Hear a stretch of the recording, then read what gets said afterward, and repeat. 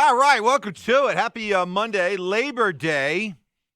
We're here laboring. Yes. Where else would we be? Really? I mean, I got what else I got to do? Yeah, right? I'm up. Right. Might as well, come on in. So you would have been up regardless. What time would you have gotten up if you didn't work today? I would have woke up at 4:30, and I would have kind of stayed in bed, tried to nap until 5:30.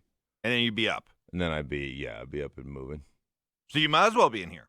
Yeah. Why not? Yeah, I already watched some film this morning. See, now I could have slept in. No, I couldn't. I could. I couldn't. I could. In fact, yesterday I slept in till 9. What? It was glorious. 9? 9 o'clock.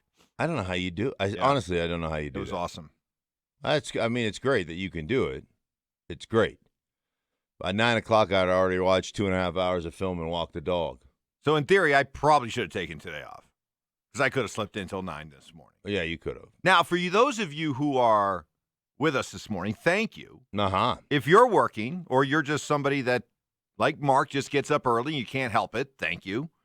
But if you're somebody that could sleep in and you can sleep in, I got to ask, what are you doing? What are you doing? They're sleeping. No, what are you doing listening right now? Oh. If you could be sleeping. Right. I'm not telling you to go back to – well, part of me is kind of going, what are you doing? Take advantage of this. Yeah. You can listen to the podcast later. You got the day off. Listen to the podcast later, man. Got the day off. Go back to bed. Big plans. Go back today. to bed. Big plans today, Go back, Mike. wake up around 9, then listen to the show.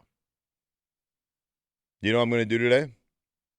Well, I know what you and I are both going to do today, and anybody who's a self-respecting homeowner is going to get out and fertilize their grass. Yeah, before it rains. Before it rains and snows. And then I'm also going to cover up the water that comes into the house there. That'd be your sprinkler system. Yeah. Yeah. I'm gonna cover that up. Cover that up, that little copper-plated thing there. Yeah. Make sure that there's a little fitting inside there, a little plastic fitting, and that's what breaks. Yes. That's with the water in there and snap, and then you got to replace it. It's not hard to replace; it's just a pain in the butt. So, right. So anyhow, I'm going to cover that up, make sure none of that breaks over the snow and maybe cover cold. some flowers. Yeah, I'm done with the flowers. Oh, you're done with the flowers? Yeah, I'm done with flowers. Your green thumb is once the season starts, lost its vibrancy? Yeah, once the season starts, I've just really focused on the lawn. All the other stuff is kind of somebody else's problem.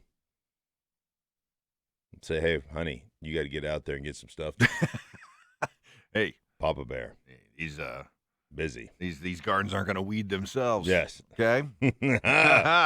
All right. So the Broncos roster is set. Any surprises for you? I guess start with the big one. Todd Davis getting cut. Yeah, that one's interesting because, I mean, here's been, arguably your best inside linebacker, the guy who's been a starter for you for some time that came into camp as the starter, and then, what do you have, a calf injury? Now, I mean, has anybody wrestled that away from Todd Davis? Has that become apparent that it's been wrestled away?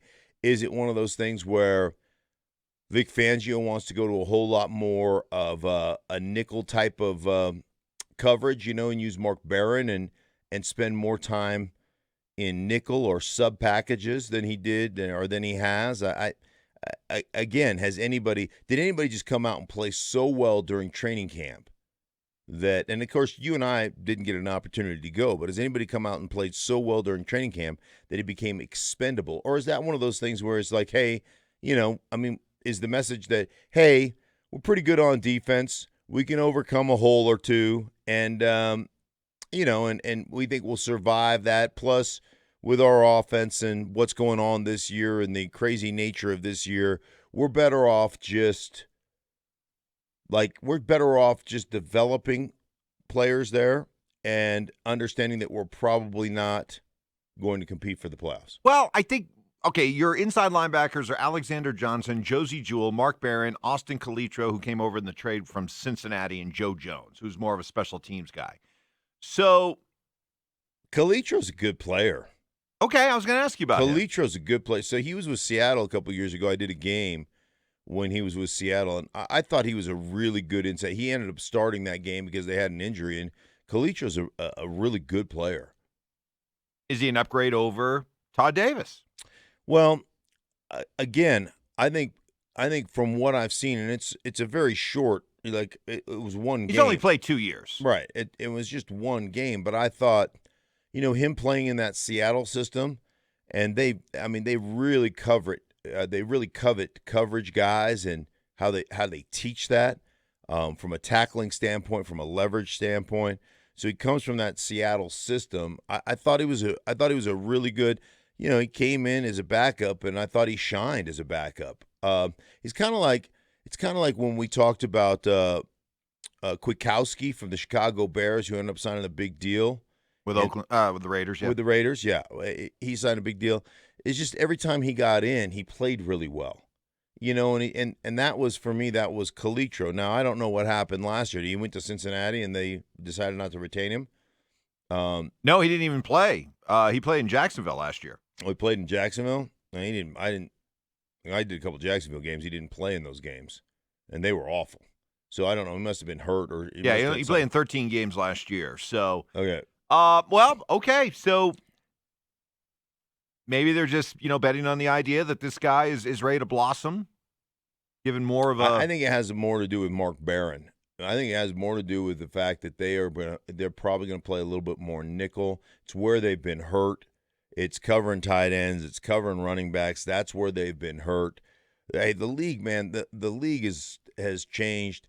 There's so much. They're so heavily based, 65, 70+ % in three wides.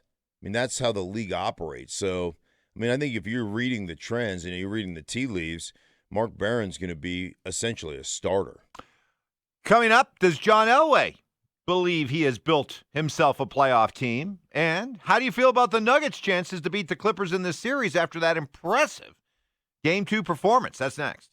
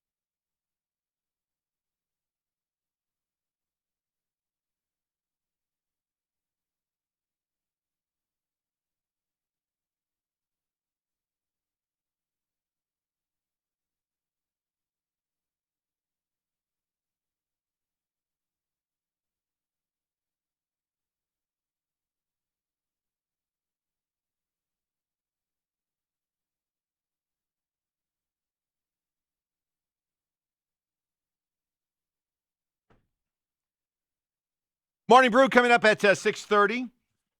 Post-mortem on the Avalanche getting eliminated, plus a rare good weekend for the Rockies in L.A. John Elway taking a look at the moves he made, the team he has built. How does he feel about it? Well, I will say this, is everybody's in the same boat. So, I mean, I think that, obviously it hurts everybody not to have those preseason games and to get some live playing. I mean, even veterans would tell you that they'd like to play preseason games to get themselves ready to start the season, whether it be 10 plays, 30 plays, whatever that may be. So it is a change, and it does affect everybody what we're doing. But again, everybody's in the same boat. So therefore, how does it affect us? We'll have to see. We'll see how we react to it. It's up to the team that reacts to it the best. I mean, a lot of these guys coming out of college, they're not used to preseason either. They're used to coming out of camp and getting right into football games. And so hopefully they can draw off that and we can get off to a good start. So we have spent the entire offseason throwing out predictions, prognosticating how we think this team's going to do. Pretty much everybody's kind of living in that 7-9, well, 6-10 on the absolute low end. Mm-hmm. But between 6-10 and 10-6. So now that the roster is shaped, now that the roster is put together, what kind of team does this feel like to you? It feels like a team that is really young on offense, that has a lot of question marks. It just feels like an offensive question. It feels like, frankly, it feels the same way it's felt for the last couple of years, except you've got a young quarterback that you're excited about. Other than that, it doesn't feel a lot different. You got question marks at the offensive tackle position. You got question marks across your offensive line. You've got question marks at young receiving positions. There's a lot of young – I mean, think about it. Noah Fant's a second-year guy. Albert O, I still don't know how to say his name. Albert O is a rookie. You got Hamler is a rookie who's injured. You've got Judy, rookie, that you're counting on. Like, there's a lot of youth, and youth takes a while. Youth makes mistakes. Youth does things that that isn't quite right oftentimes. And then you chose you did go down one time to the stadium to do a pseudo scrimmage, and it turned out that everybody said it really wasn't a scrimmage. There was no tackling. It was more of a practice in the stadium. Twice they did. Twice, but there was no tackling. Right. Oh yeah, they went down again just last week, Friday. Right? Friday. But again, more dress rehearsal.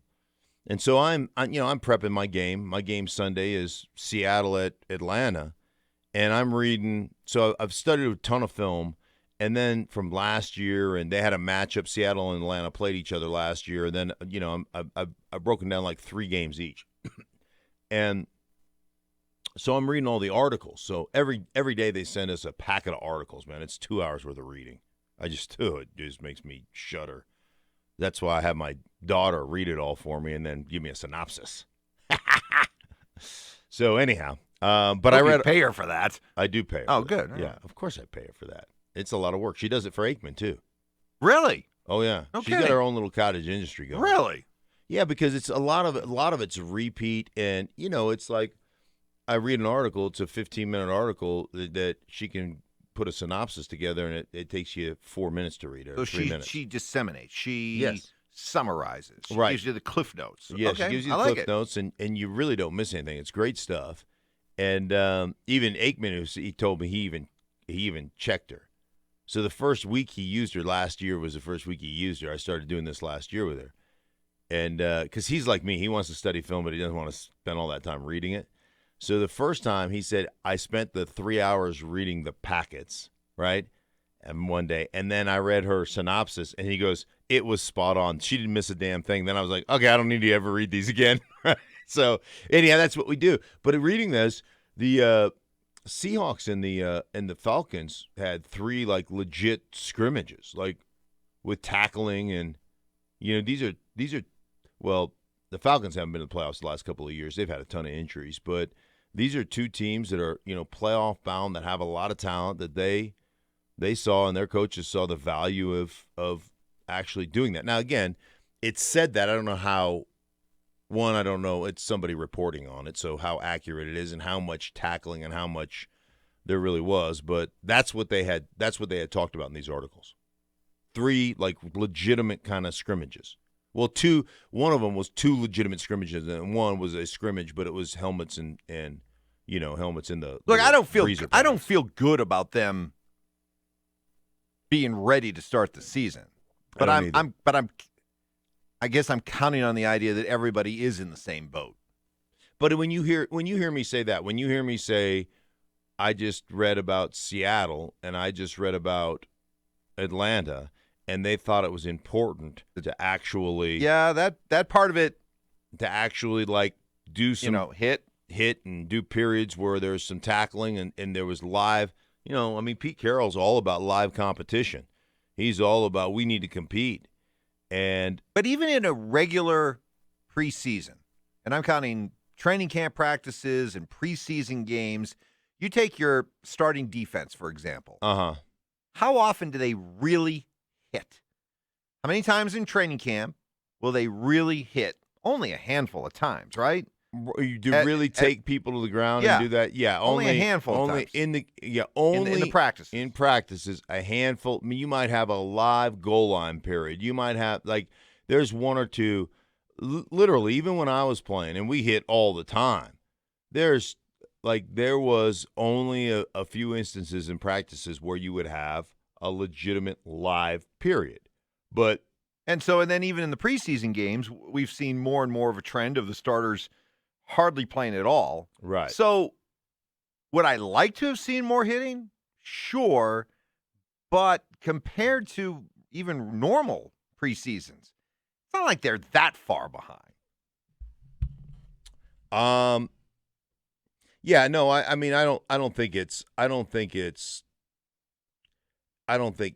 agree with you. I don't think they're that far behind, but I think they're already behind. Part of it, Mike, is, okay, you're already behind because why? Well, because you changed your coordinator, you've got a new system, you've got new players, you've got young players, you've got inexperienced players. It'd be nice to have a little bit more real live football stuff. But again, yeah, I don't think it's, Mike, I don't think it's the straw that breaks the camel's back. But there is, the old saying, death by 1,000 paper cuts. You get enough paper cuts along the way, and eventually, you go wash your hands, and your hands really sting. You get enough paper cuts with all the different inconsistencies. I mean, we've talked about, offensive line ad nauseum. Then you lost Graham Glasgow to an ankle injury. I'm sure he'll be back. You're going to start a rookie center. Both your tackles are question marks. The tackle that you went out on the street to get as a free agent is a question mark. You've got a lot of question marks. You've got young players all over the place. And the way you learn in this league is you play full speed and you make a mistake and you're like, See, there's a false sense of security when you never do it. Oh, I got this. Oh, yeah, just take this step here. And then all of a sudden you get into a game and you take that step and somebody blows by you like a poop through goose, and you're like, oh, that's what happens to you. And so it really is about, especially on the offensive side of the bar, the learning curve of young players. The only way to accelerate the learning curve of young players is to put them in full pressure, full speed situations and have them poop in their helmets. And then they say, oh, shoot, I can't ever do that again. And that's my fear, is you haven't done that enough. You've done it some, but not enough to really make me feel confident in the first 3 or 4 games that you're not going to be stumbling around a bit on the offensive side of the ball. Especially against a team in Tennessee that wants to play physical. They're not going to be. There's not a whole lot of pretense about what they're trying to do. They're trying to line up and. Mike Vrabel played for a long time in this league, and he knows one thing: control the line of scrimmage, you win a lot of football games. Come on, I mean, they just gave a quarterback who's a bust elsewhere a big-time contract. Why? Because they're going to line up and punch you in the mouth, and they're going to play. I mean, he played on those New England Patriots defenses. He played on the Steelers defense and the New England Patriots defense. He knows, he understands what he's trying to accomplish. He understands that you win from the trenches on out. And that's how he's built his football team. Morning Brew coming up next. Speaking of questionable, what do we make of Nikola Jokic popping up on the injury report for today's Game 3? That and where do the Avalanche go now that they've been eliminated? All that coming up next.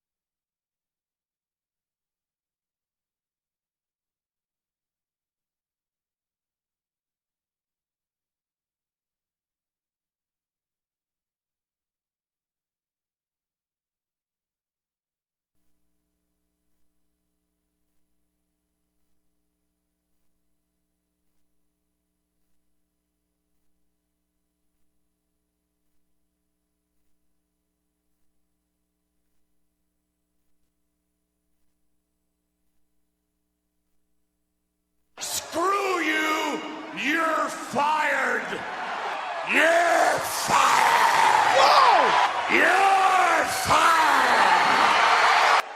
You're fired! John Elway fired some people. Uh-huh. But because of these expanded practice squads, Right. yeah, more guys have jobs. Yeah, how about the case of Josh McCown with the Eagles? I know. How about that? He's put on their 20-man practice squad. He'll be paid $12,000 a week. He'll live in Dallas, where he's, I think, coaching high school football, and he's just there as kind of like a sounding board, that kind of thing, just in case. But anyway, the Bronco cuts. Much has been made about the Todd Davis releasing. How about the good news? How about Jake Butt? And I would think that Jake Butt's story is one that you really enjoy, the perseverance that he's shown. Because, the start of your career was kind of like that. You went from being injured in college to wondering if you get a chance in the pros to finally getting that chance and making the most of it. I didn't think that Jake Butt would ever suit up for the Denver Broncos. I really didn't.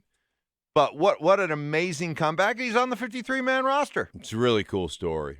It really is, considering he had 3 ACL reconstructions. Yep. Remember Terry Allen, running back in the day, with Minnesota Vikings, the Skins. He had 3 ACLs, and Thomas Davis is a guy that's still playing linebacker. I think he's with the Chargers now. He had 3 ACLs. It's amazing that you can have that and then go on to have a phenomenal. I hope he goes on to have a Terry Allen / Thomas Davis type of career, because that perseverance, the fact that he didn't quit is amazing. I've never met a guy that quit his way to the top. It doesn't work that way. And his perseverance, it's an incredible story. Good for him for making the team. That's awesome. Next on the Morning Brew. Back outside to Murray. Leonard is on him. Shot clock at 6. It's a 3. Murray good. Wow, what a shot. TNT there. So remember after the Nuggets got blown out in game 1, mm-hmm. we correctly, smartly, calmly said, hey, look, let's see what happens in game 2 before we bury him. Give this team the benefit of the doubt, their ability to bounce back. They proved it during the Utah series. And what do you know? They came out. They were a completely different team, a lot more energetic, much better on defense. And now we got a 1-1 series, although the Vegas wise guys don't seem to believe much in the Nuggets, as the Clippers are a 9-point favorite for today's game 3. Yeah, that is much to the chagrin of Avs Man, who is upset that we gave the Avs a hall pass, and we weren't giving, the Nuggets a hall pass, right? And we weren't giving the Avs a hall pass. Well, there you go, Avs Man. Guess what? Pound sand. We're right. You're wrong. Something to keep an eye on. Nikola Jokic popped up on the injury report for today's game. What's that all about? He's listed as questionable. He's listed as a game-time decision with a sprained wrist. Okay, you, more than anybody, can sort of read between the lines when it comes to injury designations on game day. What do we make of his availability? Questionable with a sprained wrist. Questionable with a well, DeHuff. We should call DeHuff. When it comes to sprained wrists, did he go with the DeHuff sprained wrist and get a cast on it, or is he gonna, is he just gonna leave the cast off and try to play with it?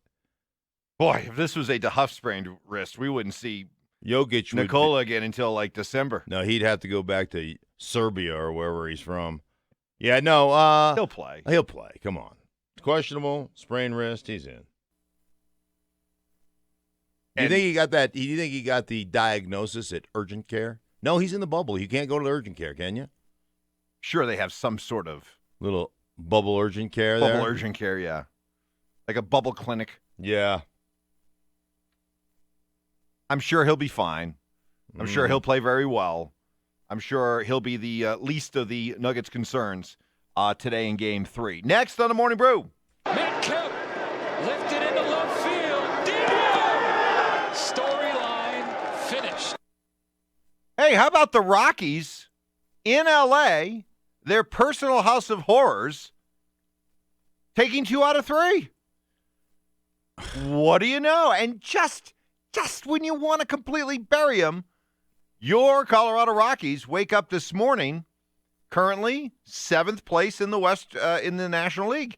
They would be in the playoffs if the season ended today. And we're only down to 20 games left. Yeah, it is. Well, it's irritating, Mike. I mean, I'm glad, but at the same time, obviously, it postpones the apology letter that Dr. Bridich owes us. So we went from crafting a beautiful apology letter when they were 11-3 to pushing the brakes and holding on, and then expecting an apology letter back, and now all of a sudden they get to their house of horrors, as you mentioned, the L.A. Dodgers, and they take 2 of 3. So his apology letter right now sounds like, Dear Mike and Mark. And then he just, wad it up and throw it away. That's right. To be determined. Yeah. ... It's really irritating. So now they're in San Diego. Oh. San Diego. I don't say that word, as you know. San Diego. Lovely town. Yes, beautiful town. Oh, hit yourself up some La Jolla, some Pacific Beach. Yes, La Jolla, where a Lahaina's man clings to life. A La Jolla man clings to life. Every time somebody says La Jolla, that's all I think about. The La Jolla man clings to life. Next on the Morning Brew. Stevie Ronta setting up in front. He shoots. He scores! A hat trick and a Game 7 overtime winner for Yoel Stevie Ronta of the Dallas Stars, who move on to the Western Conference Final.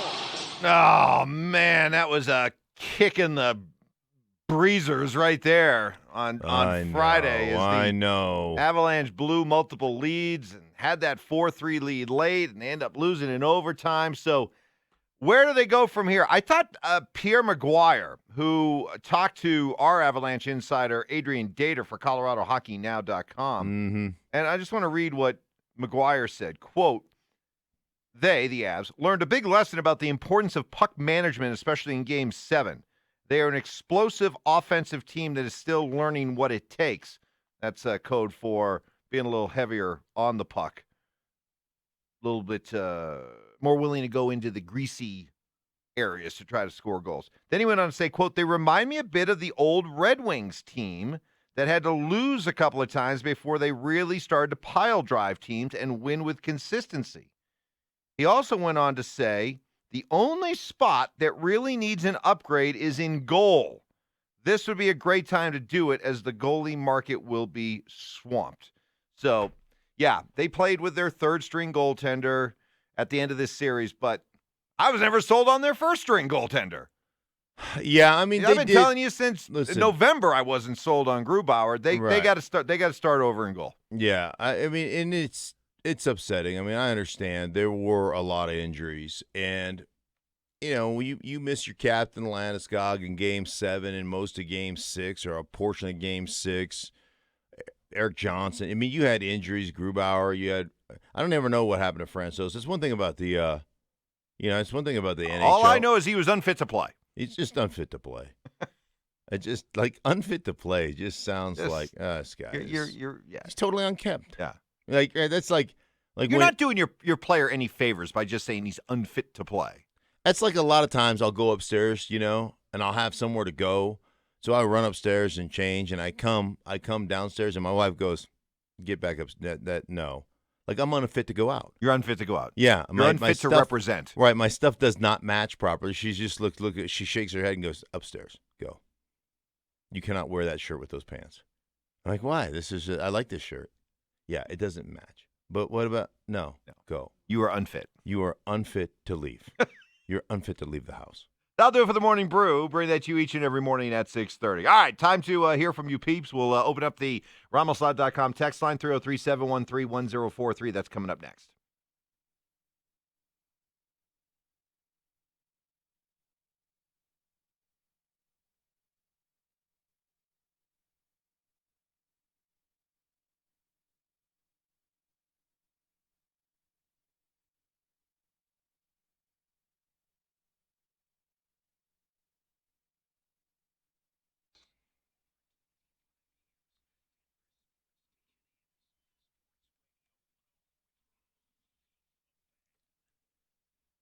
Hey guys, Mark Schlereth here from my friends at Spine One. Let me ask you a question. Do you suffer with neck pain, with back pain? I understand how debilitating it is. One day can become a week can become a month can become a year. The next thing you know, you've checked out of life and you don't do anything but manage your back pain. Guys, I've got the solution. Call my friends at Spine One. They can see you today. 303-367-2225 is the number. Their doctors take a comprehensive approach to spine care. They offer no-cost MRI reviews, meaning they'll look at your MRIs at no cost to you, and then they'll devise a treatment plan to get you out of pain. Guys, I've experienced it firsthand. They changed my life. I lived with excruciating back pain for 20 years, and about the last 7 or 8 years, man, it just checked me out of life. I quit playing golf, quit going to the gym, just basically managed my back pain. Couple of short visits to Spine One. I was back on the golf course, back in the gym, feeling great. Again, they can do the same for you. All you have to do is pick up the phone. 303-367-2225, 303-367-BACK. Or, as always, you can find them online at spine1.com.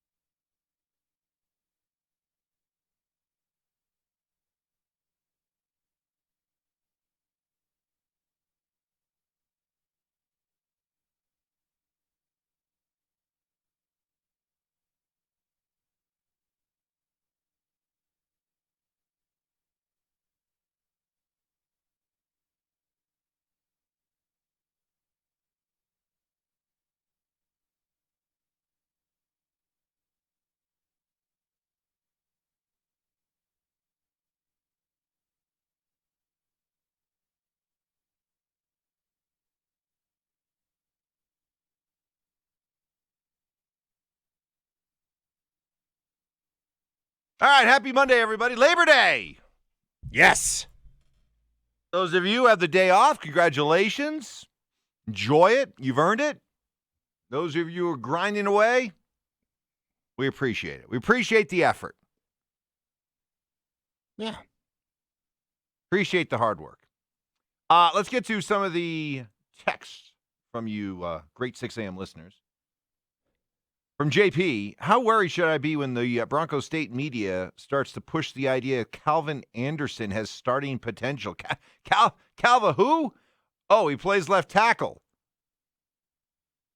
So, yeah, he was an undrafted tackle out of Texas. Uh-huh. So on the bright side, hey, what a great story.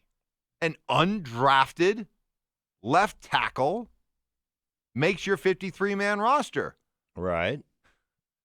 On the bad side, an undrafted left tackle out of Texas makes your roster. You know what I mean? It's how should we look at that? In a sport right now where teams are starved for guys that can play tackle, here's a guy who's undrafted and makes your football team. Well, now he's undrafted. Was he undrafted with the Jets? And then Former undrafted okay. rookie. Undrafted. He's tried to. They're New England, the New York Jets, and now Denver. Yeah, he's bounced So around. He's bounced around a little bit. Here's the deal. I hope he figured it out. But it's what I've said for, I don't know. I mean, I'm like a broken record. You're not very good there. You haven't done the requisite amount of work to be good there. And so, hey, I mean, I hope he's the answer, Mike. Because currently, I don't know that if he's the answer, then that's the first answer you have on your roster. Because at the tackle position, you've been horrific, and the fact that he bounced around, to a couple different. And there's a lot of guys that bounce around, as they're figuring it out. This game is hard, especially at that position. It's really hard. I mean, it takes an incredible amount of skill, and there's not a lot of practice time. There's not a lot of. It's just a hard thing to learn how to do. And so, I would say that, and I don't know this kid, so I don't know anything about him, but I would say it's probably more of an indictment on what you have than oh my gosh, pleasant surprise, how great this kid was. Do you know what I mean? It's more of an indictment, don't you think? What would be the opposite of an indictment? A ringing endorsement. An endorsement. Yeah, it's probably more of an indictment than it is an endorsement. Hey, look, it is what it is when it comes to this offensive line. We're all going to be holding our breath. I'm hoping I am at least starting the season with the idea that you have been too much of a fearmonger. Okay. That you've been a panic mongerer. Okay. You've been a mongerer. I've mongered. You've mongered a lot. I've mongered. All right, and I know it comes from a place of caring because you take offensive line play so seriously. So I'm going to assume that it just comes from an area of passion for you, but I am counting on the idea that you have been overly fearful this entire offseason, that the offensive line isn't as bad as you've tried to make it out to be, especially inside. I really like the inside combination of Dalton Reisner, Cush, and Graham Glasgow. Yes. Yes, I am nervous about the tackles. It's not ideal, but I am counting on the idea that they do have more explosive guys that will put a lot of pressure on a defense, and that maybe will help this offensive line, coupled with a quarterback that is mobile, that can escape some trouble. Right. Also, an improved pass-catching running back that gives you an outlet, a safety valve. So I am counting on the idea to start the season that you have been unnecessarily harsh about the offensive line. So you and I haven't got sucked into your panic. You think that You think that you've got enough other weapons because you drafted speed. You're super fast, and because Dripping with sarcasm when you say because that. God, it's just dripping. because you have you've got some mitigating factors, is what you're telling me. Yes. That it's not that important because we've got mitigating factors. Well, don't put words in my mouth there, Mark Schlereth. Well, I'm not saying it's not as important. Surmise. I'm not trying to say it's surmise what you said. I'm not trying to say it's not as important. I'm just saying I don't think it's as what's the word? Dire as you have laid it out to be. Right. I don't think it's ideal. I don't think it's great. But I don't think it is as dire. That's the word. I like that word. Dire is a good word. Not as dire as you make it out to be. Okay, well, I mean that is great. I just happen to believe, and maybe it's just because, millennials will say, "Oh, you old head." They call you an old head, right? So they refuse because they don't understand it. I mean, they don't get the toughness quotient and the grit factor and the, but that's not cool. That doesn't operate fantasy wise. So, it probably doesn't. It's probably not real. I'm just saying that, really hard to be efficient on the offensive side of the ball, especially with young players, if you have breakdowns. And it don't even have to be like get behind the chains. Like run the ball on first down and be second down and 9. Have a nice completion, get called back for holding, and now it's second down and 18. I don't care what offense you are. When that happens to you, it was interesting. It's funny. Just watching Week 16 from last year, Seattle, Arizona. Now, I don't even know what the score was. I'm not even looking at scores. Well, look, can we do that? Does John know effort? Does John know how to do efforty music? We got John Simmer on the board today. Millennial Ben. Whoa, John is. Oh, careful, Millennial Ben. Yeah. All right, you might get Wally pipped. What was the Week 16 Arizona-Seattle score? Why, Mark, it's funny you should ask because that game was won. Just based on that game was won by Arizona at Seattle. Right. I was just going to say, based on the film that I just studied, I don't know what the score was, but Arizona whipped Seattle. 27-13. Okay. Here was you got one of the great quarterbacks in all of football. You got a star at the receiver in Lockett and DK Metcalf, Chris Carson, 1,000-yard rusher, and they got tore up. The defense of Arizona, they couldn't block them. They could not block, and they couldn't maintain a drive. So I went this morning early at 4:30.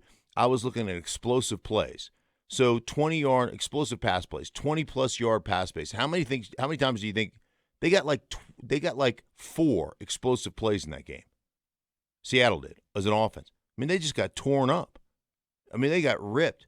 And it all started because they couldn't block. They literally could not block them.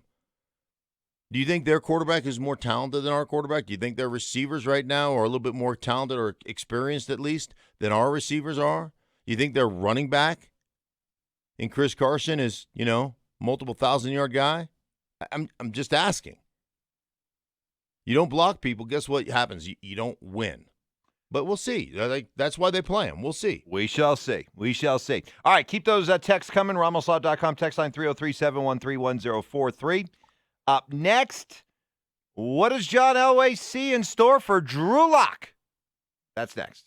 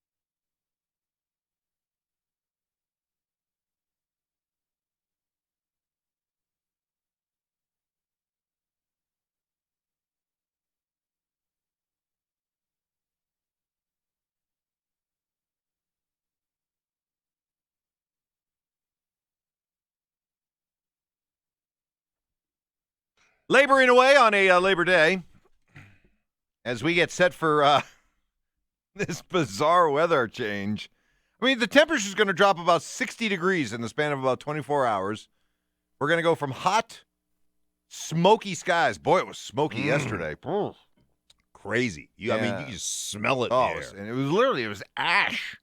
Yeah. Like ash on my patio furniture. So to snow, rain, hopefully clear everything out, help with those fires. So yes, I'm actually, I never thought I'd say this, but I'm actually looking forward to some rain and snow tomorrow in the next couple of days. First time in 20 years. What? Snow in September. Nuh-uh. Really? Uh-uh. Are you serious? What are you, 5? Nuh-uh. Yeah. First time in 20 years that we will have snow. If we get it. We had snow in 1995. I remember that in September. That was the big one, right? No, that was my first year playing here. It snowed in September, and my wife packed up all the kids' T-shirts and got out all the winter clothes here. We were renting a place because we still had our home back in Virginia, and the next day it was 80. Oh yeah. So she had to unpack it. She just thought, "Oh, winter's here. It's September." Oh no. Yeah, but this looks like it could be. It's kind of how it worked in Alaska. It's going to be pretty. It's going to be pretty chilly here for a couple days, few days. But then back up by weekend will be back up in First the 70s. time we've got snow in September. So they tell me. So they. The weather people. The weather people. They. That's what they say. Okay. So we shall see how that plays out. Regarding the Broncos roster makeup. Texter says, so, Mike, it sounds like you've decided to put your head in the sand. Well, now, wait a minute. Hold on one second. Listen. Here, let me explain where I'm coming from here, okay? Believe me, I'm not walking around going, hey, this is a 10-6 football team. This is even a 9-7 football team. Right now, I'm kind of living in that 8-8 world. But I guess I'm counting on the fact, Stink, that the entire league is going to look rough in the early going. Mm-hmm. And it's not that I got my head in the sand. It's that I recognize the Broncos have issues. Correct. And I recognize that the Broncos probably aren't optimally ready to start the season. But who really is? Aside from those teams that are, really good and have their quarterback in place and have their system in place and have all their continuity and all that kind of stuff. I mean, do you look at what Tennessee, we can start to focus on Tennessee. Do you look at what Tennessee did last year as being, okay, they've arrived, and now this is just a reliable, solid, certain playoff team that will just come in here Monday night ready to roll? I don't. Why? I think part of what I don't trust Ryan Tannehill. Okay, I would agree with that. That's a question mark. And in a time in which, in a preseason in which, how much work did veterans really get? What kind of shape is Derrick Henry going to be in? Derrick Henry is the kind of guy that I think gets stronger as the season goes along. Mm-hmm. Last year proved that. But in the early going, week 1, how much of a force is he really going to be? Again, you're right about this. We don't know anything because we're not 100% sure because this is unique operating in a pandemic. But here's what I do know. I know they have an identity. I know they know what they want to be. I know they've been working on what they want to be. And I know their quarterback is not going to be asked to do things he can't do. So one thing about having failure early, Mike, is and it should be humbling, and it gives you perspective on what you are, more importantly, what you're not. And I think one thing about Ryan Tannehill is we watched him operate in a system where he relied on that running game heavily, relied on the play action and the run action stuff off of that, and the easy completions. And he was, I mean, that guy was ecstatic about being 13 of 17 for 206 yards and 2 touchdowns. Like, he understands what he is. And so I'm not looking at I know Mike Vrabel well enough, and I played against Mike Vrabel for a long time, and I know Mike. Mike is not one of those guys that's all of a sudden going to do what Jim Harbaugh did with Colin Kaepernick. All right, we had some success doing it this way. Let's change. Let's show the world that you can be a drop-back quarterback, and let's show the world that you can battle Peyton Manning in Mile High, mano-a-mano in the drop-back game. Stupid. Mike Vrabel is not dumb. He is not, and I'm not saying Jim is. Jim is a smart guy, but Mike is not gonna vary from what he knows is going to be successful. That's what he does. And so I don't look at I'm with you. I don't trust Ryan Tannehill. For instance, if we get into a game where you're down by 14 points, we say, hey, Ryan Tannehill, go win this thing. Go win one for the Gipper. Do I have faith in him? Absolutely not.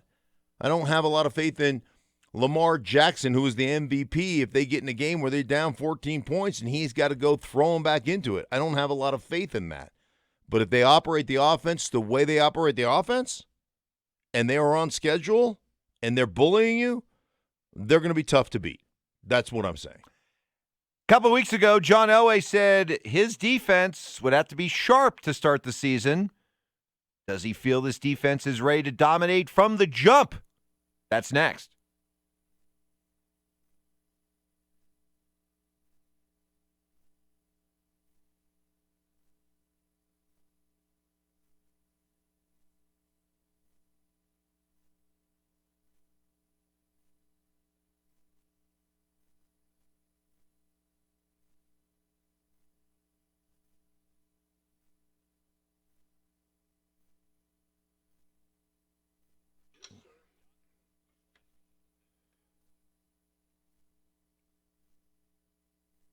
Hey guys, Mark Schlereth here for my friends at Ideal Home Loans, where first they listen, then they lend. Guys, the folks at Ideal Home Loans, man, take advantage. You want a raise. Everybody wants a raise. Well, guess what? You can essentially get a raise by just saving money. They have so many different ways to help you save money in these times, guys, and that is the mortgage lending business. The rates are at all-time lows, whether it's a custom term mortgage, right? Lower your monthly payment, not adding years to your home loan. That is awesome. Or maybe it's about using that equity in your home to get some cash out for that home improvement project, or just consolidating credit card debt. They can help you do all of those things. Mortgage lending still an essential business right now during these tough times, and they can do most everything to serve you digitally. It's one of the reasons I've been doing business with Ideal Home Loans and their owner, Brent Iverson, for well over a decade. It's because of the relationship, and it's because of the way they treat you,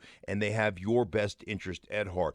Ideal Home Loans, where first they listen, then they lend. Serving Colorado since 2001. Call them 303-867-7000. That's 303-867-7000, or find them online at idealhomeloans.com.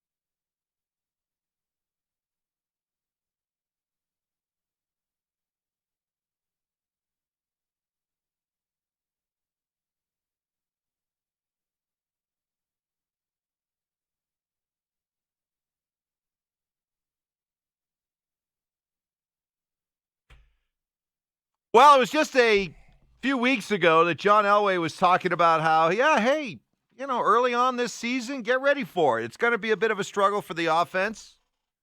Defense is going to have to be really good. Now that his team has been put together, does he still feel the same way? Well, I still have confidence that the offense can score a lot of points. We got a lot of talent on that side. They've had a good camp. I like what Pat's doing a lot on the offensive side, and so they've been learning and had a good camp. And so I think we're explosive on the offensive side. I think with the youth, there might be some inconsistencies with it, which remains and that's always going to be the case. It's just a matter of how inconsistent you are. And so hopefully we can eliminate those mistakes as time goes. I think defensively, I like the fact that everybody, for the most part, everybody's been through Vic's defense and knows that, has a year under their belt there, and I think that helps a lot. I like where the secondary is, with the corners that we have as well as the safeties, and again, like I said, with the experience of having Vic's defense, and then I think Vaughn's got a good camp.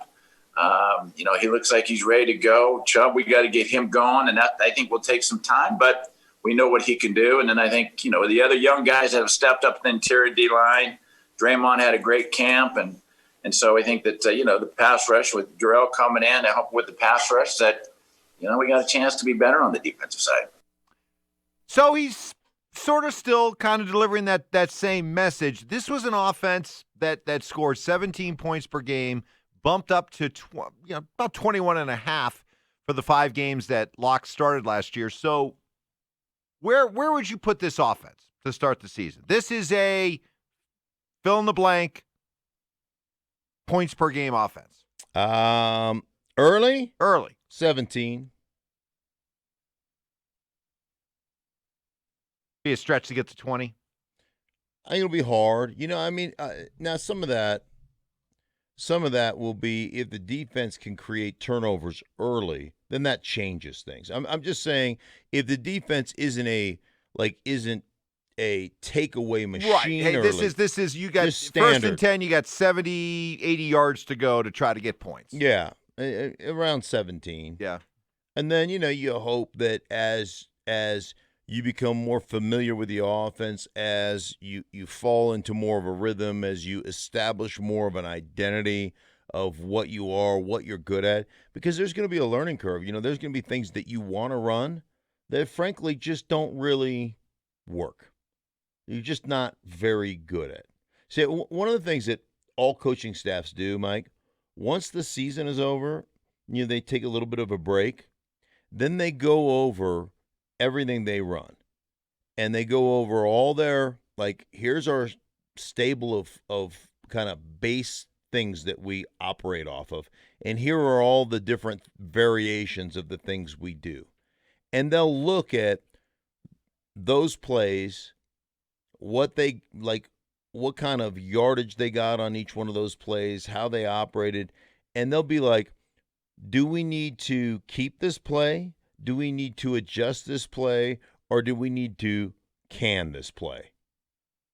And they'll go through all those variations, and that will be how they build their 2020 playbook. So if you go through the playbooks of each organization, there will always be your stable of plays that you're going to run. They will go from year to year to year to year. They don't change. But all the kind of building block plays or branch, if that's your trunk, there's a bunch of different branches. And those branch plays will change year over year. All right, how big will the playbook be for Monday night? From a volume standpoint, from a complexity standpoint. Right. I mean, is this as basic as basic gets? Yeah, I would hope that it would be very vanilla. I would hope that it would be very limited, and that you would have your variation would come out of formation, personnel group, and then your variation would come off of route combinations off of play action. So that's what my hope would be. So the other day, I'm studying for game one. I'm studying Atlanta film. And one of the notes I made to myself is They ran handoff weak, handoff strong, handoff force. They ran gap, they ran power, they ran trap, and they ran flip, and they ran pitch, and they ran toss in one game. So about a dozen different types of runs there. Right. And my note was, how do you get good at any one thing when you got a dozen different plays that you're running in the run game?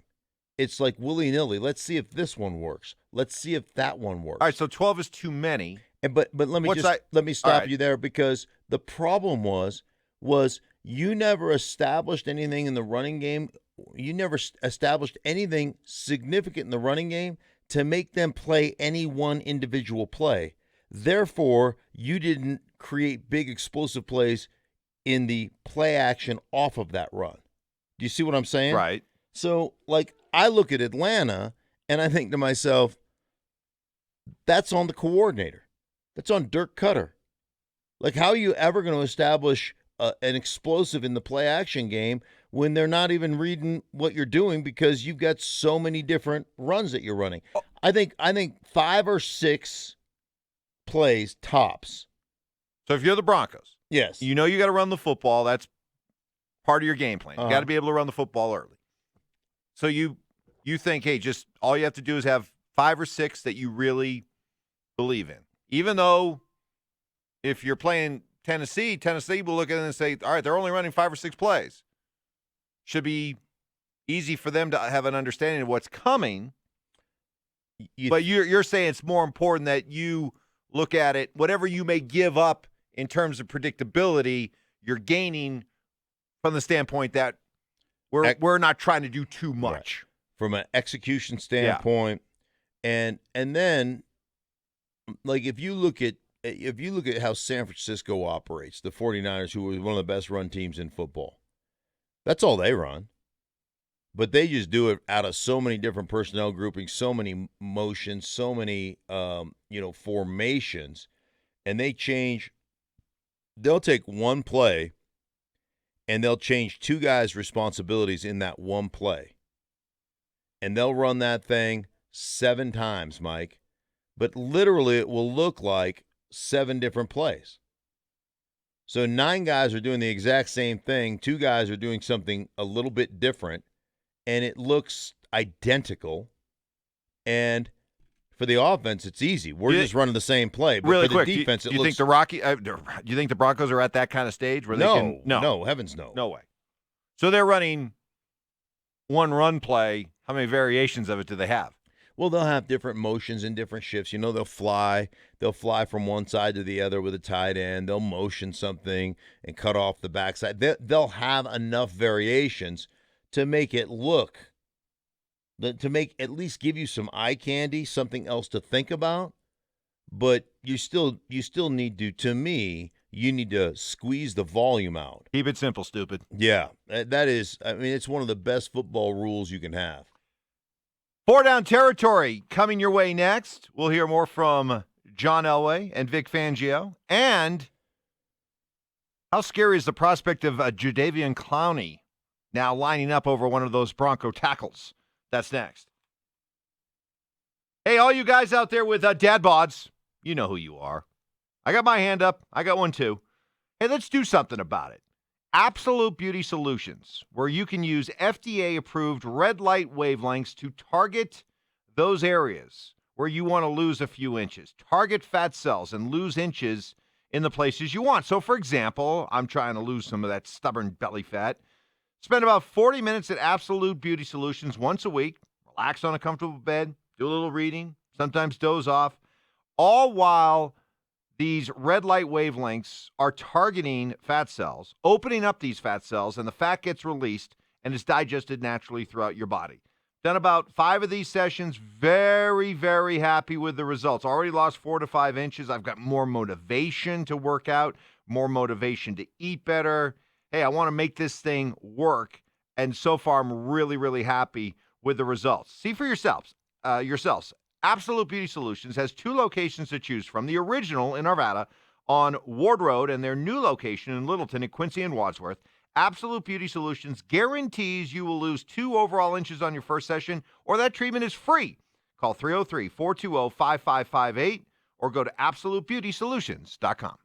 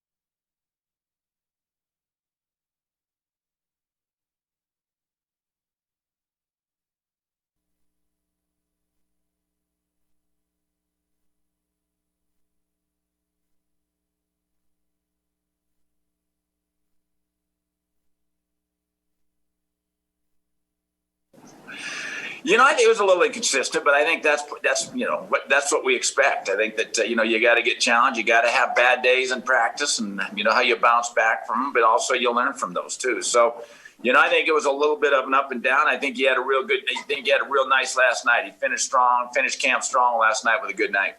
John Elway talking about Drew Lock, inconsistent up and down camp.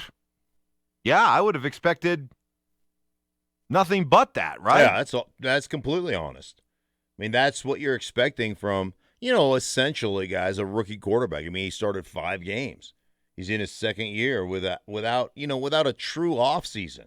So, yeah, I mean, I would expect that same thing. Inconsistency. That's probably what you're going to get, and you're going to get a lot of that over the course of the season. You're going to get a lot of that not only from game to game, you're going to get that from quarter to quarter.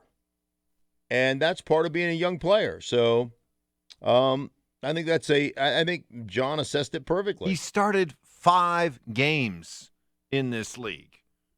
I mean, you can't really judge this guy until he's got what? How many starts under his belt? 30? Well, I mean, you're gonna start making some judgments after if he gets 16 in this year. So 20's enough. Yeah, you're gonna look at 21 starts and say, hey, what do I think of? It's not gonna be the final grade, but it's gonna give you a sense of this guy's got a huge ceiling and he just keeps climbing up, or he just is kind of not gotten to that next level. So what you're saying is he's not going to be given the same. He's not going to be afforded the same kind of luxury that first-round quarterbacks get. First-round quarterbacks get at least, I mean, they have 3 years to prove themselves, right? Well, which is in theory well over 30 starts. They'll start making those judgments in year 3, right? Is this Baker Mayfield's third year? They'll start making those. So ultimately, he essentially has started for 2 years.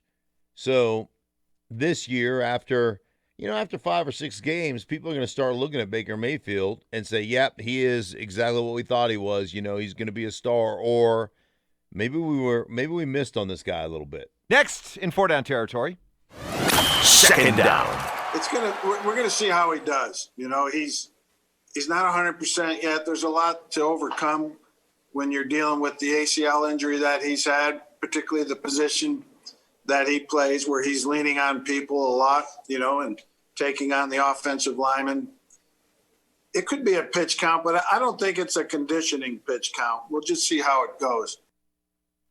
Okay, I'll fully admit, I was under the assumption that because Bradley Chubb has come back from an ACL before, because he had the injury so early in the season last year, I guess I was just of the belief that he was rehabbed and ready to go. But, man, farthest thing for the truth is that you hear it. You hear it in Fangio's voice. You hear it in Elway's voice that Chubb still has a ways to go.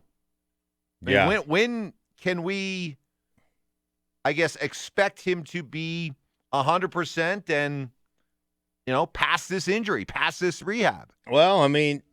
And be all mentally there, too.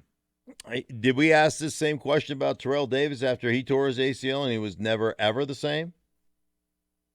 His biggest year after he went 1,100, and then he went 1,500, and then he went 1,700, then he went 2,000.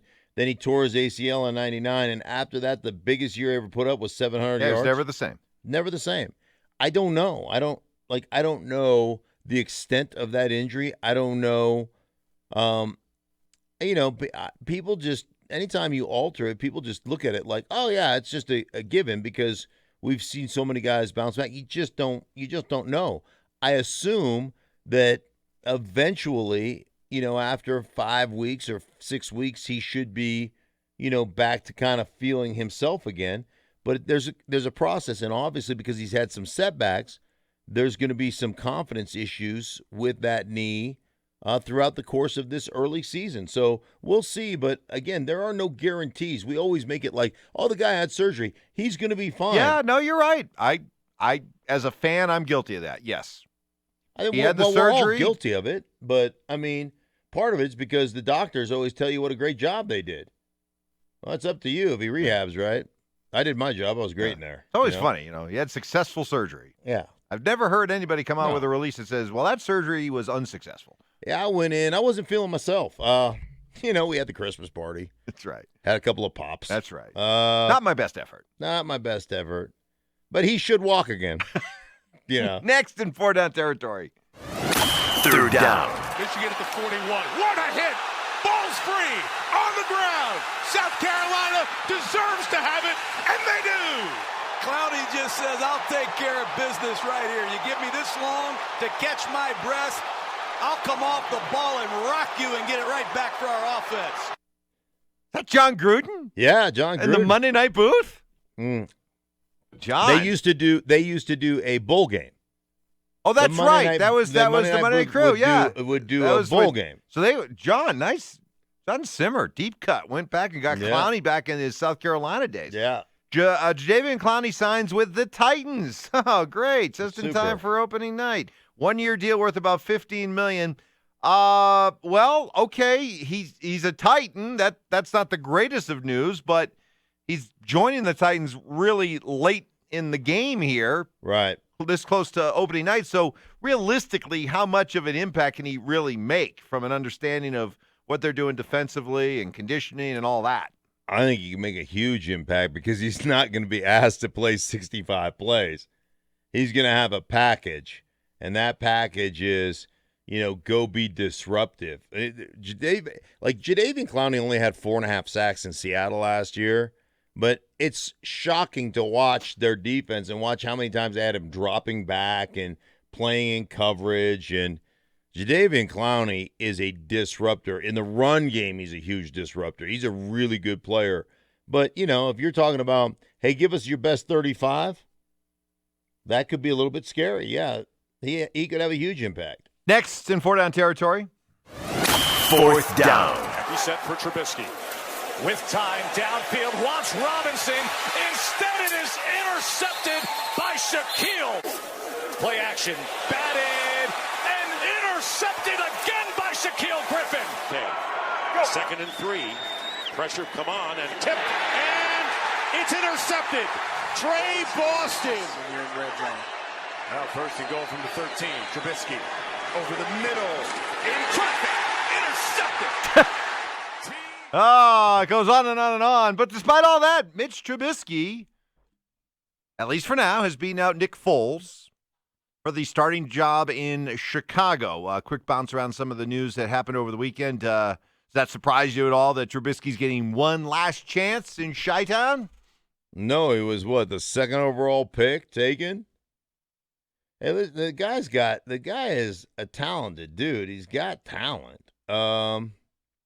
He just mechanically he breaks down. He's just not great mechanically, and I think his confidence there's an issue with confidence. So no, it doesn't surprise me at all. I mean, Nick Foles is not the guy you want long term. Nick Foles is the guy you want coming off the bench. That's where Nick Foles feels most comfortable. So, yeah, it doesn't surprise me that Trubisky's going to get another opportunity. A couple other quick notes. It's official. Ryan Fitzpatrick. Man, this guy, you can't put him away. No. He's been named the starter in Miami. Tua will have to wait his chance. You got that. Adrian Peterson found a home quickly over the weekend with Detroit. Mm-hmm. And what else? How about Josh McCown? He's on Philadelphia's practice squad, the expanded practice squad, and he'll hang out in Dallas where he's living, coaching, and make $12,000 a week. Mm-hmm. Just to kind of serve as a, confidant to Carson Wentz, be able to talk over the game plan, right, sounding board, all that kind of stuff. Not a bad deal. No. Mama, let your son grow up to be backup quarterbacks. It's a great deal. And, obviously, I mean, here's a veteran guy, been around the league for a long time, great sounding board, just a great teammate, man. They love him. And he'll be one of those dudes. You talk about Zoom. You talk about the effect that Zoom has had and on all these teams and all that. I guarantee you he'll be sitting in meetings at his house from Texas, watching these Zoom meetings, chiming in and giving guys kind of some some information and some things to think about as they go out there. He's just, I mean, the guy's the consummate pro. That'll do it for Four Down Territory, our tour around the NFL. Bring that to you each and every morning at 7:30. Troy Rank joins us, gives us his thoughts on the Broncos roster and practice squad. And also, just when you want to kill the Rockies, they come up off the mat. We'll get Troy's take on 2 out of 3 in L.A. over the weekend. That's next. Really enjoy hearing success stories from our great listeners who've bought a car at Siltahar Motors and can talk about what the experience was like. Got this from one of our great listeners, Rich. Just wanted to say thank you. If I didn't listen to you guys, I'd never have known about Siltahar Motors. They treated me awesome, gave me 0% finance for 72 months, and my credit isn't all that great. Been trying for 3 years to get out of my 20% refinance truck, and Siltahar gave me a fair deal on it. I'll definitely be going back. Love sharing that story with you, but hey, that's just one of thousands of stories like these in the 60-year history of Siltahar Motors. And right now, due to the high demand for their new car inventory, Siltahar now has excess inventory of trade-ins they're looking to resell. So if you're in the market for a used car or truck, Siltahar has one of the best selections around with over 1,800 cars and trucks, 5 dealerships in one. They've got Ford, Lincoln, Mazda, Volvo, and Maserati to choose from. Go to sthmotors.com. That's sthmotors.com. Siltahar Motors. Get everything you want out of a dealership.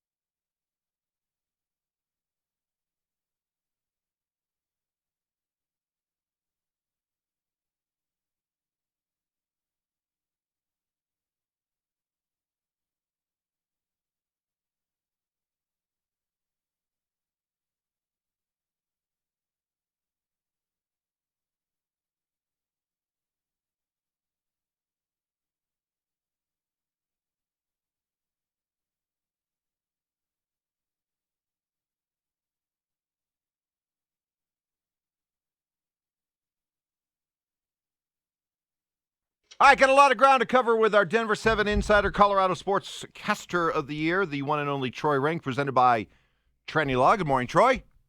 Morning, guys. How are you? Doing great, Troy. I think the first thing for me, Todd Davis, not making this football team, what does it say and what is the plan there? Yeah, I mean, that would be the one high-profile cut. The way it was explained to me, and again, no preseason, so some of our observations were limited as well. Todd was hurt. While he was hurt, Josie Jewell had pushed to start, even if Todd had come back healthy. Todd's going to make $5 million. They weren't going to pay him that. They weren't crazy about paying that anyway, but also if he was a backup, which sounded like that was a possibility. They like Todd. It's not that they don't think he can play, but if Jewell can play as well as Todd on first and second down with Mark Barron in pass coverage, and they got Austin Salatro as well. They just felt like they were covered at that position. Vic knows that position. It's a bit of a gamble, certainly at this point with no games, but it was his salary. And more than anything, they think Josie Jewell had really had a good camp and it kind of nudged ahead of Todd. So they move on there with Jewell starting opposite of Alexander Johnson. All right, so now that this roster's been put together and it's laid out in front of you, what kind of team does this feel like to you? Well, they're better offensively, and that's the key. How they're able to execute initially in the season, I don't know. I will say this. They finished on a strong note the last few practices for the offense, and Saturday might have been Drew Lock's best practice of camp. The timing of the passing game finally seemed to click. So what kind of team? They're better offensively with a quarterback that brings hope, that brings promise. He's still young. He's only started 5 games. Defensively, I like where they are. I got to see how this cornerback position shakes out with Bryce Callahan playing more outside and Devontae Harris and crew at third corner, how that shakes out. But they're a better team than they were a year ago on paper, mainly because they have more talent offensively. Got to run the ball. If they're able to run the ball, stay in games early, kind of grind some clock, then they'll be fine. But if they get behind and they're forced to pass between 30 and 40 times, that's not a recipe for success for the team I saw in training camp. Do you have any idea what's going to happen to the right tackle position? Is DeMar Dotson going to take over there for Elijah Wilkinson? What does that rotation look like, and how much concern do you have? I would say right tackle one, but both tackle positions. Yeah, listen, Garrett Bowles was better in camp.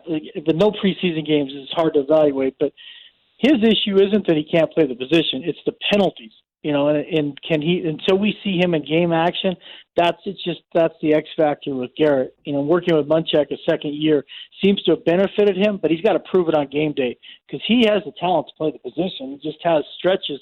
When you're scoring 17 points and your left tackle has 3 penalties that crush 3 drives, that can't happen. I mean, that's the other problem. If they were scoring 25 points a game and Bowles was holding, we wouldn't notice it as much. When they're scoring 17 points a game and 3 drives get sabotaged, then you notice it. Elijah did not have a good camp. He did look like toward the end he was getting healthier to me. I'm not a doctor, but he looked like he was moving better. DeMar Dotson is there as the safety net. I think the leash would be shorter with Wilkinson if he were to struggle, that they feel like they could go to Dotson. But the plan is not to start Dotson, at least initially, because they feel like he's better for 6, 8, 9 games, not out of the gate starting. I don't know that he's ready for that. Frankly, the guy I saw to just come out and start on Monday night, but it's certainly he's there and he's pushed and he was moving forward as camp ended. So I would expect the leash to be short on Wilkinson, especially in pass pro. Bezio, Troy Rank. Troy, how do you feel about the Nuggets' chances to beat the Clippers in the series after that Game 2 performance? Listen, I mean, the Clippers are vulnerable.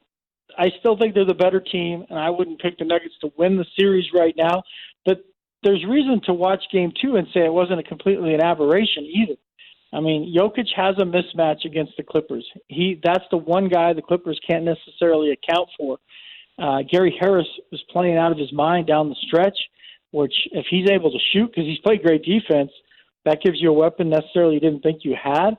I just think that now the Nuggets, they were rested, they have confidence. Paul George, for me, is just not a primetime guy yet. He's talented enough, but if he continues to struggle, I think the Nuggets can be in this thing. If you can get it, as George Karl said it on your air, if somehow you get it to Game 7, anything's possible. And the team I saw in Game 2 could get it to a Game 7. But, they have to continue to get star performances from Jokic and Murray and one other guy. And Torrey Craig, please stop shooting threes. For the love of God, stop shooting threes. Let Murray and Jokic in the fourth quarter shoot and/or whoever's hot. But if you're not hot, don't be shooting threes. Hey, Troy, moving over to baseball really quick. I was fully expecting an apology letter from Dr. Bridich, and you take 2 or 3 in Los Angeles, and all of a sudden the Rockies at 20-20 look like they found a little mojo again. So fill me in. I mean, will the real Rockies please stand up? Which ones are they? Well, they finally started to hit, and Pilar has given them a nice little boost. He's a good player. I mean, I don't know that he's this guy, but he's certainly given them a boost with clutch hits. They could have won. I mean, honestly, they could have swept that series. They went ahead 6-5 with the home run by Pilar on Friday night. I mean, that's why you like that series. It wasn't real flukish. They were ahead in all those games. They played well. They pitched better in the back end with Givens and Bard. They're 20-20 with 20 left. I think they would have taken that before the season started, even though they started 11-3 and have gone 9-17 since.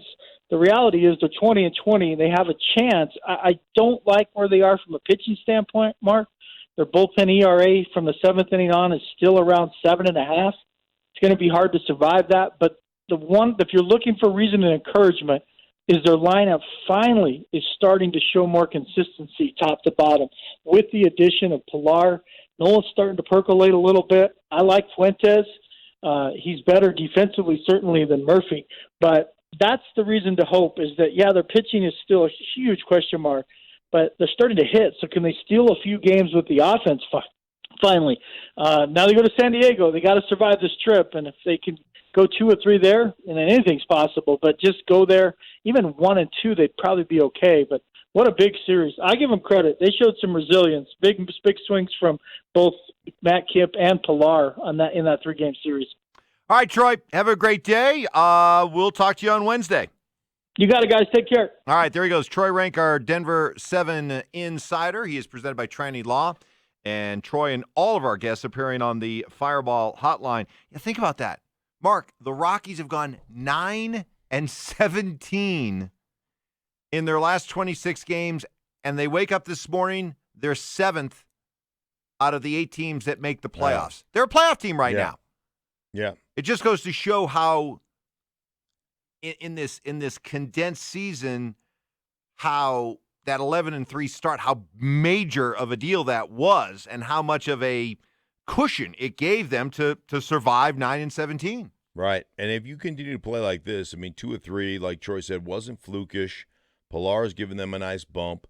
If you can still get some clutch hitting, Mike, you got a chance. And I don't know that you're going to place first or second, but you certainly have the chance for that wild card position. Yeah, this team doesn't feel like one that's going to overtake.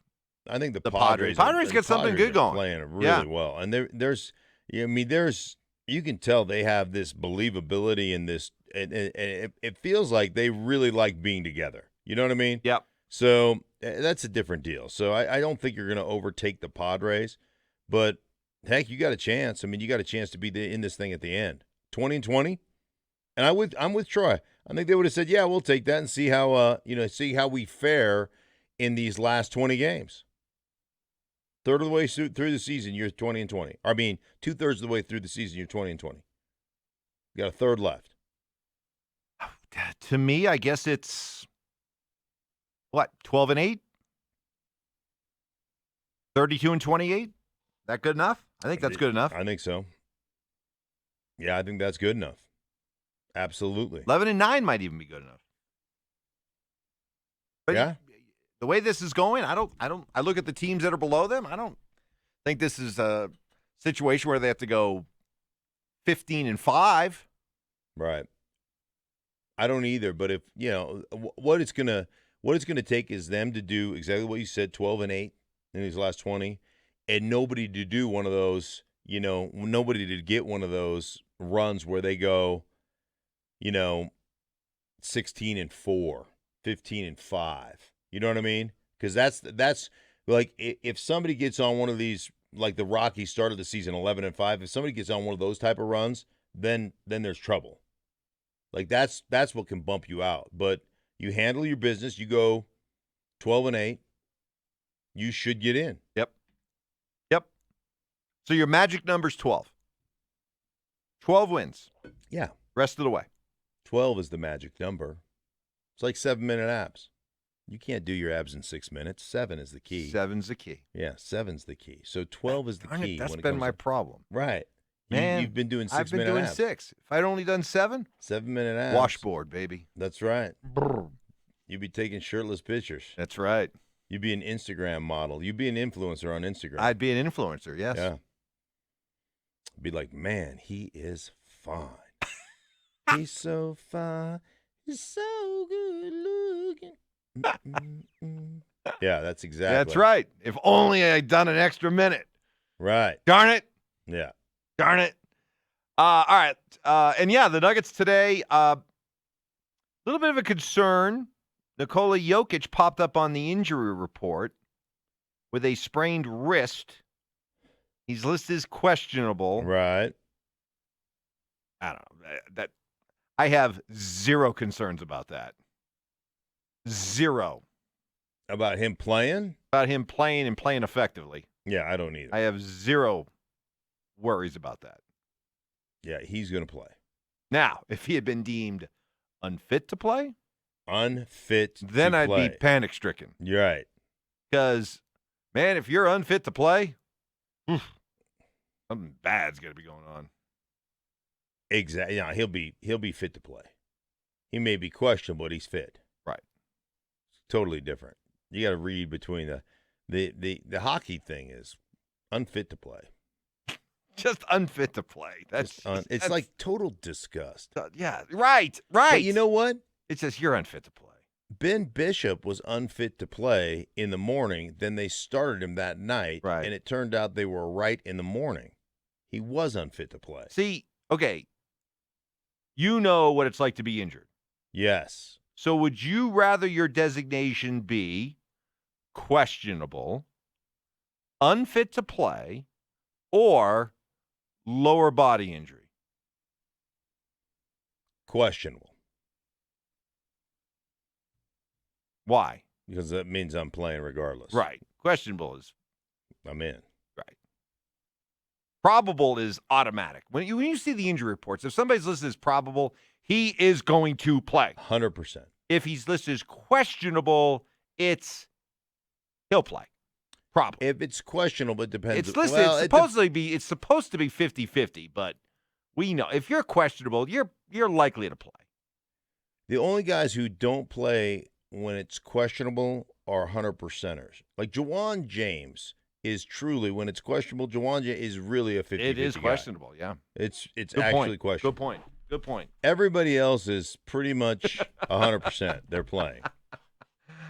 This is KKFN and KKFN, HD1 Longmont, Denver. Presented by Brakes Plus. We got John Simmer on the board today doing a great job. Millennial Ben has today off. Reed in Littleton asked the question, Mark, seriously, should the Broncos have claimed Josh Rosen? Would have given us a Hall of Fame 5 quarterback. I know. No. What? I mean, why?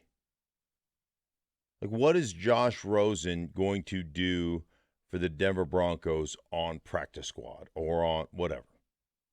Literally. So you're going to add another young quarterback that doesn't have it figured out on your roster? Who's going to get zero chance to play or practice? Right. What good does that do you? Well, then why did Tampa do it? Well, because they're going to take a guy who was a first-round talent, who everybody thought was the most pro-ready guy, and they're going to let him see what it looks like to be a professional quarterback the way Tom Brady prepares. And they're going to see if something can rub off on him and he can – here's the problem. Here's the problem with guys that don't love football. You can't make them fall in love with football. Like, You can't make Paxton Lynch fall in love with football. If you don't love it, regardless of who you put around, you can teach him how to prepare. You can teach him what it looks like. But if the guy doesn't actually love it and doesn't want to be that, you can't make him fall in love with that, Mike. And I think Josh Rosen is a guy that truly doesn't love it. Funny you mention Paxton because we got this this text. Right. Said, guys, is it possible that Joker hurt his wrist playing video games with Lynch? Lynch wasn't doing anything. He got cut over the weekend. Yeah. By the way, this was a weekend in which Paxton Lynch got cut, Trevor Siemian got cut, Chad Kelly got cut, and the gamer, Brandon Allen, got cut. These guys have all been starting quarterbacks for the Denver Broncos. Yikes. Yeah, that's scouting. Yikes. That is scouting. Yikes. No, yeah, that's not good. The gamer. So the Paxton Lynch smear campaign extended to day number 20. Is it 52? 52, day 2052 of the Paxton Lynch smear campaign. It's really quite a feat. It is. It's well, and was it yesterday? Cal Ripken passed Lou Gehrig. Oh, really? So while we're talking about great streaks, there you go. There's another great one. Yeah. Which one is never going to be broken? Cal Ripken's or Paxton Lynch's? Well, I mean, it's only a matter of time before the Paxton Lynch smear campaign usurps that of Cal Ripken, right? Because Cal Ripken we still have another 1,000 some odd. Isn't he like 3156 or something like that? What's the 32? No, he didn't play that many. He didn't? Now we got to look up Cal Ripken. Is it in the 2,632. Close. Yeah, so we're only at 2052 with Lynch. We got about 2 more years to go. No, not the way we do it. That's true. That's true. We'll catch Cal somewhere. That's true. Somewhere. We'll catch Cal next probably, offseason. Yeah, like I'd say March. I'd say by like February or March. Yeah. Yeah. Like when they say time has no meaning here, numbers have no meaning here. No. They're not bogged down with statistics. They're our numbers, right? Right. Yeah. Here's another one. John in Fort Collins. Ouch. Rockies are at a point where we say that's good enough. Yeah. I'll own that. Hey, listen. If they get in as a playoff team, even if it's the 8th seed, and their record is 30-30 to do it, yeah. Congrats. Good job. Well, here's what I would ask John. I'll take it. Haven't the Rockies established that as the measuring stick or the measuring tool? It's good enough. Should be the motto. That's good enough. Wild card. That's good enough. Isn't that isn't that what they've been? Yes. Colorado Rockies were just good enough. Yeah. That's kind of it's kind of, I love the Rockies. Yeah. But that's kind of what they've been. Yeah. I don't have grandiose visions of glory when it comes to the Rockies. Just be good enough. Make my summer matter. Good enough to keep me interested to get a potential playoff berth. Right. Just good enough. In a normal year, the Colorado Rockies exist to make life interesting, make the summer interesting between the time that the Avalanche and Nuggets get eliminated and the Broncos start. That's what they become to me. And to give you hope in the spring while it's snowing out and you can watch spring training baseball. Right. It's awesome. Right. And then, keep you hopeful. Yeah. Throughout the summer. I mean, let's face it. It's been, 26 years now, and we haven't won the division. Nope. 26 years, haven't won the division, and we still haven't quite figured out how to win here consistently. No. Like, we don't have, we've had a lot of theories. Yeah. I mean, you think about, there are more theories about winning at altitude than there are about most things. You keep changing it. Hey, man, we need fly ball pitchers. We need ground ball pitchers. We need spin rate guys. We need guys who have great off-speed stuff. We need guys who can throw 98. We just need, none of it works. None of it actually works. Kind of just is what it is. Yeah. I'm okay with that. Yep. Would I love to be able to think of this team as a World Series contender every year? Sure. I think it'd be awesome. It's a great baseball town. Really is. Mm-hmm. This is a city, this is a region that would relish, would capitalize, would boom if this was a World Series legitimate contender year after year. Be great. Right. Oh yeah, it's a sleeping giant. I truly believe that. This town has a great melting pot of baseball fans from across the country that are just that love the Rockies. Obviously, they love their team, their hometown team, when that hometown team comes to town. Right. But they love baseball, and so if the Rockies every year were, fighting for a division crown, this town would be a huge baseball town. Yep. I mean, it's already. I mean, when you start thinking about and you start breaking it down, it's already a much bigger Rocky town than it is a Nuggets or Avalanche town. Correct. So they're just waiting for something great to happen. But if it doesn't, you know what they are? They're like, hey, we're just baseball fans. Love Coors Field. Peanuts, popcorn, Cracker Jacks. I don't care if I ever come back. When was the last time you had a box of Cracker Jacks? Well, it's been a while. Because they sell it. They still sell the Cracker Jacks. Yeah. It's been. When was the last time you had a box of Cracker Jacks? It's been, it had to be like 20 years or more. Yeah. The great thing about a box of 20 Cracker Jacks is I could have that same box from 20 years ago, and it's still good. It's still good. And those are Cracker Jacks are like Twinkies. Yes. Right? Yes. They'll survive. They're like Cracker Jacks, Twinkies, cockroaches. Yeah. They're all going to survive. Yeah, you measure their, the expiration date is like you still measure that like nuclear half-life. Yeah. With Cracker Jacks. Yeah. What lasts longer? Half-life of plutonium or Cracker Jacks? Right? Right. Same thing. Same deal.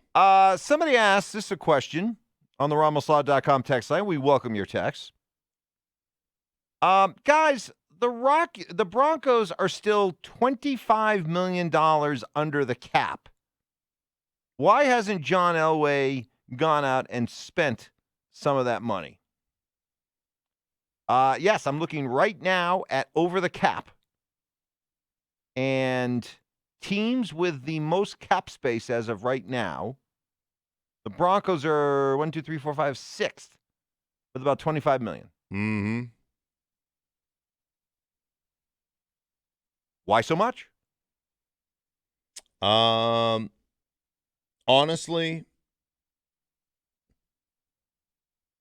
Yes, honestly. Honestly, I'm trying to think about why that would be. Like, what message does that send? They had Logan Ryan was out there. He ended up signing with the Giants, right? Mm-hmm. There was a time that Peters was out there. There was the possibility of Justin Simmons, maybe working out a deal with Simmons. Right. Working out a deal. Yeah. Although that would actually probably create more cap space. Yeah, it would probably alleviate an issue because you know what? It's a great point. I guess my only explanation, Mike, is in all honesty, we know we're not actually, even though we say we're on the way and we're going to compete for a playoff spot. We're really not. We're really not going to compete this year. So I guess to me, I look at it. I don't blame them for having this amount of money still available to spend, as long as they went into free agency with the idea that they were going to spend it, and it just didn't work out. They weren't able to get players to reciprocate. Mm-hmm. If that was the case, then okay, I can understand it. But if the idea was, hey, we know we're going to have this kind of money, and we still choose not to spend it, and we could have spent it in free agency to improve the team, and we chose not to, well, then I'm kind of sitting back going, whoa, wait a minute, whoa. Why not? Well, they invested. They built it based upon the investment in young players on the offensive side of the ball.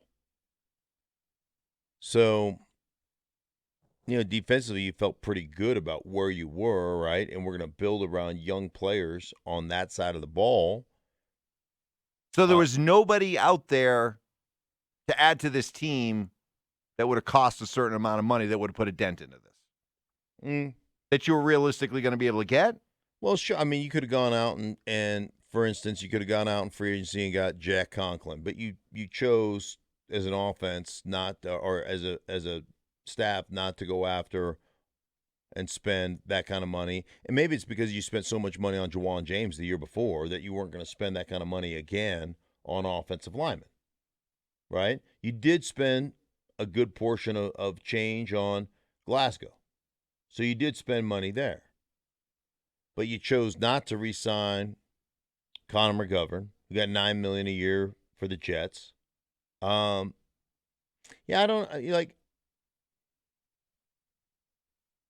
I'm not sure why they, I know it's nice to have a cushion in case injuries happen, but like right now, if a major injury happens, what are you getting on the street? Yeah, you know what? What are you going to get on the street? I'm trying to summon up some, I don't know, ire about them not, but then you look at it and you're like, okay, you've gone really young with your offense, so you're not spending any money on these guys. Defensively, nobody can say you're not spending money on your defense. You have more money committed to your defense than any other team in the NFL. So you can't be accused of going cheap there. Yeah. So, and what guys out there were you realistically going to be able to get? And oh, by the way, yeah, you're $25 million under the cap, but there's a good chance the cap's going to go down about $15, $20 million next year. So while a lot of teams are going to be scrambling, cutting a bunch of people to get underneath the new lower cap number next year, you're going to be pretty much set and ready to go. So it's not the worst thing. And I guess it's not something I can draw up a lot of anger about. Like, they're cheap. Right. Yeah, it could just be that, hey, we're being responsible, fiscally responsible. I guess if you want to garner up some ire and be angry about something, why is it that you can't re-sign your players? Like, why is it you didn't get a deal done with Justin Simmons, where everybody, Hayward just got done in Pittsburgh. Like, I've been watching guys get done all over the league with new contracts. We've seen it happen in Kansas City, with their whole team, for crying out loud. We've seen other people we just saw Keenan Allen get a new 4-year deal. We just saw, Deshaun Watson get a new deal. We saw Cameron Hayward get a new deal. We've seen new deals all over the place, and you've cried, or you've said, we're not sure what the cap's going to be next year. But like you said, if you did a long-term deal with Justin Simmons, you'd actually save money on your cap, right? You'd probably bring it down a little bit. And also, if Juwan James had played this year, that would have cut into that amount of cap space. Right, which you thought he was going to – that's a good point. So you thought he was going to play. Yeah. And he will come back on your books for next year. Mm-hmm. If he so decides to play. Correct. To be determined. Yes. Right? Mm-hmm. Gentlemen, my conspiracy theory. Oh, I love conspiracy theory. It's good. About the cap space. It has nothing to do with the cap. It has to do with the real dollars they have in the bank. They're going to have lower revenue this year, and they're probably gearing up for a big legal battle over the ownership situation. Lawyers ain't cheap. Fair point. Yeah. Fair point. You know, you can say all you want about, well, this team's got so much cap space. Why aren't they spending it? You almost picture it as like monopoly dollars that you're spending. I mean, you have to have hard cash. Correct. On hand. I mean, you have to have cash in the bank to be able to sign these deals. And yeah, when you sign one of these long-term deals, you have to have that money in escrow, essentially, right? So just because the Denver Broncos are worth $3.5 billion, they don't have $3.5 billion of cash laying around. There are plenty of sports franchises out there that are valued at extraordinarily high numbers but are cash poor. Yes.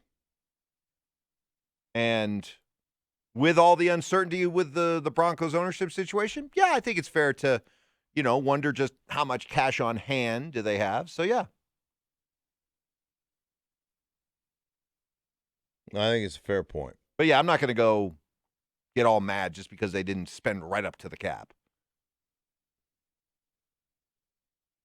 Now, the day will come when hopefully you've got all these, studs on offense. Right. And then it comes time to pay them. Then you see what they do. Yeah. Then do they spend all the money they have available? Do they give, if Drew Lock becomes a star, that's a no-brainer. That'll get done. But, what happens? Let's not say it's a no-brainer. Well, Dak Prescott's still waiting to get paid. Good point. Yeah. Kirk Cousins waited to get paid. Yeah, no, okay, you're right. All right, I'll check that. It's not an automatic deal. I mean, is it an automatic deal that Courtland Sutton gets a new contract?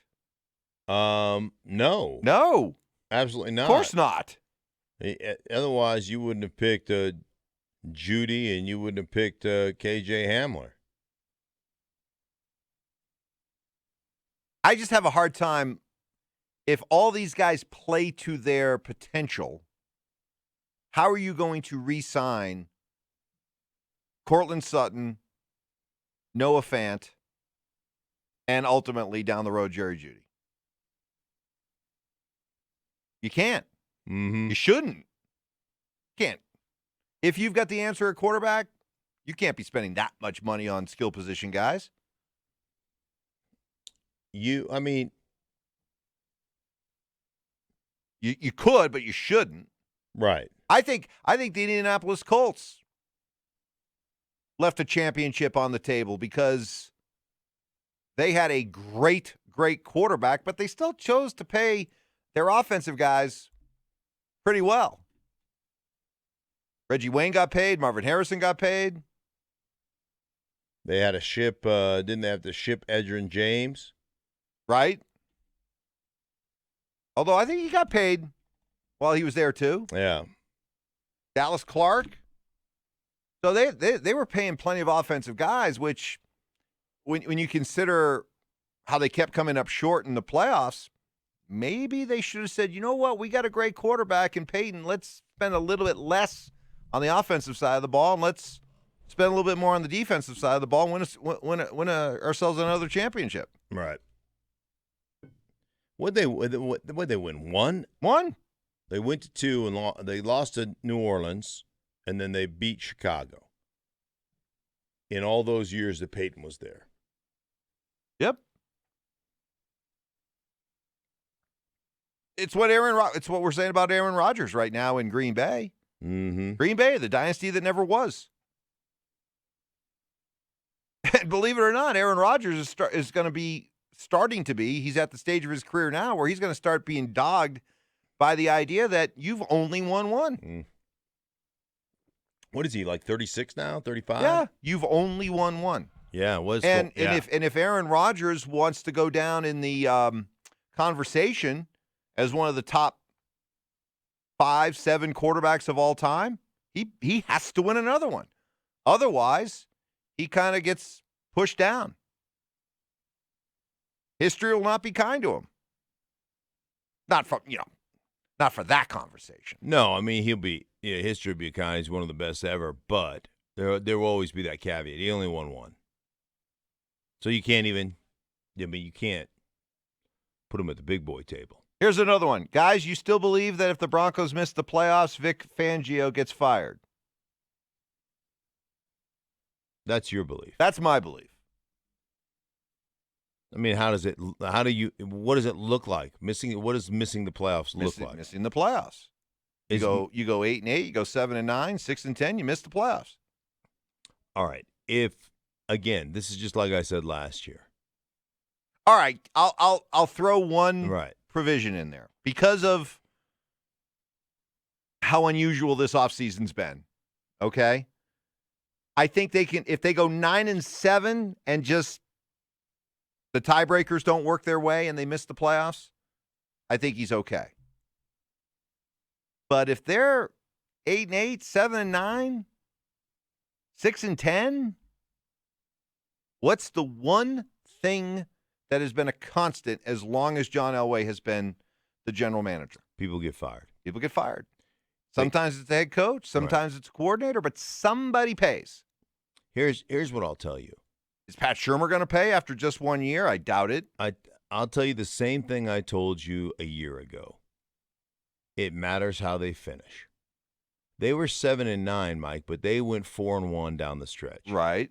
So if they go, let's say they go 2-3 down the stretch, it looks a lot different, right? Mm-hmm. The season looks a lot different. It just is all of a sudden you're 5-11 again. Like, that's different. If they end up 8-8 and miss the playoffs, but they finish down the stretch, you'll say, hey, really tough, a lot of young players. We didn't have our continuity. We changed coordinators. Stay the course. It's going to be good. We won 4 of our last 5. You know, it's to finish 8-8. We're making our move now. This is the year. So John Elway will come out again for the second straight year and say, I feel like we've bounced off the bottom and we're heading up. Right. He'll say that 2 years in a row? Well, after missing the playoffs again? It was such a unique offseason and really no way to get all these young players on the same page and develop our identity. But after Week 8, we really found our identity. We really started playing well, and now we've got an identity, and this young offense is going to explode next year. Yeah, that's the way it's going to go. You might be right. I probably have to. I don't think John wants to fire another head coach. No. I don't think he wants to have that, you're a coach killer type thing. I don't think he wants that on his resume. I don't think he wants that being said about him. And you're right. As long as they finish strong, all the circumstances of a wacky year might give you that kind of out. Sure. So, that's... All right. Well, then what I want to ask you, okay, we'll do this coming up. What would have to be the scenario in which Vic pays with his job? We'll do that next.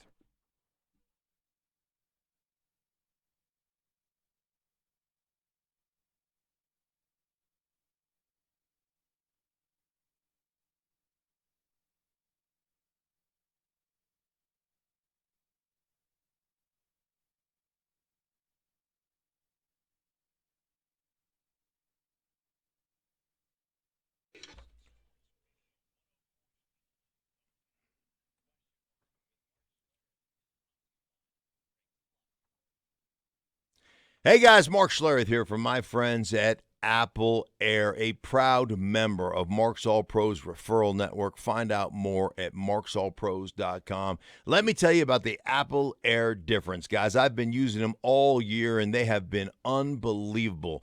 First, it's the Apple Air Test Drive Guarantee. They guarantee that the system will perform to your complete satisfaction. If for any reason it doesn't, well, they're going to go ahead and make sure they fix that. Then, lifetime workmanship guarantee. Apple Air offers you total peace of mind, covering the installation of your system. This covers you from defects caused by improper installation for as long as you own your system. They've got you covered. It's that simple. And third, you get their lowest price guarantee. They'll match any apples to apples quote, even give you $100 off the top of that. This guarantees past 90 days past your installation. So you have it installed, 60 days later you find a better deal, boom. You get that deal plus $100 off the top. Unbelievable. That's Apple Air and the Apple Air different. A proud, trusted member of Mark's All Pros referral network at marksallpros.com. Call them 24 hours a day, 7 days a week. 303-733-2813, 303-733-2813, or find them online at appleairinc.com.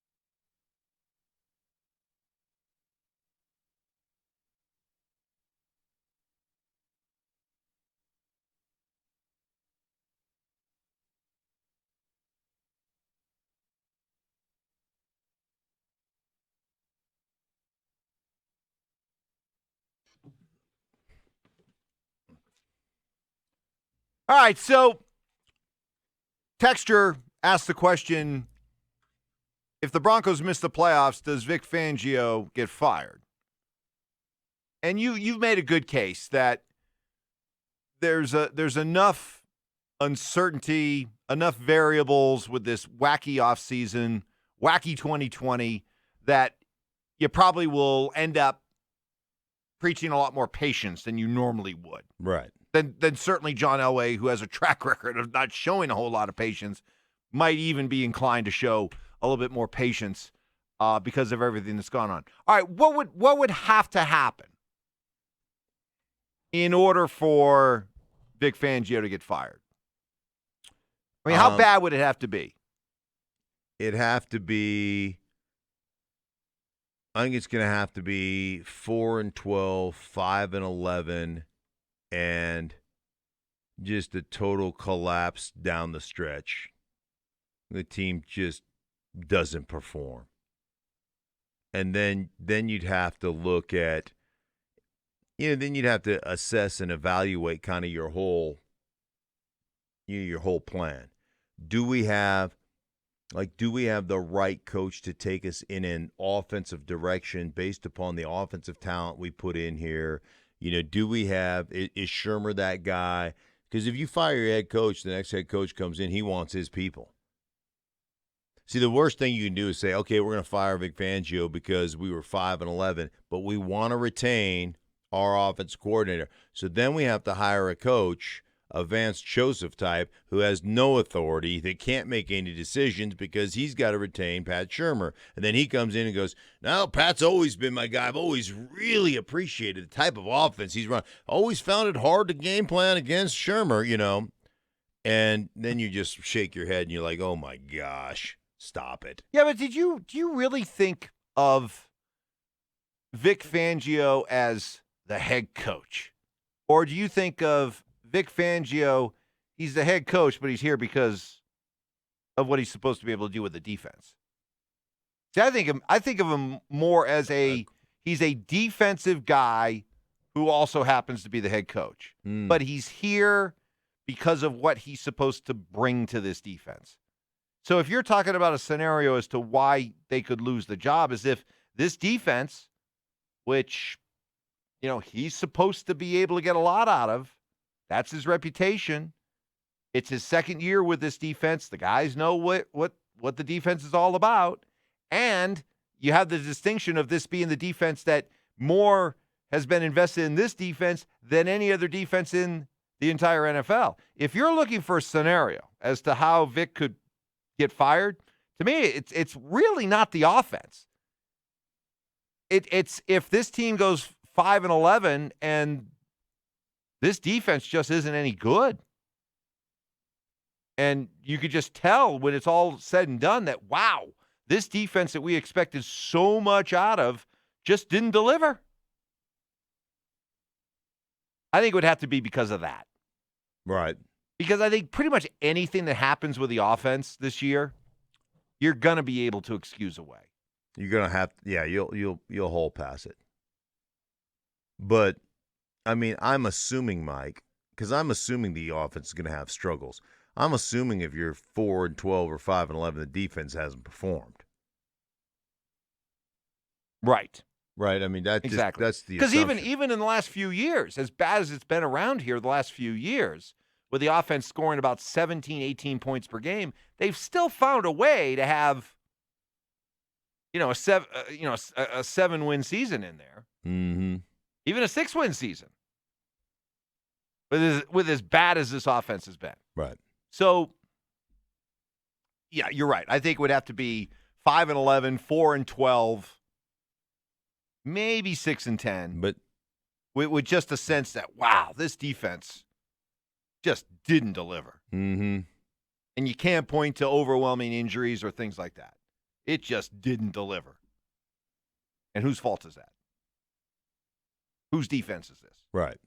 Well, yeah, you're going to have to eventually. Because then you're not looking at Vic Fangio, the head coach. You're looking at Vic Fangio, the supposed, guru mastermind of this defense. Right. If that were to happen, again, this is doomsday stuff. But then I know. I mean, then at what point? I just don't know, man. I'm a believer in continuity. Like, I'm a believer in football coaches. I'm also kind of a believer in CEO type guys. although you see guys like Kyle Shanahan have great success in San Francisco doing it as the main offensive coordinator guy, but he really does a great job of turning over his defense over to Robert Saleh. But he's very connected on both sides of the football. Like, he's very into that and knows what's going on and knows what he wants, that build complementary type of football team. You see the success that John Harbaugh has had of basically saying, I want to build a complementary football team, and what I'm going to do is turn it over to my coordinators, Greg Roman on the offensive side, and Wink Martindale on the defensive side, and this is what I want you guys to build me. Like, I see a lot of that kind of success because you know exactly what you want. You know what it's supposed to look like, but at the same time, you get to manage that aspect. Yeah, but how long do you have to be the head coach where you're really still kind of coaching your expertise? How long do you do that before then you become the football CEO type?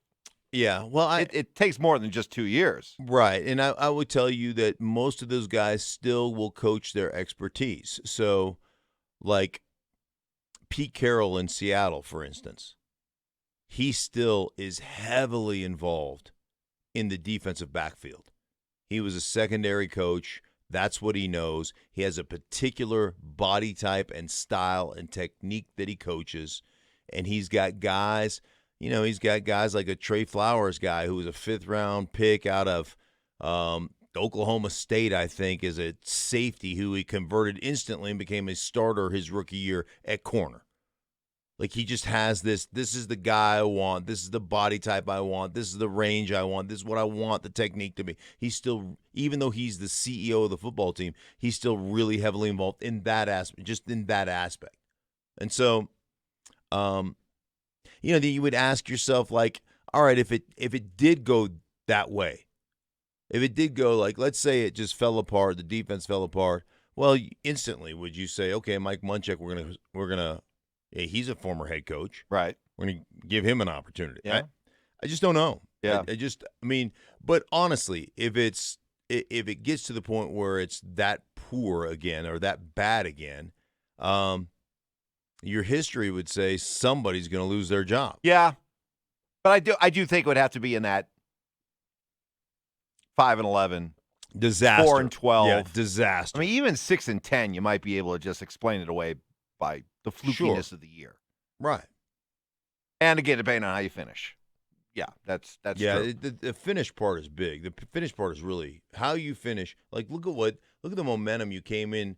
The momentum you got from the 4-1 last 5 games being 4-1, and then rolling right into the draft and drafting a bunch of offensive guys who can run fast. I mean, everybody over here is doing backflips and getting excited about it, and that's just the way it goes. Especially when we've also had the slow start already kind of conditioned and built in. Mm-hmm. You got John saying, hey, this offense might struggle for a while. Peyton coming out and saying, yeah, this offense might struggle for a little bit, that kind of thing. So it's almost like we're conditioned and ready for a slow start, which means if they're able to finish strong, then. Right. Okay. All right. Coming up next, the Nuggets. Do they build on what they did in game 2, or do the Clippers bounce back? Prediction time coming up next.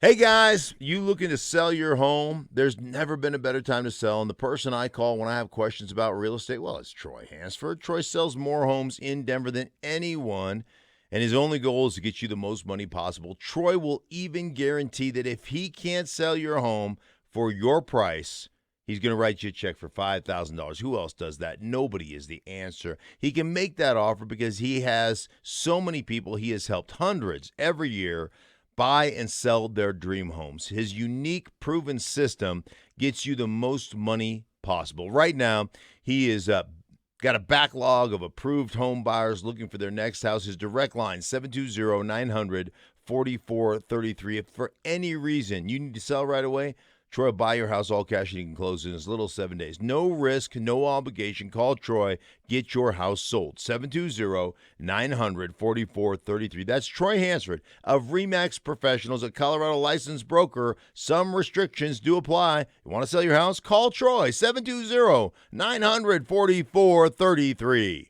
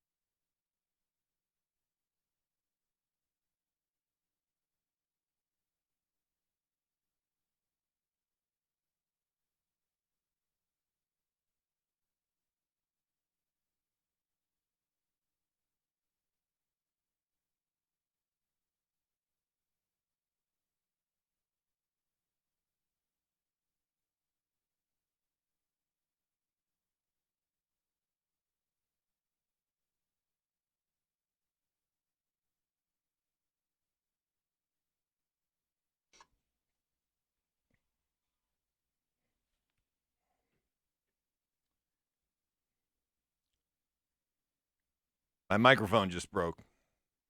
Oh, it fell off. Oh, my. Oh, no. Oh, no. Oh, here we go. Oh, boy. Eugh. You. Oh. You're going to have to hold it. The good news is You look like a toolbox. I'll be done in 10 minutes. The bad news is whoever comes in next has this to deal with. Right. Is that going to be Sandy? Yeah, boy. Oh, no. Sorry, Cluffy. Oh, he'll be like, this thing be broken. He'll be like, uh-oh. Uh-oh. Mike is broken. Here you go, Sandy. Take a look at this. That looks bad. Whatever happened there that does not look. This is not fixable. No, that looks like we're going to have to get Ace and Gary on this thing. Right? Yes. Yes. This thing is not just No, somebody's going to have to call Ace or Gary. Not easily plugged back in. On the on their day off. Yeah. Sorry about that, Cluffy. Yeah. Well, good. Cluffy's just threw his hands up. Like, what are you going to do? Yeah. That's the attitude. That's very can-do-ish of But I think Sandy. Cloughy sits in here, though. Well, he's on solo today, though. Oh, well, that's a different story. Different story. Now, he can go solo from the hot box if he wants. Right, but he would rather go in the big studio to go solo. Yes. But he may want to change since this thing is... That thing is, how did your chubby little sausage fingers just yank that thing right? You went Incredible Hulk. Hey, I'm sneaky strong, you know. What was his name? Was it David Banner? David Banner. I'm sneaky strong. Yeah. That's a mess. That's a mess. That's got us discombobulated. That's a little discombobulated. Yeah. All right. So Nuggets today, game 3. Mm-hmm. Shame on anybody who buried them after game 1, and there was a lot of that. Right. Shame on them because, as we said after game 1, hey, this team has earned the benefit of the doubt to not be counted out. Mm-hmm. And they came back a much different team. They were transformed in game 2. So what about game 3? Game 3, I would just say this. I think I picked the Clippers in 6. I wouldn't be surprised if it was the Clippers in 5. What? You mean the Clippers win the next 3? Oh, I could see that easily. Yeah. Oh, no. Can I tell you why, first of all? Please, tell me why. I'll tell you why. Because I think the Clippers are one of those teams that I don't think they're a sort of killer instinct type team. I think they're kind of a team that will feel good about themselves. I don't think they really respond until they feel they have to respond.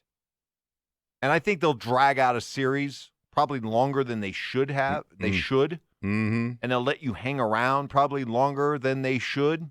And there's a danger to that. Sure. Let me tell you. So I still think the Clippers are the better team. Yes, even after how well the Nuggets played in game 2, I still think the Clippers are the better team. But I think this thing will go. I think this thing will go a solid 6, maybe even 7. The Nuggets. Let me just take you back to the last game. The Nuggets in that game. At one point, going in the second quarter, they were, I think, 8 from 12 from three-point land. They were shooting 71% from the field, and it was like there was a lid on the basket for the Clippers. I mean, Kawhi Leonard was missing 12-foot bunnies, things that he knocks down pretty much 100% of the time, constantly. And in the fourth quarter, they created a bunch of turnovers and a bunch of steals, the Clippers did, and couldn't make any shots, Mike. I mean, they couldn't knock down a shot. And they even got it back to some 20-point lead. They got back down to 5 at one point. So here's a team that got run early in that game because the Nuggets could not miss a shot, and they couldn't make a shot, and had enough turnovers and enough steals to create opportunities for themselves and still couldn't make a shot in that series and played it right down to the wire. I think they ended up losing by 8 points.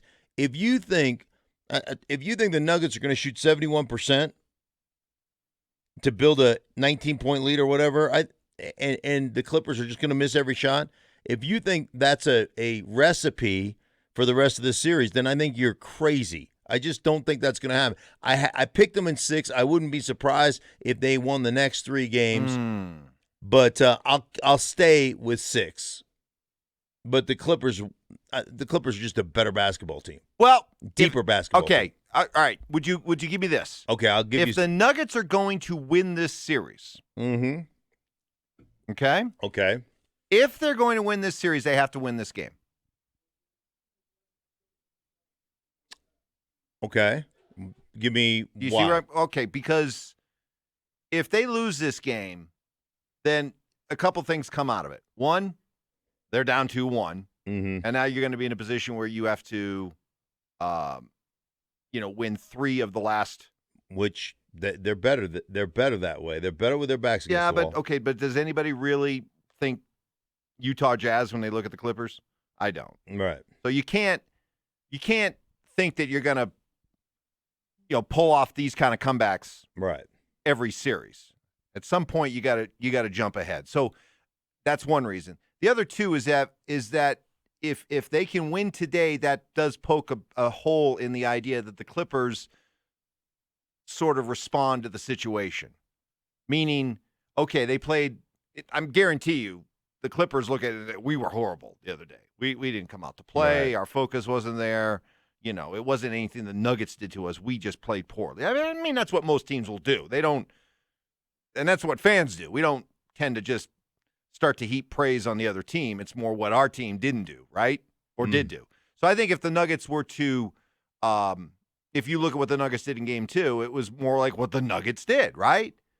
So if the Clippers win this game tonight, then it'll sort of add to the idea that the Clippers, okay, they washed off Game 2 and they came back and they were the real Clippers. And when they're focused and ready to play, engaged, Nuggets can't beat them. So those are the things I guess, what you're trying to dispel by winning today. And that's why if you're going to win the series, if the Nuggets are going to win this series, I think they have to win today.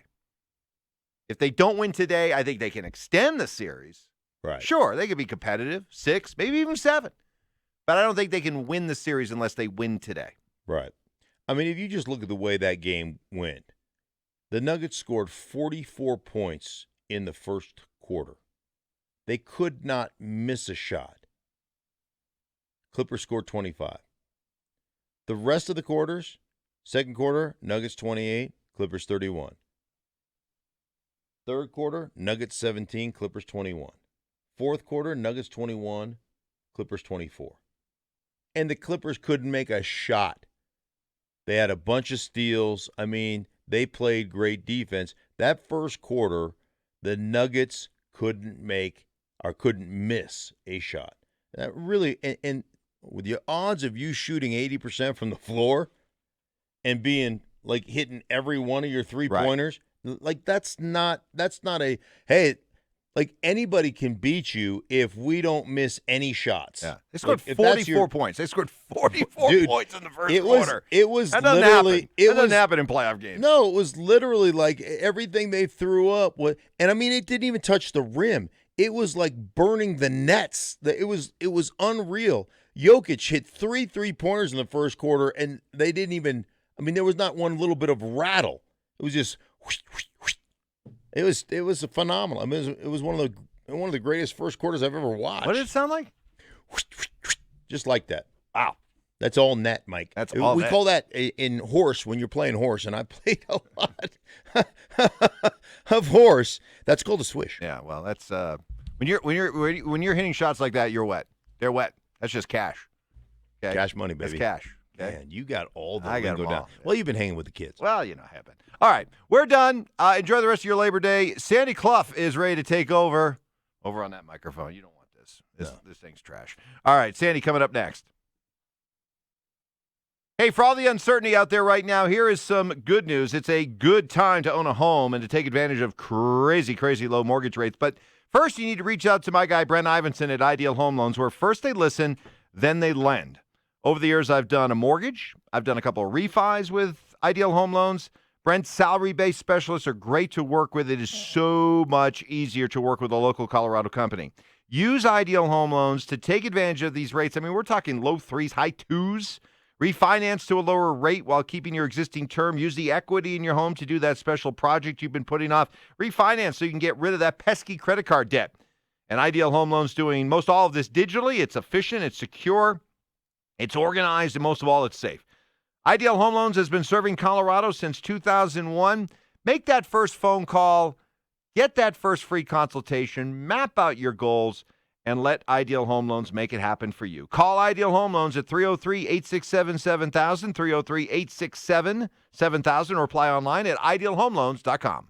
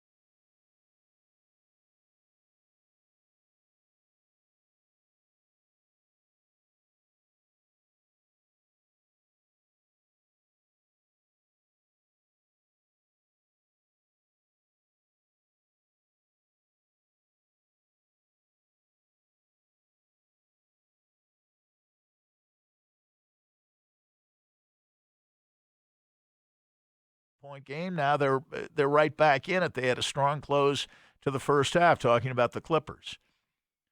And Shaq was the one who pointed out, hey, Denver's listening to how they're going to get not only swept in this series, they're going to get routed 4 times. After game 1, that's what they're hearing. And they're saying not so fast.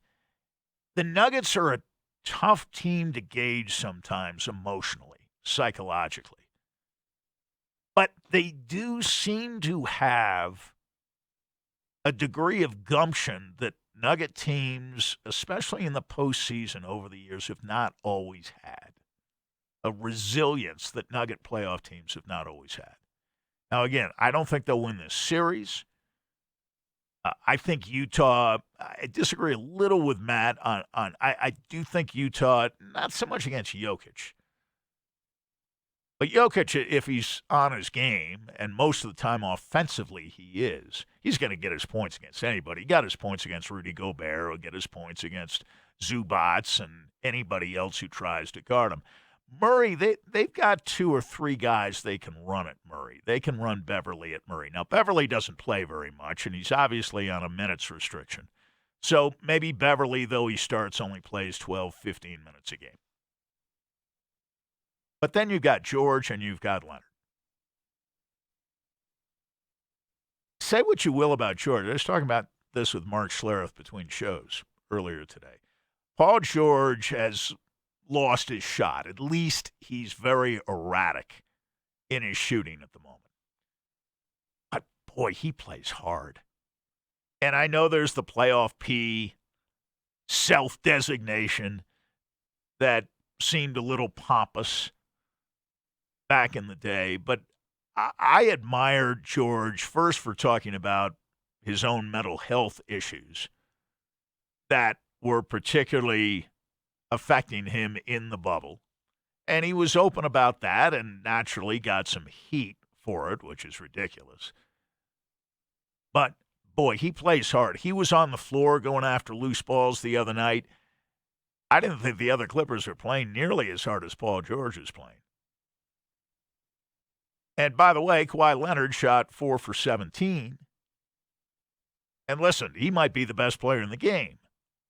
Nobody considers Paul George to be the best player in the game, but why can't Paul George shoot 4 for 17, not hear about it? Kawhi Leonard, it's just a bad game. He'll be better the next time. I thought Kenny Smith made a good observation at halftime. You win game 1, the ball feels great. It's moving. The passes are being received, not fumbled. People get their hands on rebounds, don't lose possession. You're making tough shots in the basket area, not missing shots that I could make, and I'm 63 years old. When I saw Kawhi Leonard brick 2 free throws, this is an 88% foul shooter. This is a guy who is virtually 100% of the time engaged. But I'm thinking when he misses those 2 free throws and misses them badly, I'm thinking he's not into it tonight for whatever reason. And Kenny Smith showed an example of Paul George and Kawhi Leonard both at halftime. Examples, actually, there were several of them. Just not handling the ball as well. And some days, every move you make with the ball is effortless, and other days, it's a little like golf in that respect. Some days, you think you're making the same swing as you made the day before when you played well, and nothing's happening. The ball isn't going where you want it to go. In fact, you don't know where the ball is going. The other night, you got that feeling with the Clippers, that they weren't comfortable no matter what combination Doc Rivers put out there. But the Nuggets can't worry about whether the Clippers are showing up or not. The Nuggets have a standard. They need to stick to it, establish it. And there was a defensive presence about the Nuggets the other night. Millsap and Grant heading it up. Even Jokic seemed a little more interested on the defensive end of the floor the other night. You're listening to KKFN and KKFN HD1, Longmont, Denver. Adrian Dater will join us shortly Before we bring Adrian on and talk about the demise of the Avalanche on Friday against the Dallas Stars, the NFL's top 100 players ranked by ESPN, and what they did was engage in a bit of a metric exercise, but they also had the beat writers who cover these 100 players weigh in. And part of where I think the Broncos are still lacking, the sheer star power. You look at the top 100, Mahomes is number one, right? That's an easy call. Tyreek Hill is in the top 11, just misses the top 10. And then you've got Kelsey, and you've got Joey Bosa, and you've got Chris Jones, and you're thinking, where are the Broncos? You got Tyrann Mathieu. These are all guys in the top 40. Where are the Broncos? And finally you get to 46 and you find Von Miller. And finally you get to 92 and you find Justin Simmons. But that's it. And you have 7 Chiefs, as we mentioned earlier. Chargers had a couple. Joey Bosa was one, and Keenan Allen was another one, who was rated, I think, 69th or 70th, something like that. Raiders had Josh Jacobs. That's it. And the Broncos had their 2, Miller and Simmons. You can compare that to the Chiefs, and we'll delve into this a little more later on. But it looks like the same kind of gap, maybe even a widening gap between the Chiefs and the other 3 teams in the AFC West. But right now it's time to look at what happened to the Avalanche on Friday night, and Adrian Dater joins us now from ColoradoHockeyNow.com, our Avalanche insider, joining us as always courtesy of Bud Light. And Adrian, you've been following the Avalanche in the playoffs and during the regular season going back to their beginnings in 1995, and there does seem to be a recent habit in 7th games, whether it's 2003 against the Minnesota Wild, 2014 against the Minnesota Wild, or on Friday against Dallas, where the Avs have these 1-goal leads, a chance to break the games open. They can't get that next goal, and they end up being caught in the final minutes. And, of course, they lose in overtime on all 3 occasions, the first of which was Patrick Roy's last game in the National Hockey League. I know how shorthanded the Avs are, but does that pattern, not just of losing 7th games, but losing 7th games where, as was the case the other day, you had a 2-1 lead, a 3-2 lead, and a 4-3 lead with a little more than 3.5 minutes to play? It sure is, Sandy. The Avalanche are now, Nathan McKinnon's now 0-3 7th games in his career. 2014 was the game that this totally resembled to a T almost. Yeah, the only carbon copy. The Avalanche blew 4 1-goal leads in that game. Yeah. The Avalanche only blew 3 in this one. Yeah. But the final goal of that awful Game 7 at Pepsi Center in 2014 was the 3 minutes to go, the Wild tied that game up. I remember Avalanche fans were starting to cheer, starting to stand on their feet and just count down the clock from there. And Jared Spurgeon scored a goal on Semyon Varlamov to send the game to overtime, and the Avs, of course, lost on Nino Niederreiter's goal. Yes. Carbon copy of a game. Avs had the lead, already blew 1/3 period lead, but got the lead back, and 3 minutes and 40 seconds to go, I do remember sitting there in my seat in Edmonton thinking, all right, I think the Avs can hold this. And as soon as I started thinking that, the puck was in the net the other way. Just a calamity of errors. Do the Avs have a tendency to choke is what you're asking, maybe?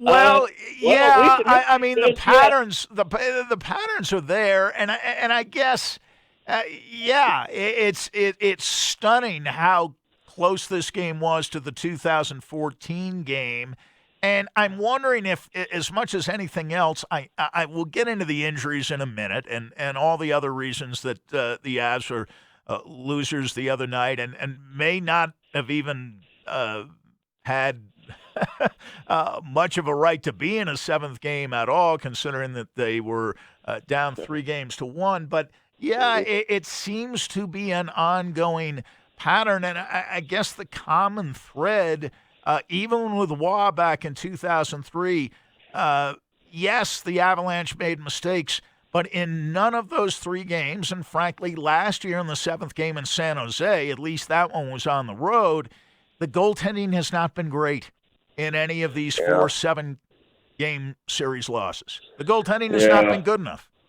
No, I know. Even one, Patrick Waugh was fine in that 2003 game that Andrew Burnett won, but it was a late mistake in that game, by the way, too. The Avs had the lead with like 4 or 5 minutes to go, I remember, and Rob Blake took a bad penalty, and the Wild scored a power play. I agree. I remember.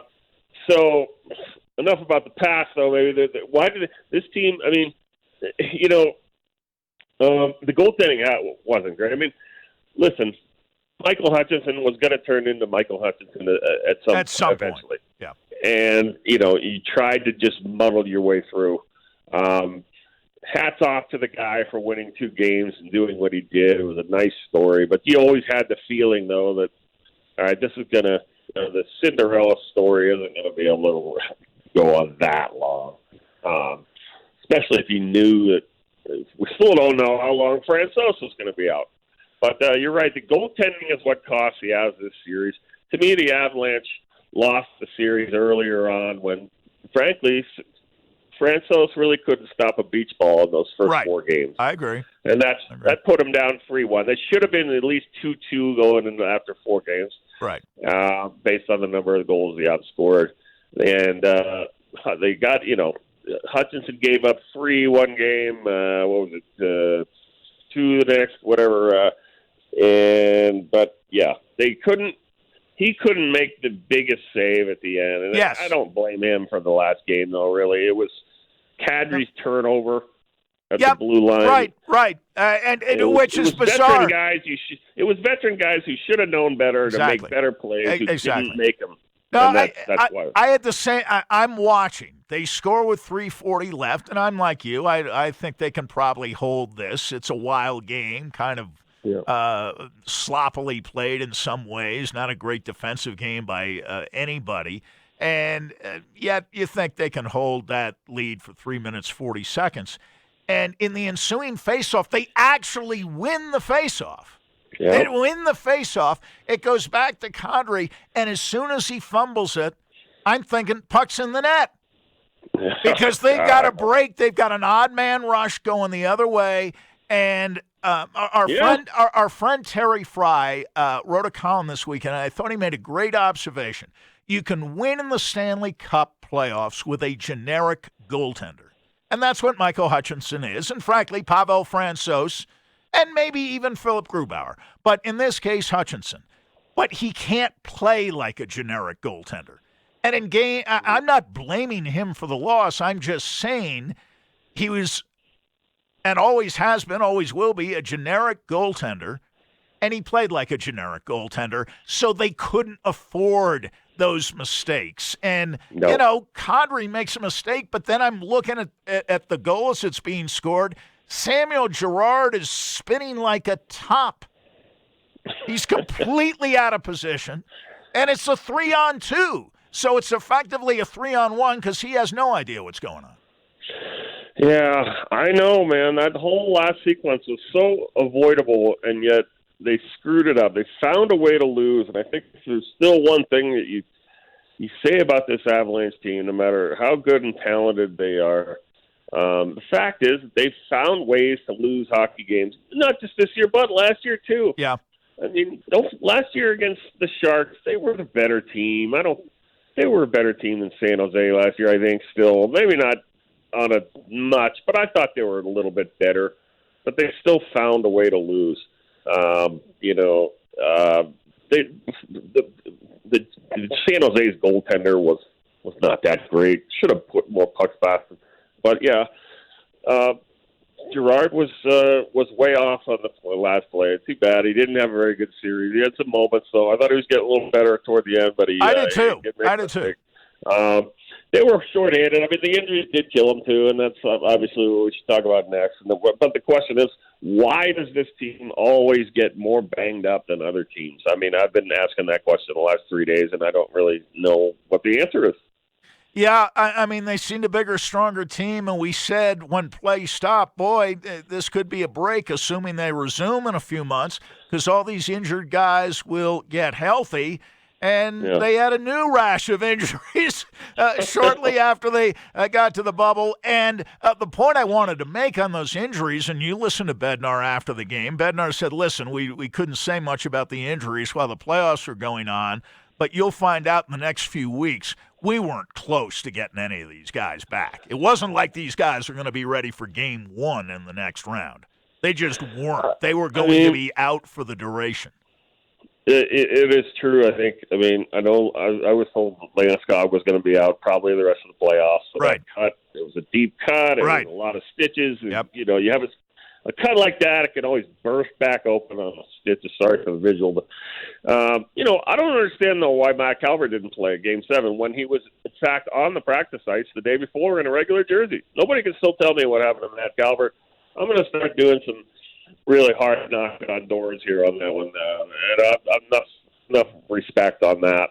I'm giving the Avs and everybody else. I'm going to try and find out that exact nature of the injury probably today. I don't know why you could play, but everybody else is, you know, and that's the thing about the Avs injuries too. It seems like it's never just a one game thing. You know, all right, he's going to miss a game here. That's tough, but we'll get him.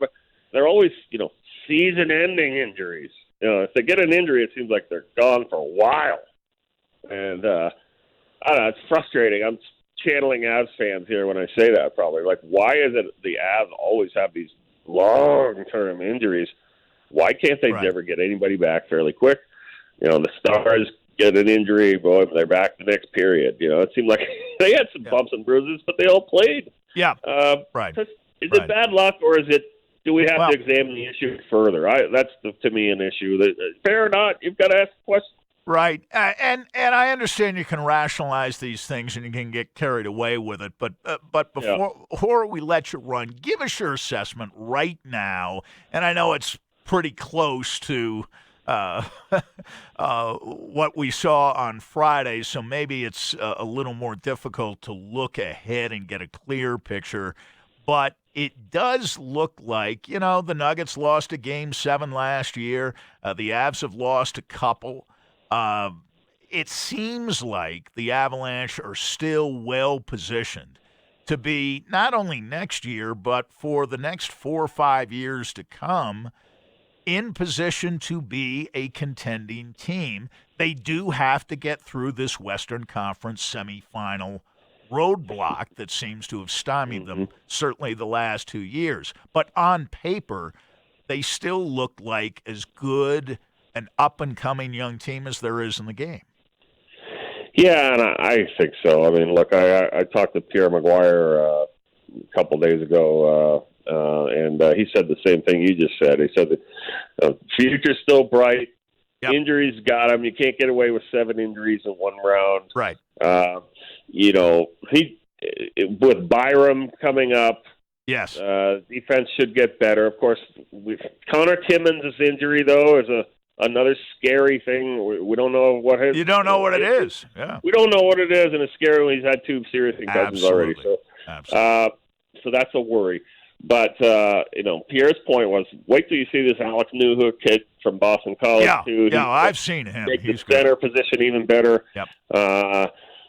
Pierre's, and I agree with Pierre, too, and I don't mean to say all about Pierre's opinion and mine, not mine, but goaltending is going to be the issue still. Got to address it. Yep. Probably have to get a new goalie, a new number 1. I mean, I think that's a fair thing. Could they get away with it if Grubauer comes back really healthy? I guess, yeah, because he is signed through next year. So is Francouz. But, boy, Francouz is going to have to be a lot better than he was in those playoffs before the Avs ever have any serious confidence in him again, I think. Yeah, well, I think he's a backup. You know, you're talking about guys in their 30s, Hutchinson, Francouz, they're backups. Yep.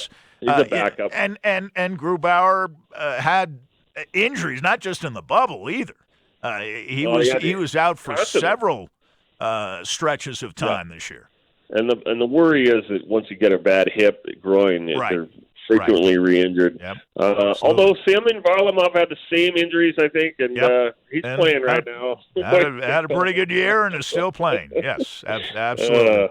Adrian, great job for us. We know it was unusual and maybe not the way you're used to covering a team, but we appreciate your insight throughout the playoffs and during the regular season as well. I appreciate you guys having me, and it wasn't ideal. Hopefully, we're back to normality at some point. But Well, thanks for everybody for reading and listening. And, absolutely, on to next year. Absolutely, Adrian. Thank you. Sandy, thanks Talk a to you lot. soon. There he goes, Adrian Dater, our Avalanche insider, coming to you thanks to Bud Light, official beer sponsor of the Colorado Avalanche, and get some of your reaction to what Adrian had to say, but. I thought at terryfry.com, Terry did a terrific job of summing up a lot of the things we were talking about. And no, I don't care if it's 2 injuries or 7 injuries. Other teams have injuries. They can't be an excuse. But there is the point that virtually all the injuries seem to be long-term injuries. And so let's say the Avalanche get by. Let's say they get by. And they're looking ahead to the next round. And they're not going to have Landeskog. They may or may not have Calvert. They're not going to have Eric Johnson. They're not going to have Grubauer. They're not going to have Francouz. How much further, really, could they have gone? And so I think in a year in which you win the Stanley Cup, I say this a lot, and people get excited and maybe jump on the idea of luck playing a role, things breaking right, bounces going your way. It's a bounce that Kadri had go against him. Kadri had a terrific game otherwise, right? In Game 7, he was great. Had a goal, had an assist. He was on the ice a lot. Heck, he's on the ice. Anybody on the ice in the last 3.5 minutes of a Game 7 is a guy the coach not only trusts, but believes that whoever is on the ice is playing at or near the top of his game. You say Samuel Girard had a tough series. Yes, but he was coming on, and he was having a pretty good Game 7 up until that point. And again, he's one of 2 men back defending at that point. It's a weird sequence. They'd have been better off losing the faceoff that followed the goal. They'd have been better off. They wouldn't have been caught on an odd man rush coming at them if Dallas had won the faceoff. And I'm listening to Pierre Maguire the whole series. And really almost throughout, certainly at the back end of the series, Maguire was talking about all the face-offs the Avalanche were losing. Not so much in the attacking zone, but in their own end. They were losing face-off after face-off. And Maguire, if he said it once, he said it half a dozen times. This is going to come back to bite them. So the ultimate irony is that they go ahead the other day with 3:40 remaining, and they win the faceoff following the goal at center ice. And an odd man rush develops, and of course, you needed Hutchinson there to make a big save. He wasn't screened. I don't know that the shot was unstoppable. It would have been a terrific save if he had made it. But that's what you need. And with all due respect, you're talking about a third-string goaltender. Yes, a guy who's been around.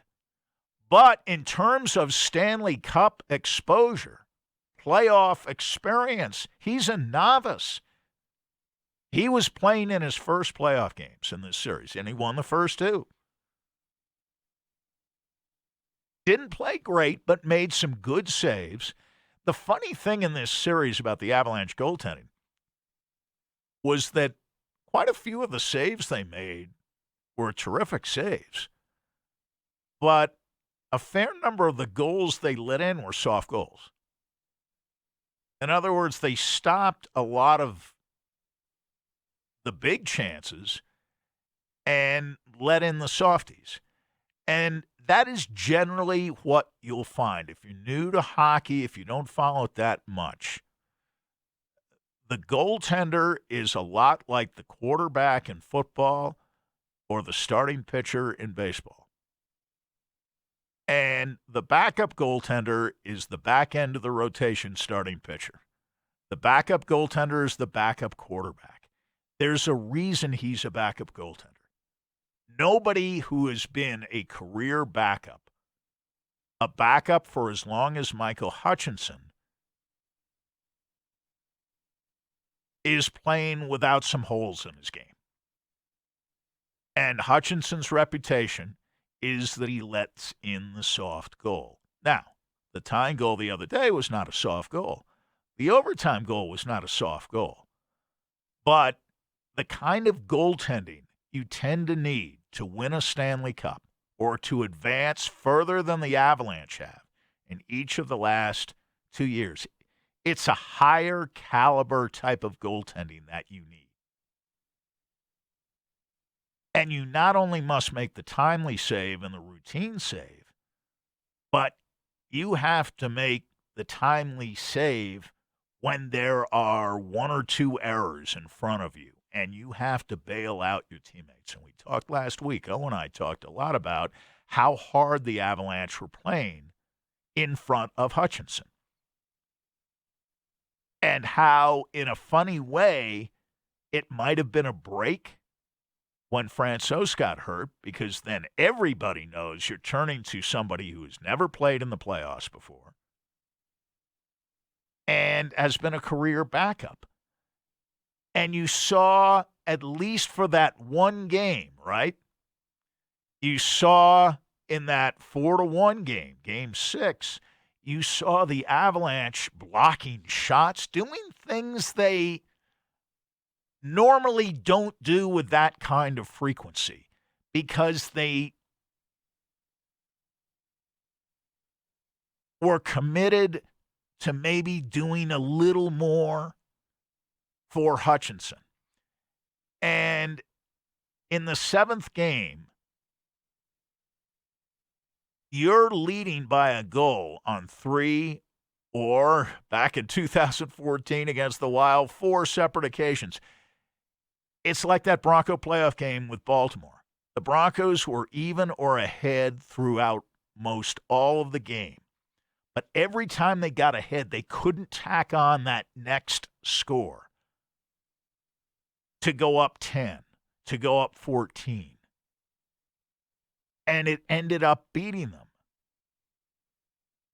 Yes, on perhaps a fluke play. But they should have been ahead by more than 7 points.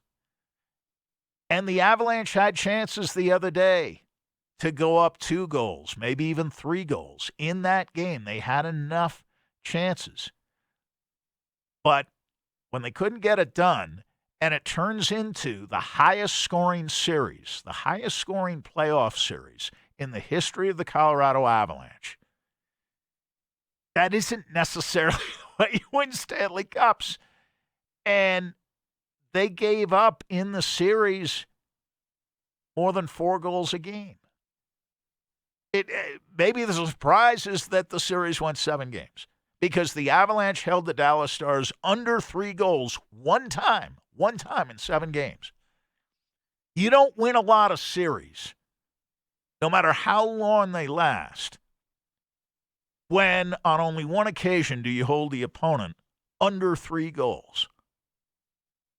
Playoff series are almost never as high scoring as the Dallas Avs series was. And you got Dallas, the number one defensive team in the sport. The Avalanche are sixth going into the playoffs. And they played a series like you'd expect from two offensive juggernauts that check only when the spirit moves them. The goaltending was not great, although I thought Hudobin was excellent the other day for Dallas. He came up with his best game in Game 7. So it's a bit of a mixed feeling.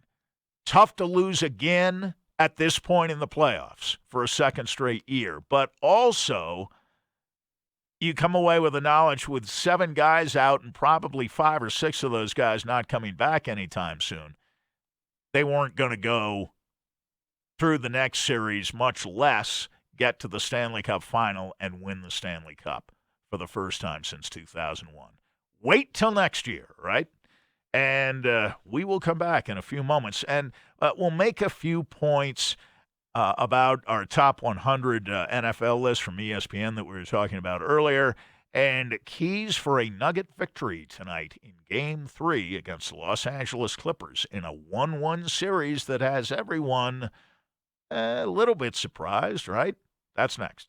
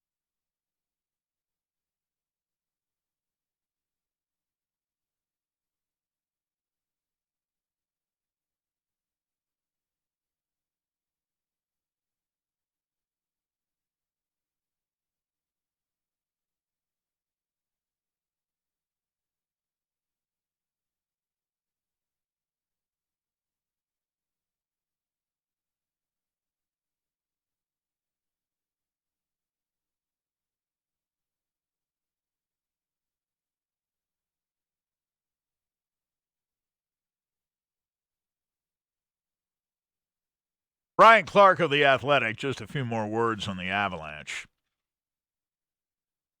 made the point that these Game 7 disasters.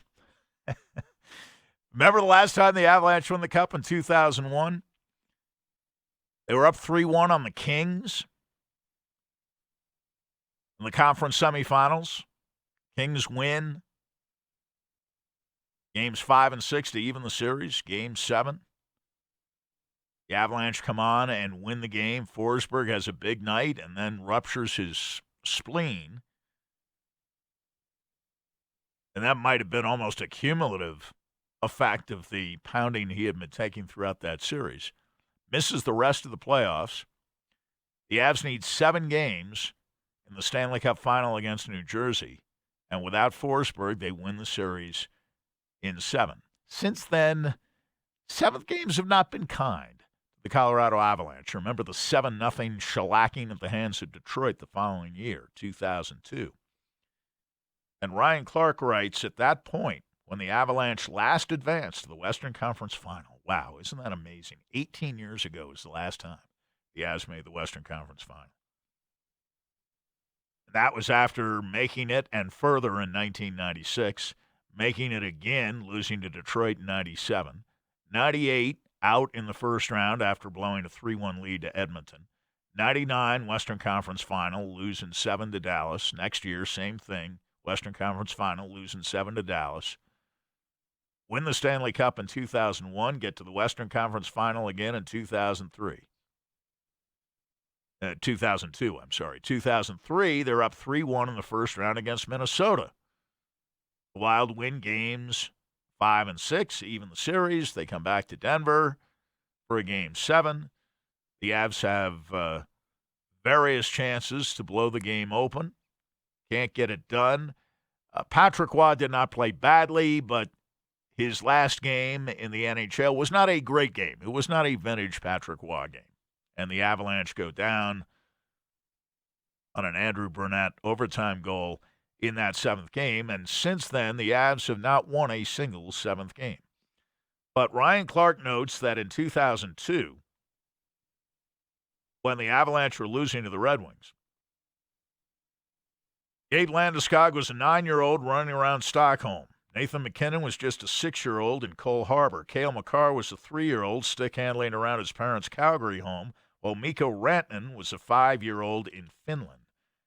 Jared Bednar, the coach, was about to retire from his playing career before making the transition into coaching, and prospect defenseman Bowen Byram was just shy of celebrating his first birthday. He goes on to note, in overtime, the Avs had 4 shots on goal. Dallas had 1. That was all they needed.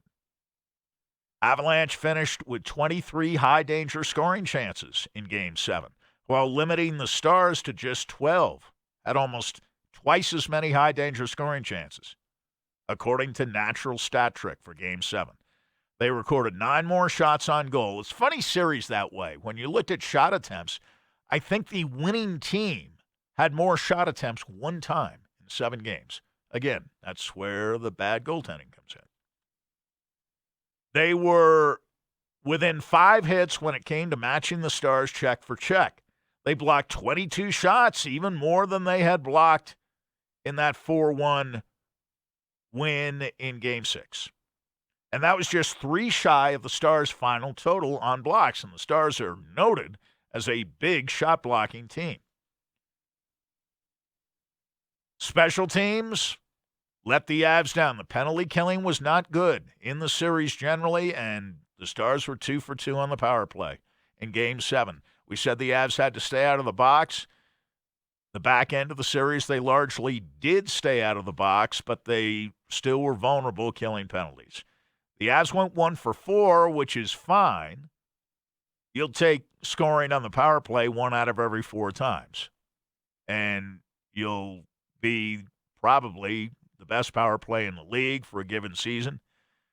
And if it's anything well above 25%, if it's in that 28, 29, 30% range, you're an historically great power play team. But you can't allow goals on your penalty kill 2 times in 2 power play attempts for the opposition, while you only go 1 for 4. And the difference is 1 goal in 7 games. And, of course, we talked about the injuries. Matt Calvert, Jonas Donskoy, Pavel Francouz, Philip Grubauer, Eric Johnson, Gabriel Landeskog, Connor Timmins. But the Avalanche have been doing that all year. And so to that extent, they were used to having to operate with different line combinations, different defense pairings, different goaltenders. And it wasn't quite good enough. But the cavalry wasn't exactly coming to the rescue either for the following round, even if the Avs had won on Friday.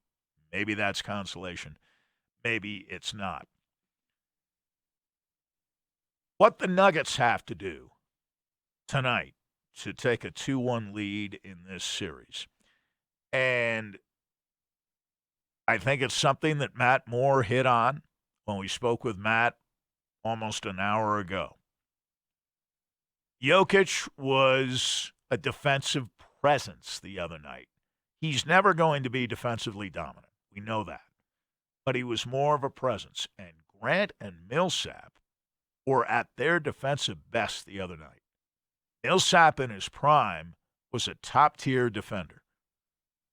Jeremy Grant is never going to overwhelm you on the boards, though he did have 7 rebounds the other night in 40 minutes. But you'll see a lot of games when Grant is playing well and playing a lot of minutes where he'll have only 1 or 2 rebounds. But he is the best rim protector, apart maybe from Plumlee, that the Nuggets have. And Plumlee's only playing 10, 12 minutes a game now because they're not playing Jokic and Plumlee together, nor should they be.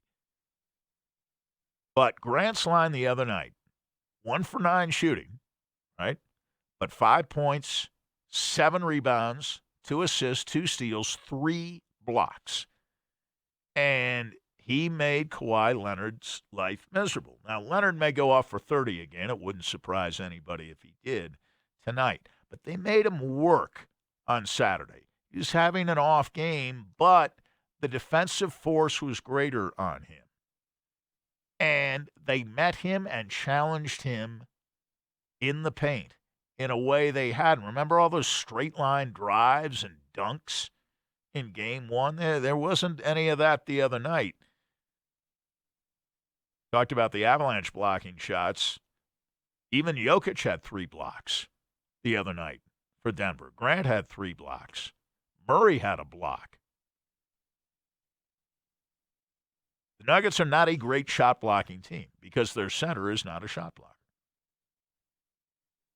But they both managed greater aggressiveness and defensive plays that they simply hadn't made in Game 1. It was smart aggressiveness. It wasn't aggressiveness out of desperation, reaching, grabbing, fouling, although it did help the Nuggets that the Clippers weren't making their free throws, especially in the second half. And Michael Malone's quote after the game was interesting, I thought. This is after the game Saturday night. Nuggets tie the series 1-1. If you don't have a physical mindset, you're going to be going home early. George Karl has called it a kind of connectivity on the defensive side. And when you're connected defensively, you can play more physically. You can help more. And that was the challenge posed to Jeremy Grant, mentioned by Matt Moore an hour ago. Be more of a force in the basket area. Block shots. Help out. Michael Malone said, I thought we had a physical mindset in the Utah series coming back from a 3-1 deficit. And I thought tonight we were a noticeably different team than we were in Game 1.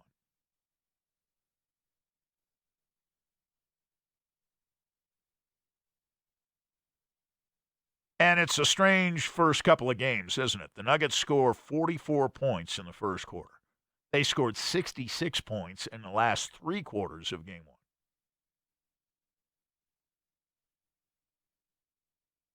The Nuggets played better offense than they played defense in the first half. The second half, though, they flipped it when they had lost much of a 19-point lead. But even in losing much of that lead, the Clippers never got closer than 5 points. And, yeah, it was 91-86 with, 8.5 minutes left? And it looked like the Nuggets could be in trouble, but the Clippers are still missing 3 throws and kicking the ball around. And it wasn't a layup line for them. Easy baskets came hard for the Clippers in Game 2. And Malone said specifically about Grant, I thought Jeremy's defense on Kawhi was spectacular, but the 4 guys behind him were giving the necessary help. Help is the key. You have to play team defense, help defense, against the Clippers. The Clippers don't move the ball around a lot. They do play a lot of one-on-one. I can't remember who said it the other night, but it was kind of, the Clippers are just playing one-on-one. Well, that's how the Clippers play. They were in the lower quarter of the league, I think, this year in assists or assist rate. It's the one thing they really don't do because they don't have to do it. Lou Williams is an outstanding one-on-one player. George is. Kawhi Leonard is. Now, yeah, it doesn't mean that they're selfish, although Lou Williams is in there to score. He's not in there to guard anybody. He's not in there to make plays with the pass. But what the Nuggets can do with Leonard is probably limited. I mean, he's not going to shoot 4 for 17 tonight, but what was he the first game? 17 for 26, something like that? George went 7 for 19. So, yeah, Leonard and George do play a lot of one-on-one. The difference is they were meeting other defenders the other night if they beat their man one-on-one, and the Nuggets have to have that tonight. And Millsap was great the other night defensively on anybody he guarded. You heard the stat Matt Moore gave. No field goals against Millsap the other night in 7 shot attempts.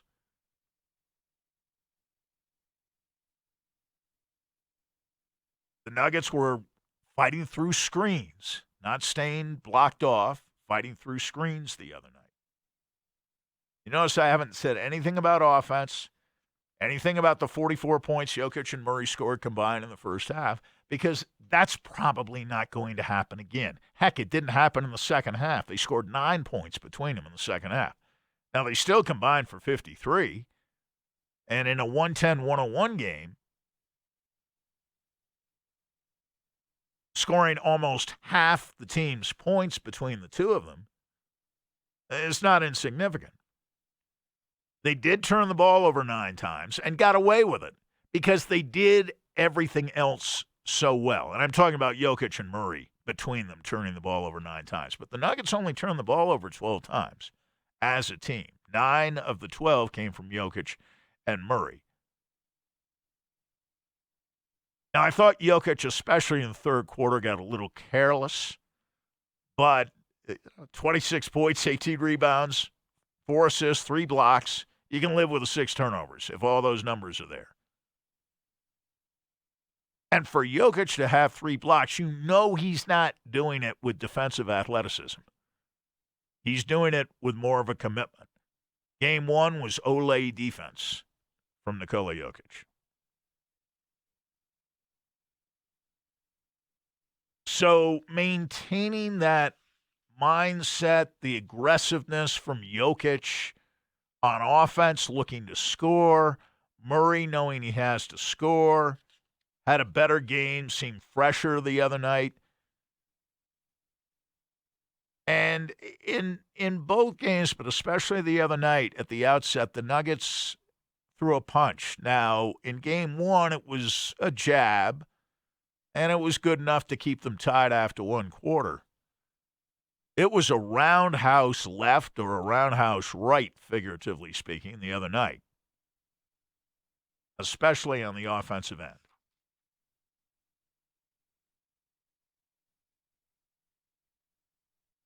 And I'm looking at some of the columns here on Game 2.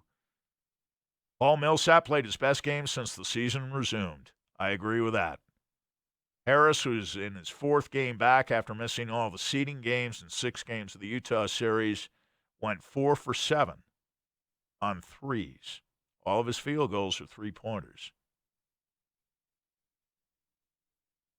And Malone had a good point. After losing Game 1 by 25, easy to panic, easy to submit to all of the talk and chatter around the bubble that the Nuggets are completely overmatched, that you have 3 other series going on. And Miami's up 3-1. Lakers may have restored order in Game 2, 1-1 with Houston. Boston and Toronto 2-2. The way they got to 2-2 is a little surprising, but that's 2-2. But the Nugget series of the Clippers, that was the one of the 4 that was easiest to figure.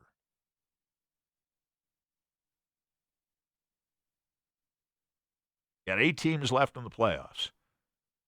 The weakest of the 8 teams was thought to be Denver. Hey, it took them 7 games to take care of Utah, and if Utah had played any differently defensively against Murray and not allowed him to go 50, 42, and 50 in successive games, the Nuggets wouldn't have won the series. They wouldn't have made it to a 7th game.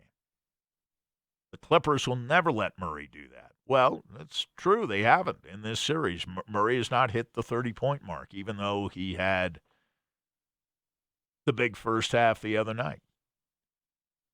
But the Nuggets are finding other ways to win, and in 2 of the last 3 games, they've played very well at the defensive end of the floor. One final thought on the Avalanche, and we'll close out talking about what the Broncos may be up against in their own division when it comes to star power. The Avalanche did not whine after Game 7. Coach didn't whine. McKinnon and Rantanen were up on the podium after the game. They didn't whine. They were obviously devastated by the loss. But they didn't use injuries as an excuse. Neither one of them did. Rantanen said, hey, we had chances on the power play, didn't get it done. We needed 1 goal in overtime, salvage the series. I like that.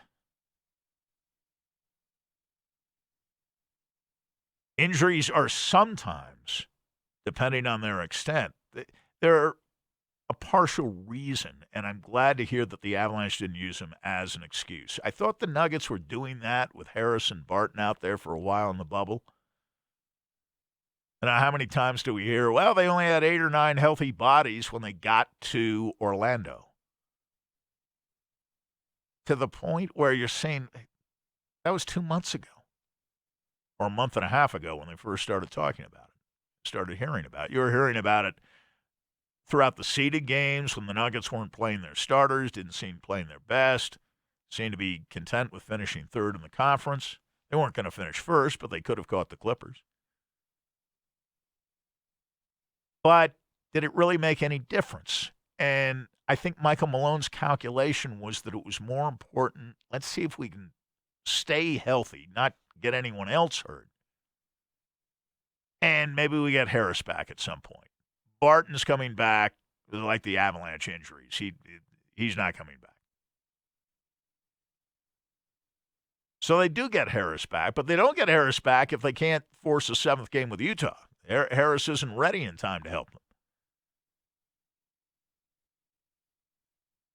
And I thought the calculation he made, and I didn't like the fact that they didn't go harder in some of the games that set up the seeding, the 8 games prior to the start of the playoffs. But he's thinking, well, what do we have to gain if we do catch the Clippers? Really, there's no home court down here. Doesn't make any difference except the uniforms you wear. Doesn't make any difference down here whether you're the home team or the visiting team. And maybe he was right. I mean, they were down 3-1 to Utah with home court.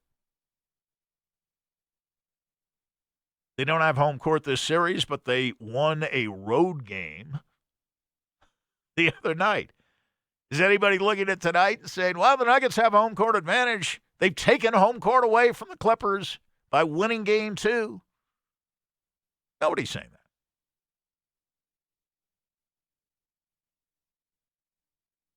So I think the calculation that hockey teams have made in the playoffs over the years, that home ice really doesn't mean that much. I think it does for a 7th game. When you've lost like the Avalanche did in 99 and 2000 on the road in a Game 7 both years, and then you have 2 Game 7s to play, and you're playing them at home the following year. You're not playing them in Dallas or anywhere else. Psychologically, that helped them in 2001 to have those 2 7th games they played in the playoffs on their home ice. But this year doesn't make any difference. It really doesn't make any difference. Boston, Toronto. The road team has won every game. Doesn't make any difference. A couple of final thoughts, and we'll get into this a little more with O tomorrow when he joins us, and these player rankings 1 through 100. And, I mean, you can agree with some and disagree with others, I suppose, but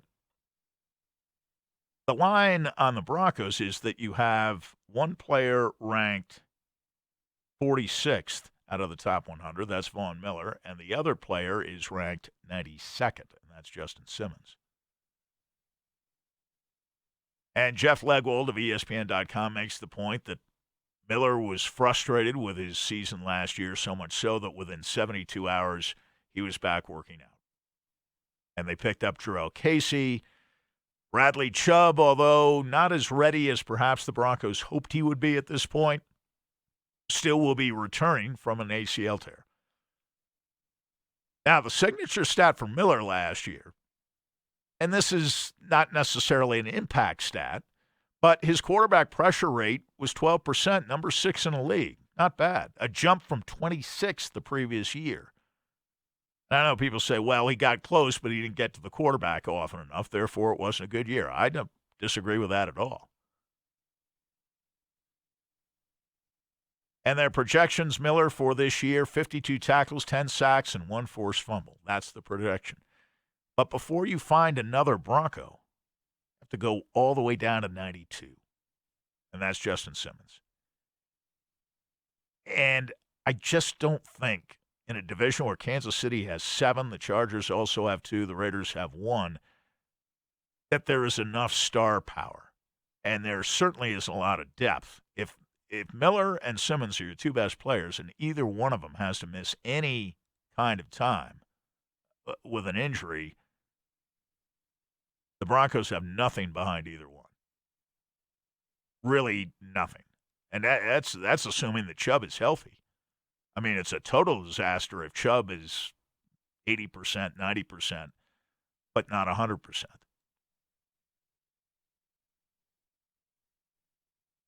And maybe it's an argument that if Justin Simmons is only rated 92nd out of the top 100 players in the league, maybe the Broncos are wise to wait. The problem with that is Simmons had the 2nd lowest NFL passer rating allowed last year when targeted as the nearest defender in coverage, among those with the least 40 targets.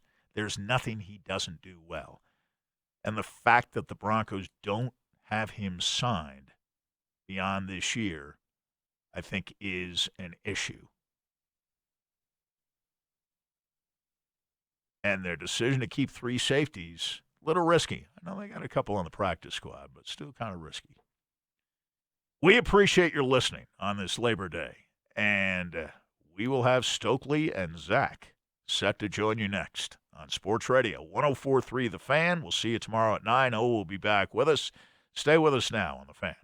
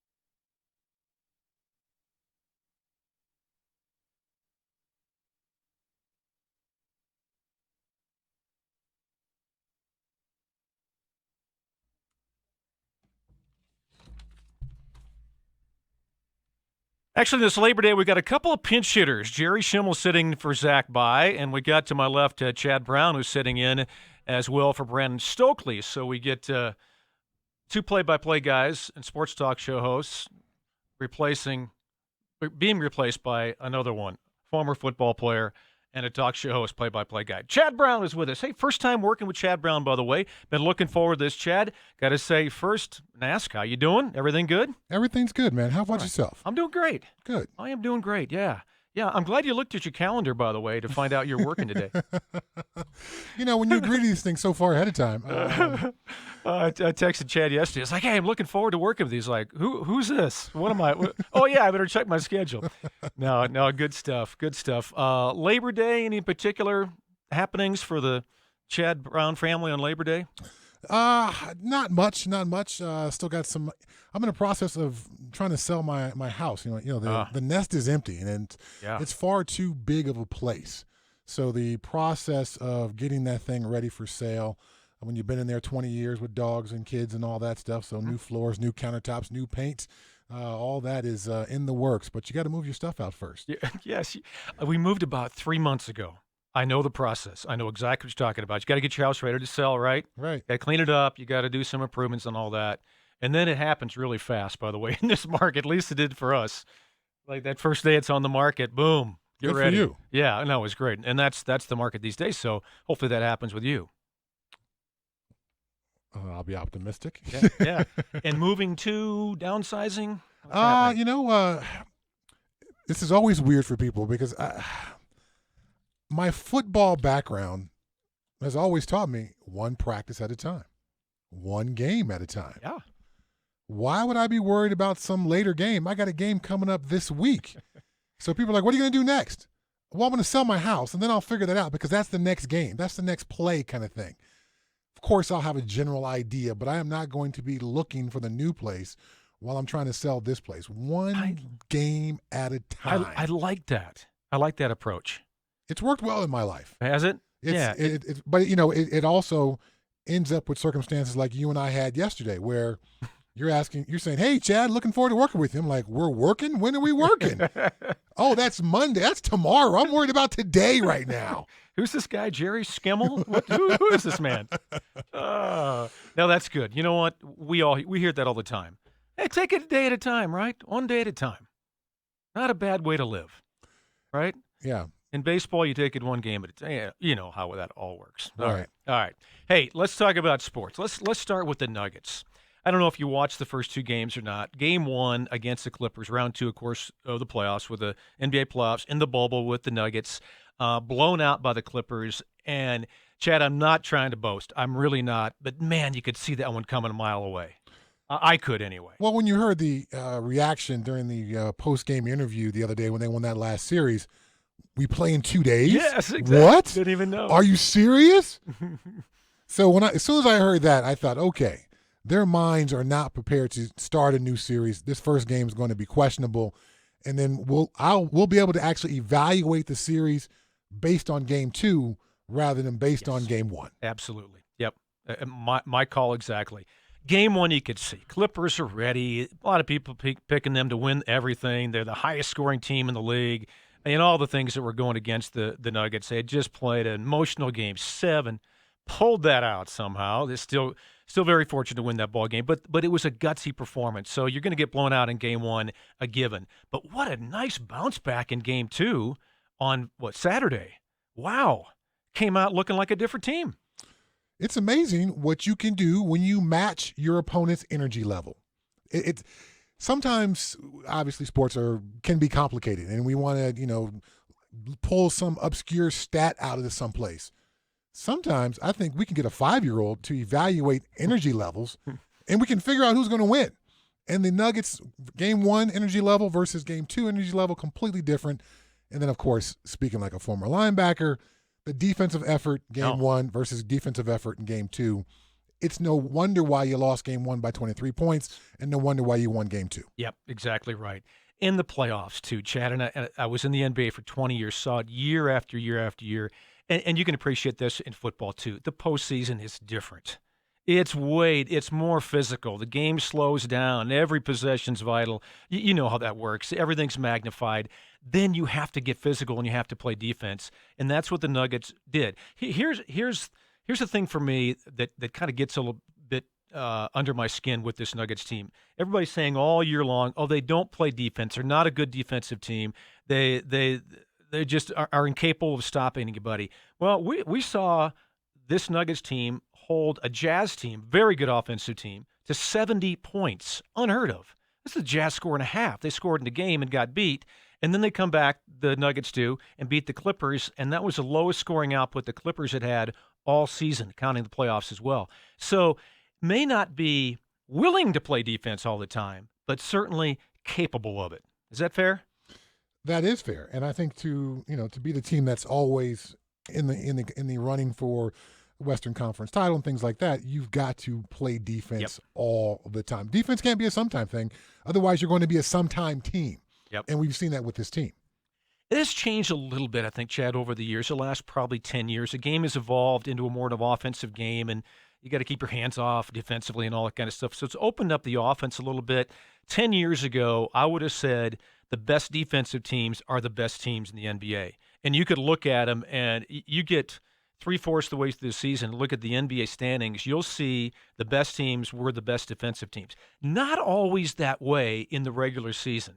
You got a Houston team that just tries to outscore everybody and outshoot everybody. Well, we know who their coach is. That's his philosophy. Well, yeah, exactly right. And there's some other coaches that way as well. But I think when you get into the playoffs and you have to get physical with that opponent, that kind of eliminates itself a little bit, and you've got to play a little bit different of a game. I agree with that. Do you? Yeah. Okay. Well, I mean, obviously, just from the playoff format itself, you're playing the best teams. Yeah. So chances are these teams, are going to.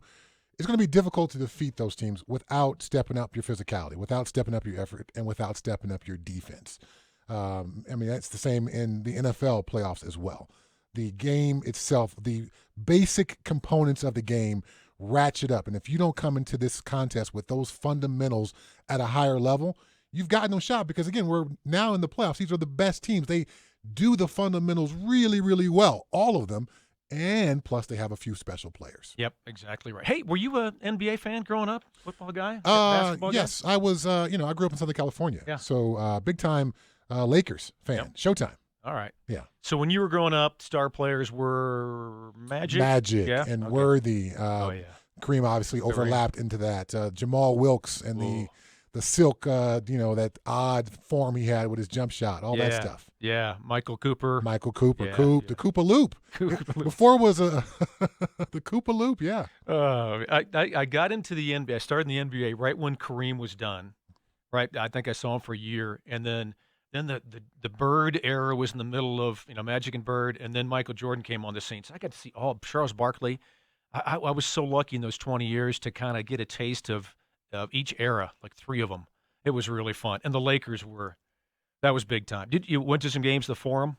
Yes. Did you? I did. Yeah. Very, for a Southern California kid to, grow up and have that kind of experience. My parents weren't well off, so it's a chance to go to a game. I went to a Rams preseason game. Some neighbor had some extra tickets for a preseason game. My first NFL game was the game I actually played in, my first NFL game. Oh, my God. But my dad was enough of a basketball fan. He saved up and got some seats for him and I a couple times at the Fabulous Forum, as Chick Hearns used to call it. Oh, yeah. Is that place still up? Is it? Did they tear it down? As of a couple years ago, I drove past it. Is what they put in the new football stadium there? Maybe I might have that wrong. I don't believe so. No? Okay. All right. It's probably there then. I know there's a horse racetrack next to it as well. I remember that. So I'm curious, Chad, and we're getting off the subject of basketball a little bit here. We'll get back onto it. But Southern California guy and a football guy end up at CU, and you've been asked this a million times, but how'd that happen? Just a great recruiting job by Bill McCartney, or how'd you end up in Boulder? Well, Bill McCartney is one of the greatest recruiters I ever saw, and I certainly had lots of head coaches in my living room, sitting on my parents' couch, drinking my mom's coffee kind of thing. Bill McCartney, I think he had a special way of getting the kid hooked, but also getting the parents hooked as well. And when Coach McCartney left, both my mom and dad said, I want you to go to CU. This is kind of a done deal. Wow. I had an aunt who had recently moved to Highlands Ranch when it was probably like 6 houses, not 6,000 like it is now. Mm-hmm. And he's like, you'll have a chance to see your aunt. She'll be able to look after you.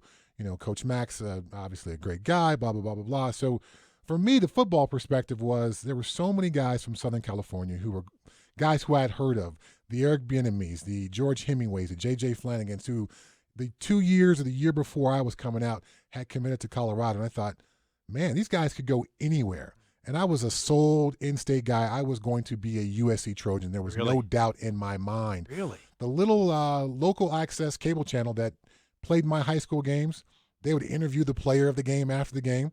And I, humbly was the player of the game a few times. And I would pull out and put on a USC hat. Oh, no way. To do my post-game interviews. And then one night during the recruiting process, the phone rang, and my dad got up to answer the phone. This was during dinner. And he says, yep, yeah, like I said, Chad's going to leave the state. Hangs the phone up. And I go, Dad, who was that? No, that was USC. And so that was like the last time I heard from USC. Oh, really?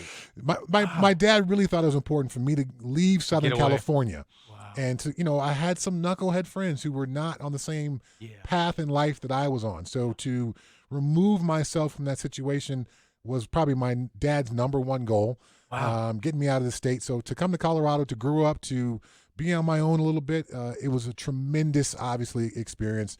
And when you draw up a college experience, I don't think you could draw up one better than what I've had. Really? I live here in the state of Colorado. Love it. Fell in love with the state. Both my kids have become Colorado Buffaloes. So, I'm keeping the tradition going. On the football field, 4 Big 8 titles, a national championship, a job in my chosen profession, All-American. What more do you want from that? I met my wife there. What else could you ask for from a college experience? They need to just record what you said at CU and play it back as a recruiting video. They should. They should, yeah. Oh, here's a question for you. And again, we're off the subject. To me, it's really fascinating. But Coach McCartney, because I've talked to so many players, ex-college football, whatever sport it might be, Chad, that get recruited. They have this great recruiting pitch. I love the coach. He was impressive. He impressed my parents. But when I got to school, the coach was a little bit different. I was a little disappointed. Was it that way with Coach Mac at all? Well, I went to a high school that was, heavily recruited. So we always had 4 or 5 guys each year who got scholarships in various sports. So I was familiar with that process of coach loves you. Now he gets you on campus. Coach doesn't love you. But Coach Mac, I think the love was always clear. It may have been tough love as an 18-year-old guy to think, I got another dad. That kind of sucks. I'd left my dad so I could have some fun and, left my dad in Southern California so I could do some other things. I left the dad who was a Marine, and now I got a dad who's, a tyrant as a coach. But tough love is what you need when you're that age. And looking back upon it, to think at 18, man, I don't want another dad. And now to look back at it at 50 and go, that was exactly what I needed. I needed another dad, a different form. James Brown, my father, was a tremendous father, but Coach McCartney, to be my dad for those 5 years when I was on campus, again, you can't draw up a better experience than what I had. That is so cool. Hey, by the way, speaking USC football, you ever heard of a guy named Jake Olson?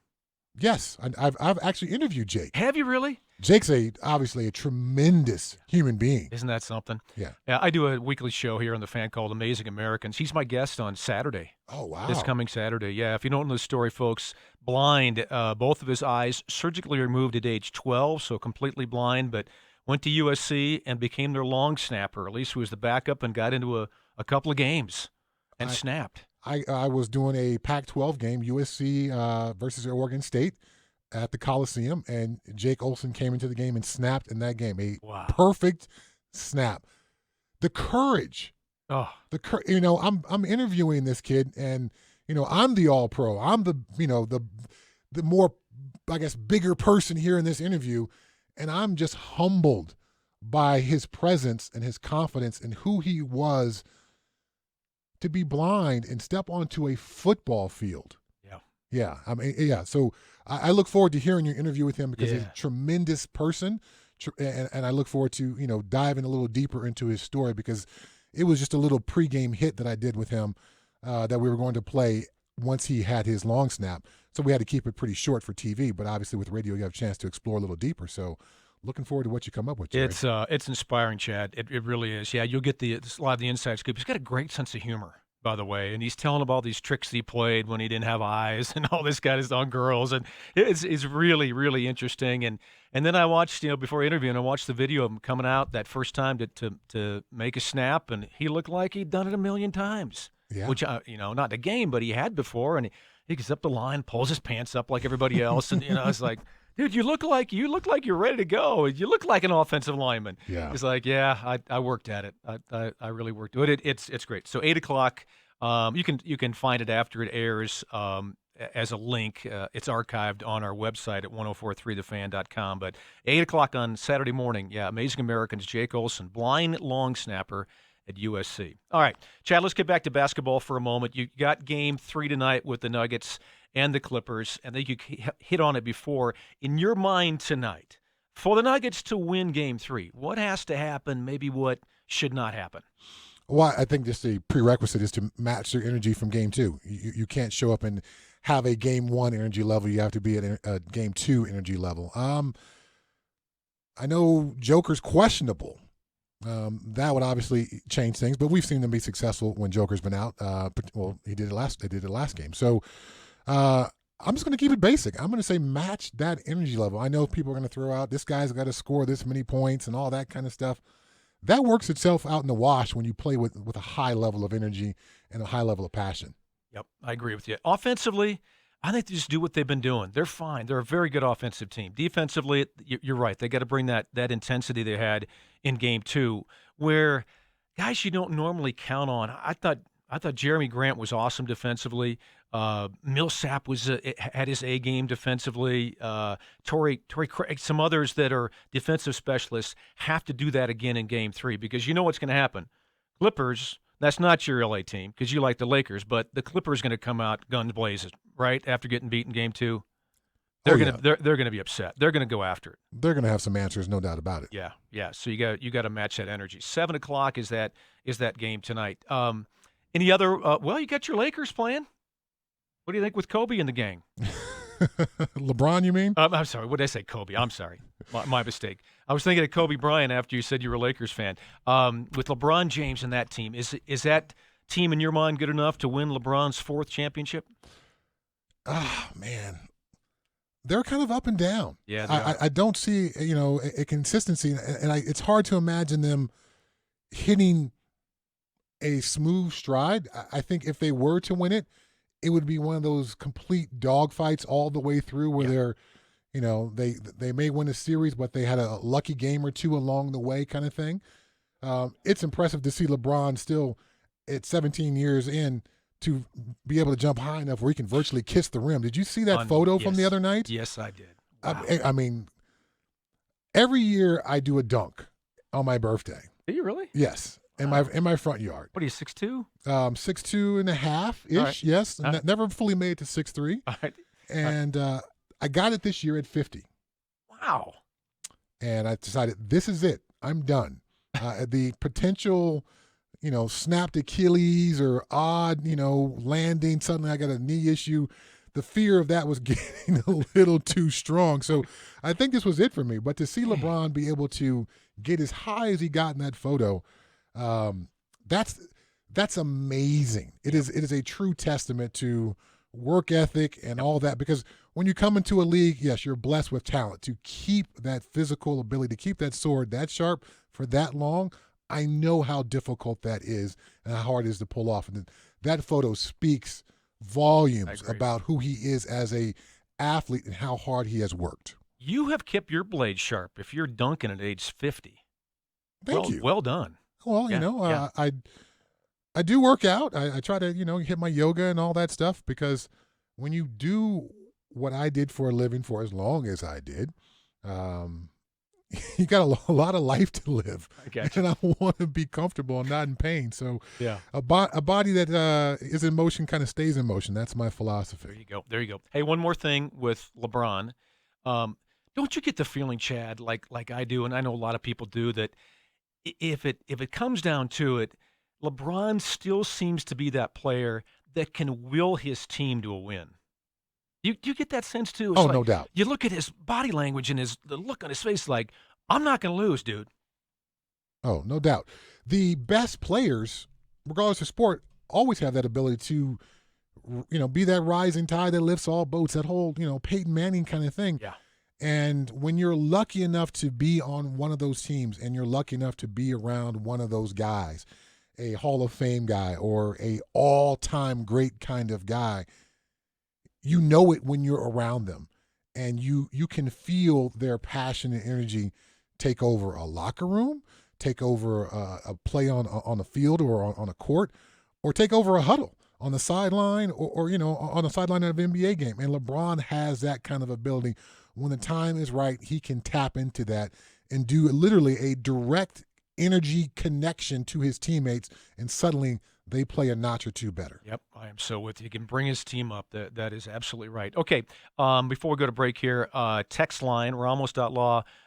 Text line, somebody wants to know that when you recruited by Bill McCartney, did he call you Chad or Chadwick? That's the question.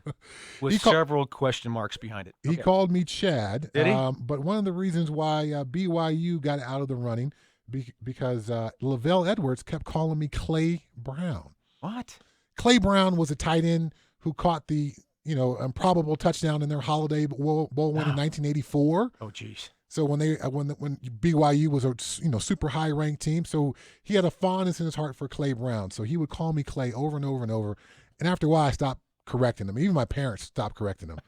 And one of the assistant coaches, tapped him on the side. It's like, Coach, it's Chad. He's like, I know, it's not Clay, it's Chad, but I just can't get Clay out of my head. So there you go. I love Chadwick though. Chad. Does anybody call you that?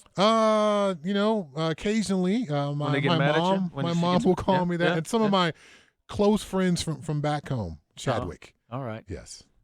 Chadwick. All right. And like Chadwick Boseman, who just passed. Oh yeah. Okay. Yeah. Okay. That's cool. I like that name. All right. We're gonna break here. We're gonna back and talk about the Denver Broncos and their training camp. Can you believe we're coming up on a week from the opener against Tennessee on a Monday night? That is amazing. We'll talk about Broncos and their training camp next.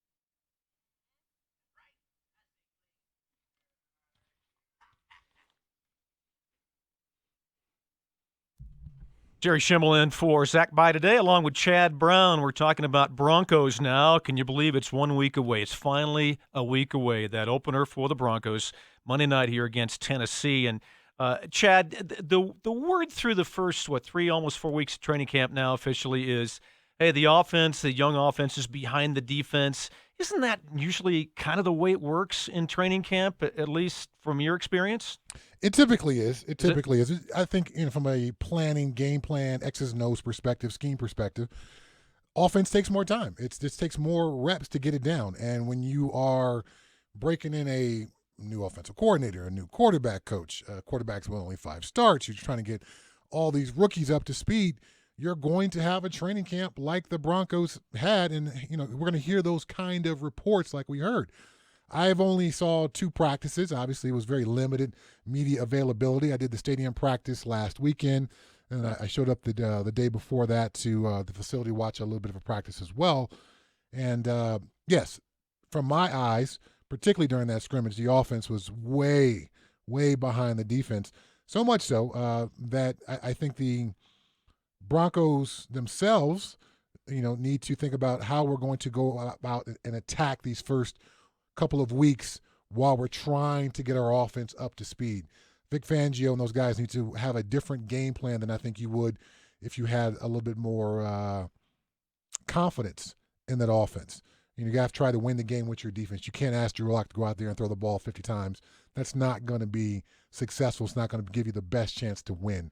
So, obviously we will see with no preseason games, with very limited scrimmages, inter-squad scrimmages kind of thing. I think even the coaches don't truly know what this team is right now. You surprised by anything through training camp?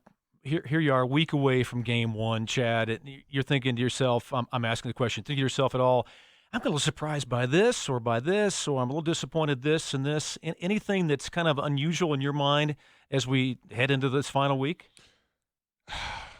It's tricky because I listen to Coach Fangio talk, and I can understand, some of the reasons why things are done as they've been done. And still, at the same time, the old-time football guy in me is like, wait a minute. You're playing Derrick Henry on Monday night.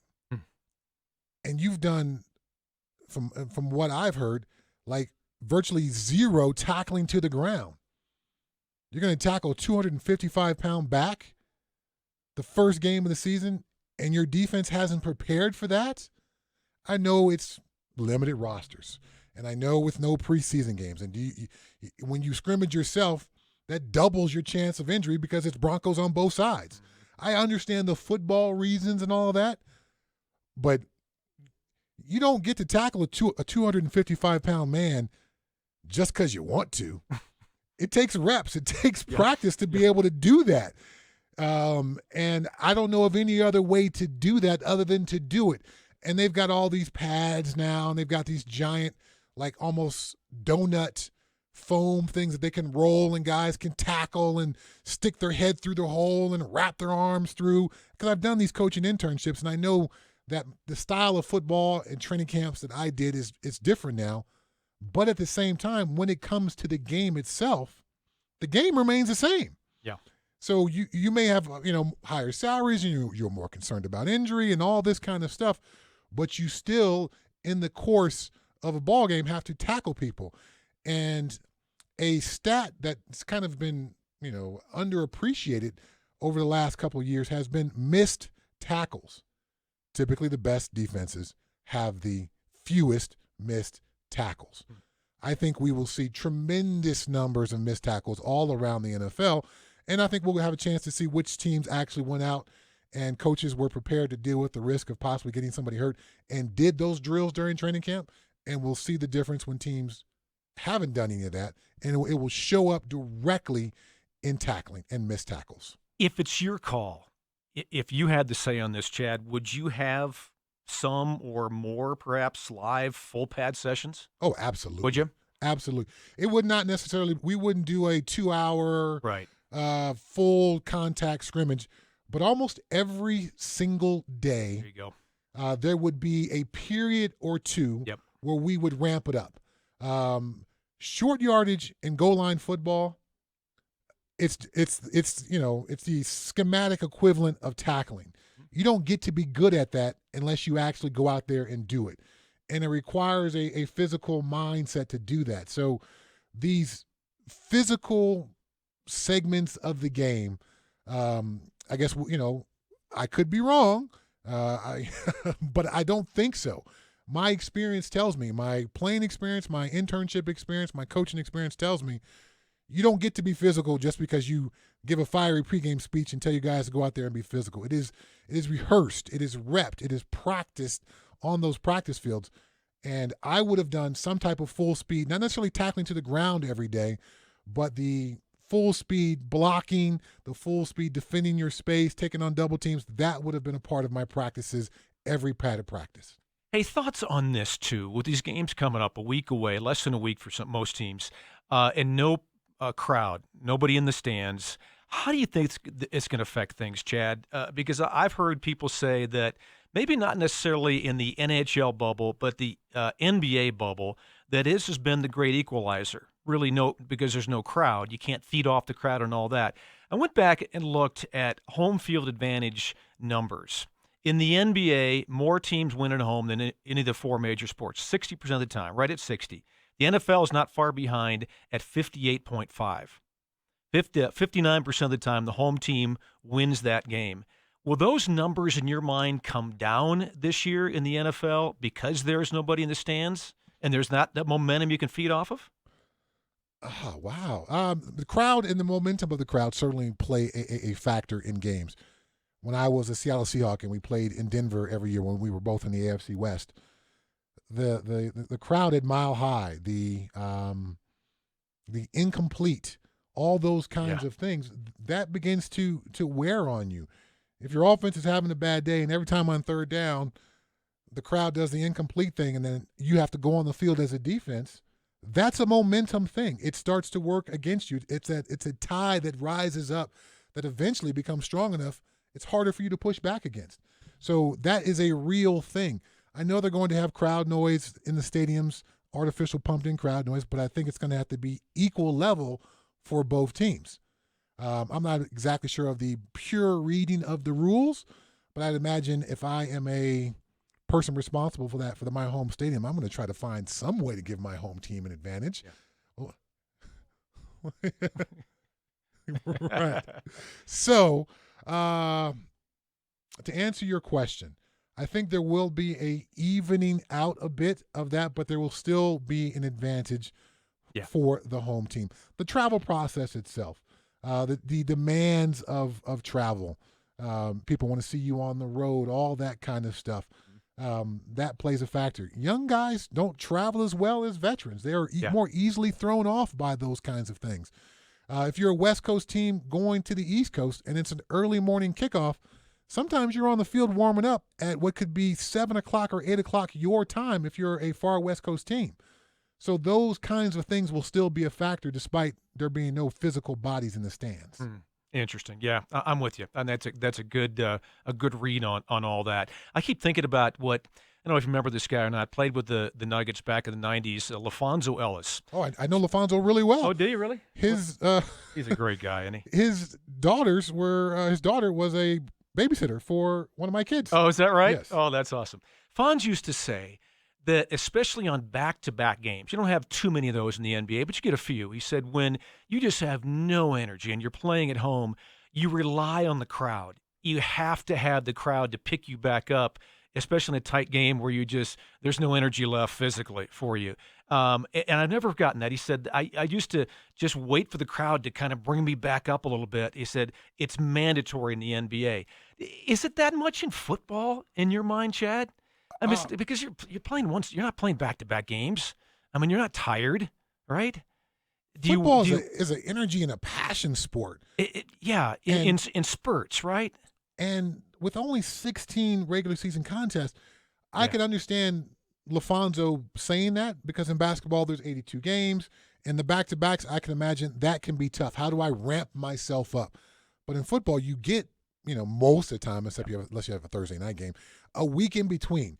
You have a chance to review, wind down, ramp back up and get yourself going again. And when they first started talking about no fans in the stands for this season, initially I was like, yeah, well, I've played plenty of preseason scrimmages. It's still football. Mm-hmm. There's no fans in the stands, but it's still football. And there's only one way in my mind to play football, with energy and with passion and, all that kind of, just bubbling out of you kind of stuff. So whether there's fans in the stands or not, that's the only way that I know how to play the game. I was not bigger or stronger or faster or any of those amazing other skill sets where I could go out there and play, oh, I'm kind of mildly excited today, and go out and kick somebody's butt doing that. One of my greatest coaches I was ever around, Dick LeBeau, would say, I've never seen a man knock another man out with a smile on his face. Did he say that? And he was talking about boxing. Oh. The boxer may smile when his opponent's going down, but when he's delivering that punch, it's coming with some passion and some anger, and chances are he's not smiling. And he was equating that to football, talking about this demeanor you have to go out and play the game. And if you're waiting for the crowd to do it in previous seasons, then you're going to be up and down kind of guy. You have to bring that from inside, from yourself. Yeah. Basketball, it's a completely different deal. It's 82 games. I understand that. I don't push back on what LaFonso was saying. But for football, if it's a football game, if it's a football practice, that's got to come from inside of you. And also, going back to what we were talking about last segment a little bit, if there is those kind of drills during training camp, you are used to playing in these incredibly important moments in the game with no crowd noise, and you bring your own energy, or you bring it from the 11 guys in the field in the huddle. You're not looking for an external energy input. It's coming from you guys. Yeah, I got you. Hey, a texter said, Chadwick, the Seahawks never won a game in Denver during your time there. They were 0-5. Yeah. There's that home crowd. There's that home crowd a little bit. Hey, yeah. When we come back, we're talking about that $19 million question. Von Miller. Is he due for a bounce-back year, subpar maybe last year? We'll hit that next.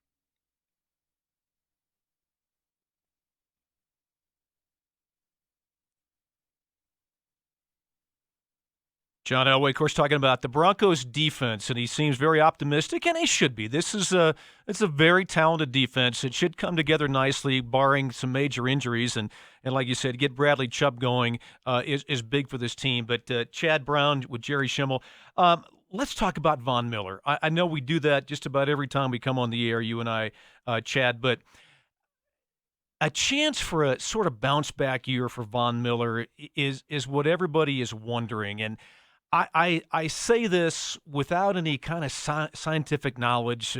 I know the history is when guys get to the age that Von's at right now, their production drops off. Physically, they're not quite the same player.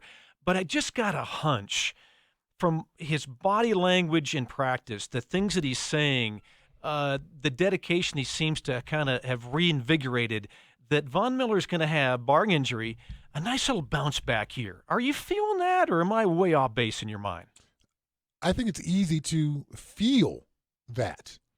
I think it's super easy to feel that. But to be able to confirm that, that's what we're going to have to see. There's no preseason games. Yeah. So Von has certainly talked about it well and with some passion behind it. So we can't, guys like yourself, me, we can't help but feel that. I saw him play in that scrimmage, and, he certainly was toying with whatever offensive tackle was in front of him. At the same time, I think we all can agree the Broncos' offensive tackles aren't very good. Mm-hmm. So, you can't praise one side of it without pointing to the reality on the other side of it. Yes, he's older. That is a factor. But you can rush the quarterback pretty good when you're still pretty old. Reggie White, Bruce Smith, Kevin Green, these all-time great pass rushers certainly did it at 34, 35, 36 years old. You can dunk a basketball at age 50. So it can be done. I'm expecting Von to have a better year, just purely from a energy and passion perspective. Yeah, that's what I'm There getting were at. far too many times last year watching games where disinterested. It seems to be disinterested, or the play is still going on, and you are walking on the field. And perhaps with the reflection of last season, looking back, I think every player, when the season's over, looks back and reflects. And having COVID, which I think is a little bit of a life-reflective moment, because obviously, I don't think Von was in threat to die from it. But it's still, people are dying from this. You can't help but ask yourself some of those kinds of questions. That maybe legacy has come up in his mind. How do I want to be remembered? How do I want to go out? If this is going to be one of my last years or my last year in Denver coming up, how do I want to leave that?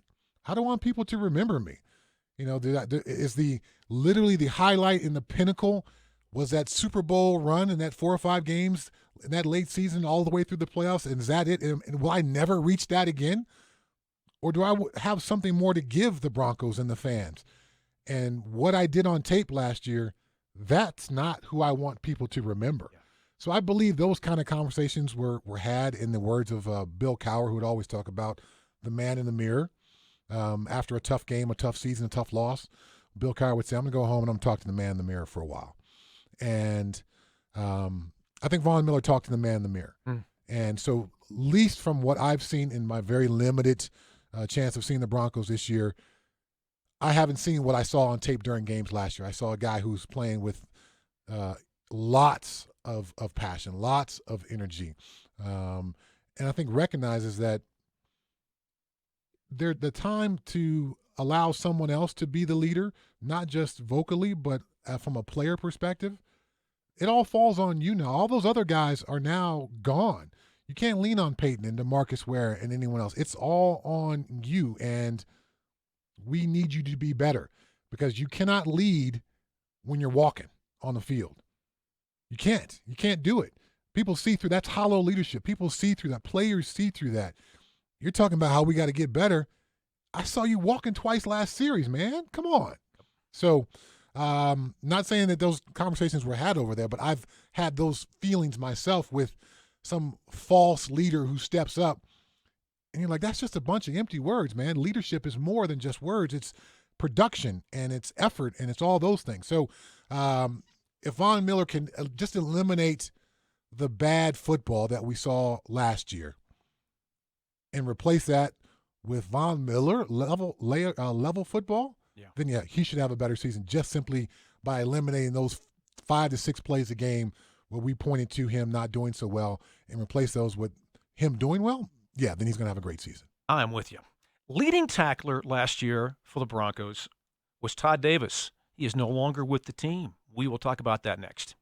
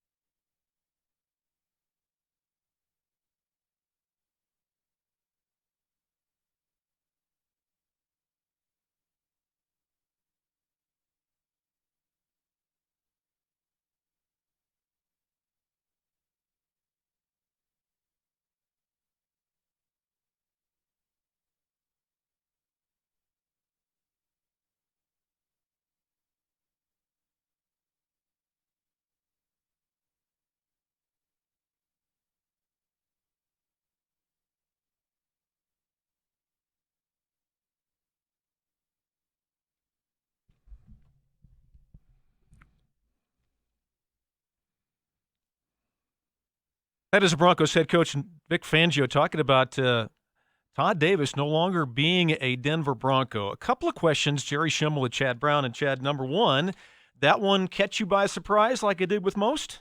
No. Really? The issue of covering tight ends and running backs out of the backfield, I think we're going on 6 or 7 years. This has now been a continuous issue for this Broncos defense. Yep. You couple that with Todd's injury history. You couple that with his salary. It all made sense. As soon as I heard it, I thought, I know what this is about. I wasn't looking for something behind the scenes or some other issue to pop up. I thought this was not the guy to take you to the next level with these defensive issues as far as tight ends and running backs. Gotcha. Yeah, I hear you. Yeah. And I think, too, with him, people were shocked because, I looked at the stats. He led the team in tackles. Well, your inside linebackers can do that in most teams, right? If he plays. He should, yes. Yeah. So that shouldn't be the surprising factor. But I think the ones you listed, when people started breaking that down, covering tight ends being at the top of that list, I think really makes sense. And I think once people, including the media around here, in my mind, Chad, started digging in and seeing what you just mentioned, the other issues involved, the injury history, not be able to cover bigger players and all that, it made a lot more sense. But when you look at it from that number standpoint, you're going, wait a minute. He was the best tackler on the team last year. Now he's gone. What's up? You can't look at it that way. Oh, yeah. I mean, my 13th season, I was the leading tackler for the Patriots. Were you? And then they sat me down and put Teddy Bruschi back in, and one of the reporters asked me, how can they bench the leading tackler? It was like, well, I'm making tackles 6-7 yards downfield. So it's not kind of tackles that Bill Belichick is looking for right now. He's mad at me because I'm making tackles now. Right. And, part of the reason why I'm, the leading tackler is because they're kind of running the ball at me because I'm not doing a really good job here. You're a very honest man. And when you look at that Broncos defense, do you see, number one, a top 10 defense like it looks like it should be, despite some of the issues, maybe at corner, at inside linebacker like we just talked about? Do you still see that top 10 defense coming back? Well, when you start thinking about top 10 defenses, you think about, where every position group is solidified and there's no question marks. If you run down this Broncos defense, I think they are a hopeful top 10 defense. But I saw Bradley Chubb go down early in that scrimmage at the stadium last week. And I didn't catch up over the weekend, but he didn't practice Monday, Tuesday, Wednesday, Thursday, or Friday, I believe. That's not a good sign for a top 10 defense. I think so. That's the outside linebackers. Defensive line, I think that group is a solid group. Inside linebacker, you've getting rid of your leading tackler, and you're replacing him with Josie Jules, who had some issues and was benched last year. Now, A.J. Johnson, I think, is a guy who's coming up, but Josie Jules presents some issues, and now you're going with Mark Barron as the answer to these tight end and running back issues. A guy who hasn't even practiced with the Denver Broncos. Right, so that takes care of inside linebacker. Safeties, I think no doubt solid. Cornerbacks, who's your third corner, and are they ready to stand up to that? So you got question marks at outside linebacker, question marks at inside linebacker, and question marks at cornerback. Chances are, not all those question marks are going to be answered positively. If you get 2 out of the 3, you still could be top 10. But if you lose 2 out of those 3 question marks, chances are you're not going to be in the top 10. Does that make sense? Yeah, it does. Absolutely. And you think about, Chad, so many unknowns right now. I mean, the fact that there's no preseason games, that's a whole subject in itself in terms of getting ready for the season. Secondly, we've already talked about, already hit on it, no full pads, full contact practices, maybe some moments here and there. That's got to have an effect on how you start this season. Got question marks, like you said, with the corner, who's the third corner, and your inside linebackers. There's just so many question marks right now that I think these first couple of games are going to be crazy. I think they're going to be completely unpredictable. And I said it earlier. I don't think Vic Fangio and those coaches know over there. I agree. I've done a lot of college football broadcasting over the last few years. And you're good at it, by the way. Thank you. Yeah. I appreciate that. And the first game of the season, unless it's Alabama playing, Sisters of the Poor kind of college, if a coach is playing a legitimate opponent in that first game, they are scared to death because they have no idea who their team is once real football happens. And I asked Vic Fangio, as part of the 9 News broadcast after that scrimmage in the stadium last week, have you talked to some college coaches on how to prepare for this? And he kind of pushed back on the question. It's like, oh, they play terrible teams, and there's nothing we can learn from that. In my opinion, that's a missed opportunity because there are teams who will open the season with an in-conference opponent, and it's a matchup of top 10, top 20 teams. And how do you as a coach get yourself and your staff prepared for a team that you literally have nothing to go off of? They haven't been in those situations. You don't know who's going to melt down mentally. You don't know, you know what I mean? Although you learn those things in a preseason game as an NFL team. As a college team, you learn those in that first game, and then your ability for you and your staff to react to those and fix those issues in game becomes critically important. So I will trust, Vic with his 30-plus years of NFL experience has a good handle on it. But I certainly did not like the answer to my question last week because I thought it was too dismissive of the concept of you don't know who your team is. Why not talk to some guys who go through this same situation every single year and see if you can glean a little bit of information? How many games in the NFL are decided by a field goal or less? If you can glean a little bit of information, could that be worth a field goal? Possibly. So that was my reaction to his reaction to my question, and my thought of, man, how could you possibly know who your team is and to be confident in that with the preseason training camp that all NFL teams have gone through this year? Yeah. You know what you made me think of, Chad? You made me think of when I was coaching college baseball. I coached at Metro State for a while and then at Colorado Christian University, but I was a head coach one year, my first year there, only year there as a head coach, interim head coach, and we had gone through indoor practice for the most part, and we're starting to play in February. It's still very cold outside in Colorado in February, as you know, but we're getting ready to start a regular season. And I remember the first game we're playing CSU Pueblo, and I'm going, are we any good? I don't know who we are. I'm in the indoor batting practice sessions look good, and this guy's making a good and our bullpen sessions look good. But I don't know if we're any good or not. How do you know until you play somebody?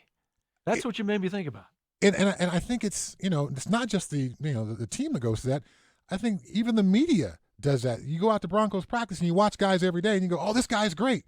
Yeah. Well, how does he stack up against the rest of the league? Right. That's what we know. Is he great for in a practice situation with the Broncos? Sure, he looks great all the time. But how well does he play against other people? That's what the game is based on. So you can't fall in love with your own players unless you have a chance to evaluate all the players. And we've had none of that.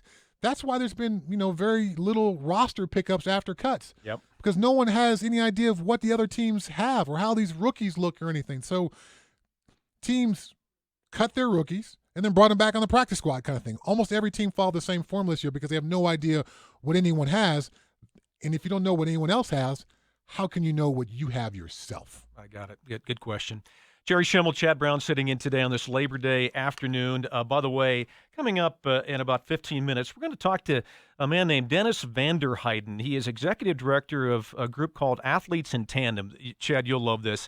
They match endurance athletes with handicap athletes, and a lot of times they're in wheelchairs. They'll push them on a race, in a triathlon, in a cycling race, something. He is executive director of that. They've got an incredible charity race coming up next weekend that we're going to talk about. That's at 1:20, and then at 1:45, Bud Black, the Rockies manager, is going to join us here in the Fan and talk about the Rockies, who are, by the way, coming off a wonderful weekend, winning 2 out of 3 against the Dodgers in Los Angeles, that hometown of Chad Brown, where the Rockies have had all kinds of problems winning. By the way, it's time for another season where you can compete against all the fan hosts. Each week, top scorers get a $250 gift card to King Soopers. This season's grand prize is groceries free for a year. Get registered before Thursday's kickoff at our website. That's 1043thefan.com/picks. Again, that's 1043thefan.com/picks. Our King Soopers fan football pick'em. That's always a lot of fun and some very good rewards there as well. Hey, going into this regular season, Chad, I've got over here the full-time hosts have their predictions on the Broncos. You got anywhere from 6-10 for Mark Schlereth to, let me stand up and look here. Hold on a second. I think DMac's at 10-4 or 10-6. I'm sorry. How about you? You got a prediction on a record for the Broncos this season? I'm going to say bubbling around that 500 number. See, with Sandy Clough at 8-8. Yeah, I'm thinking 7-9, 8-8, possibly 9-7 as the top of it. 5-11. I think they're better than that.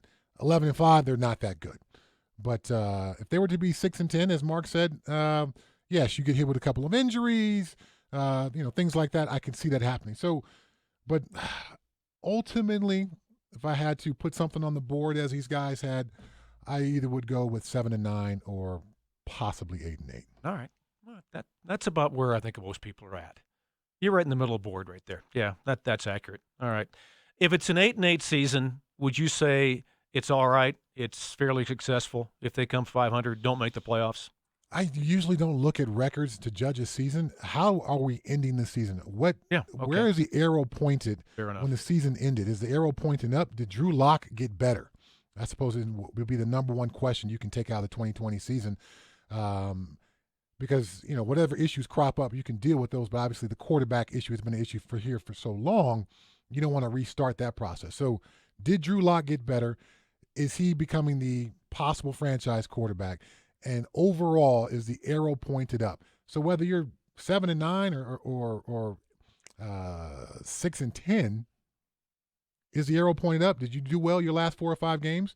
Did the team play hard for the coach? Did they quit on the coach?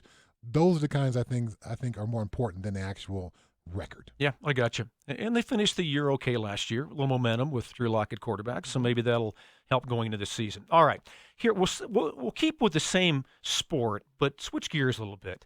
No one really talking a whole lot about how the coronavirus is affecting referees in the NFL.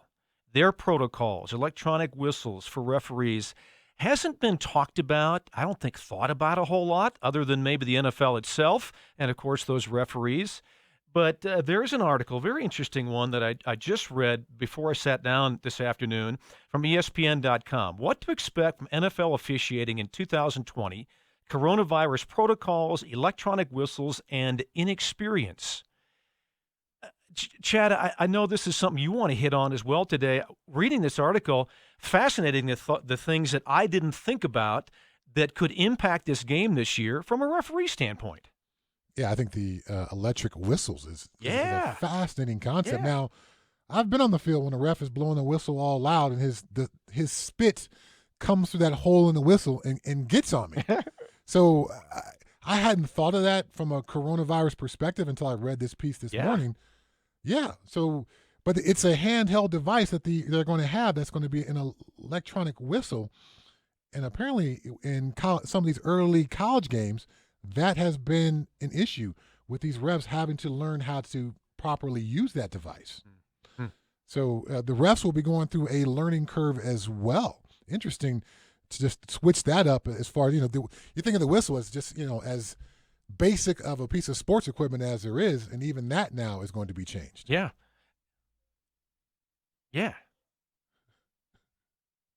Hey, you got the NBA going on as well. You got NHL as well. They're not using those electronic whistles. When I read this article, that's what I thought about. Why in the NBA? That's a great idea. They should do this in the playoffs or the NHL. I wonder if they've even considered that. Again, maybe the NFL is breaking new ground here. I think maybe because there's so many stops and starts. That's true. Uses for the whistle in the Especially NFL. Yeah. Exactly right. Well, is it a factor? Will it affect the games at all? Outcomes of games? Shouldn't, should it? I certainly hope not, but I would not be surprised because if it's a handheld device, are you falling? How do you, what is there a lock on it? Does it take 2 fingers to activate? to prevent it from going off accidentally? And if it takes 2 fingers, what if you're trying to press it and you only get 1 on there? How do you prevent either accidental, going off of the whistle, or being able to not use it in time? Yeah. Because, the whistle is a safety thing in football because that, tells everybody the play is stopped. Not everybody knows and can see where the play is. So if a referee can't blow that in time, there's a potential injury. And if he blows it too early, we've all seen plays that have gone that would have had a different outcome if that whistle wasn't blown too early. I got you. Hey, let me get your thoughts. We got a couple minutes left here to talk in this segment about the Broncos. Your thoughts on Drew Lock. And I know that name is thrown out there every single day in the media, in sports talk radio, on this station and others. Well, Drew Lock, he had this momentum coming off of last year. And when you look at the numbers, Chad, they're not terribly impressive. But he did get some wins, and they were flashes of brilliance. There were flashes of this guy being a pretty interesting, dynamic type of young quarterback. Here's the question for you that I have for you is, are the expectations for Drew Lock a little bit high going into this season after just 5 starts in 2019? I think so. And I say that, let me say that before you answer. I say that because every young quarterback has struggled. Everybody did. Tom Brady did, and everybody, they all struggle at some point. He's gonna hit that wall, and when he does, I think it's a matter of how he reacts. But is it fair the expectations that the media fans have put on Drew Lock? I think expectations should always be high from a fan perspective. We expect the team to do well. That's how and particularly here, the Broncos are one of the most successful franchises, not just in the NFL, but in all of professional sports. So the fan base has a right to, expect good things from their players. But from Drew Lock's sample size last year, 5 starts. One of those starts was the Houston Texans, who put together one of the all-time worst defensive performances I've ever seen. So in the interest of doing a fair evaluation, you almost have to throw that game out instead of champion that game as that's going to be a repeatable type of performance from Drew Lock. I think you have to throw that one out, essentially. So you have to look at the rest of the games. And the rest of the games are fairly uneven. Clearly a young quarterback. Clearly a quarterback who has some sloppy footwork fundamentals. Clearly a quarterback, but also on the plus side, seems very confident, seems to has enough swagger where guys believe him when he walks into the huddle and they get a sense of confidence from him. So there is some good, some bad, which I thought played itself out on the field, were slightly uneven. Does he have the prerequisite skill sets to be a good quarterback? Yes, the arm strength is there. The leadership ability certainly seems to be there. Footwork, needs to improve. But if I were evaluating a quarterback and I saw him play last year and I thought, okay, in a couple years, given some good coaching, the correct system, this guy can be really good. At the same time, I would not be surprised if he stayed where he was because there was so much still to be worked on. Driving over, I stopped at a stoplight, coming over to the radio station. I'm scrolling through ESPN on my phone, and someone is touting Josh Allen as a potential MVP candidate.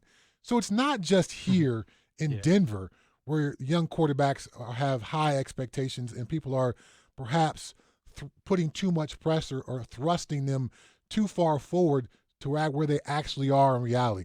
Josh Allen was one of the most inaccurate quarterbacks in the NFL on third down last year. Suddenly he's an MVP candidate?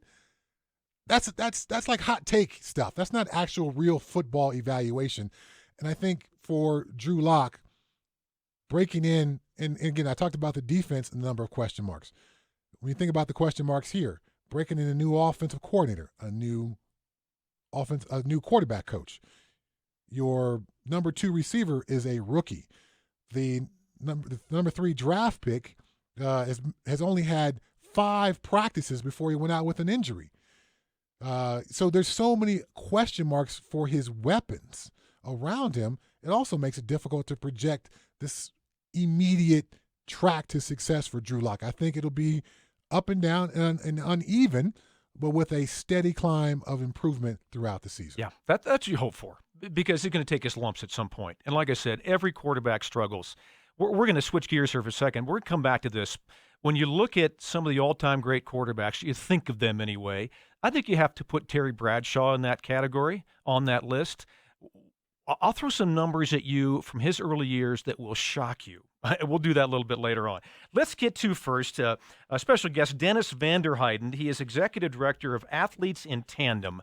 It's a unique charity. It's based in Fort Collins where they match endurance athletes with handicapped people, a lot of times kids. And Dennis, you're doing something in a couple of weeks, September 19th to 20th, over the weekend, outside of Fort Collins, called PJ's Journey Home.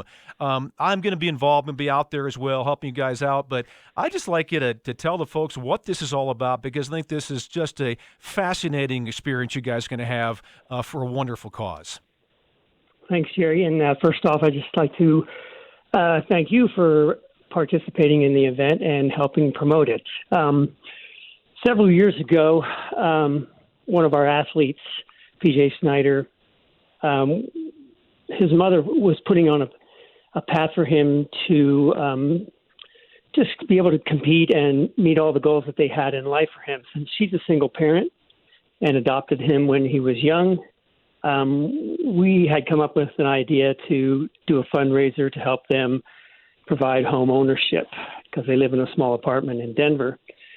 So throughout the years, PJ's been one of our most active athletes. He's competed in triathlons and running and swimming events, including the 2014 Boulder Ironman, where him and I competed. And 3 years ago, we biked across Colorado to help promote his cause and cure for the disability that he has, which is Angelman syndrome. So Chris Howard, who's one of our most active volunteers, has offered to bike for 24 hours and 400 miles up here in Fort Collins as a fundraiser to help provide home ownership for Cindy and PJ. So he just competed in the Hoodoo 300 and set an age group record time for that event. And Chris just has a heart of gold, and so we're happy to have him be a part of this fundraiser for us. You know what? 400 miles in 24 hours is really tough. I don't care who you are. You can be a professional cyclist, and then to be able to pull for how long? 12 of those hours, right? Somebody behind you, like PJ? Correct. So that's going to be huge. So PJ, yeah, it is. So, but Chris is used to this type of challenge, and if he can do 300 miles on a hilly course in southern Utah, he can certainly try to attempt 400 miles on a flatter course here in Fort Collins. PJ will be active for the first 6 hours of the event and the last 6 hours. Awesome. PJ'sJourneyHome.com. Is that where people can get involved if they want to, Dennis? Yeah, that's it'll tell the story of PJ and Cindy, and also there's a donation button that you can click to contribute to help the cause of providing home ownership for them. Athletes in Tandem is your group, your nonprofit. How'd you get started with that, Dennis? It's so inspiring to me. Yeah, so I just finished an Ironman myself, my very first one back in 2007, and fortuitously, I came home and I just happened to see a video of Dick and Rick Hoyt, who Dick Hoyt is like the poster parent for racing with individuals with a disability, and I just figured to share my passion of sports and triathlon, that it'd be pretty powerful if I just reach out to that special community to offer them the ability to compete in races and experience what it was like to be an athlete in a normal environment. So I've been doing that since I was an official 501c3 in 2010, so 11 years now. Good for you. We're talking with Dennis Vanderheiden. He's Executive Director of Athletes in Tandem and PJ'sJourneyHome.com. Check that out, folks. It's a great cause for a young man that deserves any help you can give him financially or otherwise. The event takes place next weekend. I'll be up there in Fort Collins, 19th and 20th. PJ'sJourneyHome.com. Hey, final thing, Dennis, what we have to do, he's already in really, really good shape. But we got to get Chad Brown out there to do an Ironman. Or at least a sprint triathlon. What do you think? Yeah, that would be fun. Like, he needs another challenge in his life, I'm sure. Yeah, well, I'm a little bit more of an explosive type athlete than an endurance athlete. But, There you go. Sprint for a good triathlon. cause, I will certainly step out of my comfort zone. Yeah, but every dog can learn new tricks, eh? Yeah, well, I hope so. How about he's going to dunk a basketball for 24 hours at age 50? How's that? No. There you go. Hey, Yeah. Dennis, hey, thank you so much for taking the time with us, and good luck. I'll see you up there next weekend, but looking forward to it, and thanks for taking the time, and thanks for doing what you're doing with your nonprofit. Oh, you're welcome, and thank you for helping promote our cause. Absolutely. PJsJourneyHome.com. Folks, check it out. We'll take a break. When we come back, we're going to talk another sport. We're going to talk hockey and the Avalanche season. It's over, but the future looks pretty bright. Back in a moment.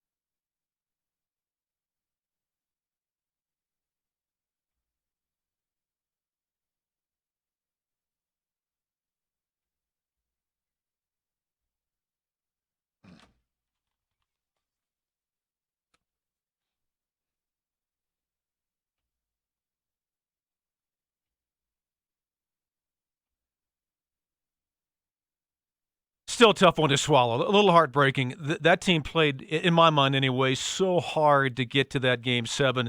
They get beaten overtime, and their season done. Talking about the Colorado Avalanche, of course, Jerry Schimmel with Chad Brown on this Labor Day afternoon. And Chad, I'm not the world's biggest hockey fan. I do have 2 family members who are. My wife is crazy about hockey, and I have a son who can't get enough of it. He interned with the Colorado Eagles, the minor league team for the Avalanche this year. Had a great time, and I like to sit with him and watch the Avalanche because it explains how the thing works to me. I have a lot of questions about it, but big hockey / Avalanche fan or not, that's a tough loss. That's a tough one if you're any kind of Avalanche fan to take, because it was right there for the taking for that team. I think you certainly have to be proud of that team to come back in the series down 3-1 and to make it a Game 7. I'm like you. I'm not the hugest hockey fan. I like to say, hockey didn't make it to the hood where I grew up. So, but obviously, the Avs are a part of Colorado sports culture. So I have to keep up, and definitely crushing kind of loss. But I read something from Nathan McKinnon that gives me a little bit of concern. He asked the front office not to change much. If we have the exact same team next year, I feel like we can win it next year. The thinking that you can just pick up where you left off, is that something I think for guys who don't fully understand it all, it's impossible for any team to pick up where you left off. I think change is often an important part of the offseason to reduce the thinking, we got the band is back together, we can just fast forward our way back to the playoffs. Yep. No, you've got to earn your way through the regular season and earn your way into the playoffs. And even if it's the same guys, they still have to go through that same process. So when you lose a playoff series and start talking about how we're going to be back here next year, that concerns me. I think you can vow to be better, you can all that, but you can't think we can just pick up exactly where we left off, because you cannot. Teams just simply don't do that. That brings up a thought. I listened to Andy Reid, of course, the Chiefs head coach, after they won the Super Bowl. It was a couple days later, and he was talking to the media, and someone asked him that question about, can you repeat next year? And he said this. He's to your point, Chad. He said, we can't just rest on laurels. We can't expect to have the same team back and have the same result. We need to get better defensively. I mean, he said that. He said, no, offensively, it might not go as good as it did this year. It might be better. We don't know that, but we're going to have to work up to that point to get back to the Super Bowl, maybe win a Super Bowl again. But no, we can't just rest. We can't sit with the roster we have right now. We have to get better. We have to improve where we have weaknesses, and where we have strengths, we need to get stronger. That's what you're getting at, right? That's exactly where I'm getting at. And for Nathan McKinnon to overlook that every team in the Avs division and every team in that conference are going to be studying the Avs all offseason long. And if those guys come back as the same team, they will be left behind by those teams who found ways to get better. Mm-hmm. So, I mean, it's a great sentiment, but the reality is you should not be thinking that way. You got to be focused on how do we get better. I want to be back here because we're better than we were this year, and that will give us a better chance to win it all. That was probably, don't you think, though, Chad, that reaction by Nathan McKinnon might have been a little raw, a little emotional. At that point, you just get beat. Your season's over. You're kind of standing up for your guys. We're good, man. We just had some bad luck. We had some injuries, and we'll be back next year, type of thing. I don't think he was thinking, we have to bring this same group of people back. No, I think it was a little raw. Yeah. I think, given some reflection, he may phrase it differently. And again, I don't think there's anything negative about that. To your point, he's standing up for his teammates, saying, this is a good team, basically is what he's saying. And all these guys we brought in, the offseason additions, they helped us get to where we are. So if we can just keep this together, front office and coaching-wise, you certainly can't think that way. But as a player, I can't really push back too hard against that thought. Yeah, I got you. How about this, though? And again, I know you're not that hockey aficionado, but for the members of the media, and I have some friends and fans who do the same thing, thinking that was just an epic collapse. They were up 4-3 in that game with whatever time was left, 10 minutes, and they let it get away, and they scored the goal and give up 10 seconds later and all that, that it was just something they had that they just let slip away. I don't know if I buy that. And think about this. They were, Chad, on their third goalie. It's not quite this way, but it's sort of the equivalent of going into the playoffs with your third-string quarterback. Who's the third-string quarterback for the Broncos?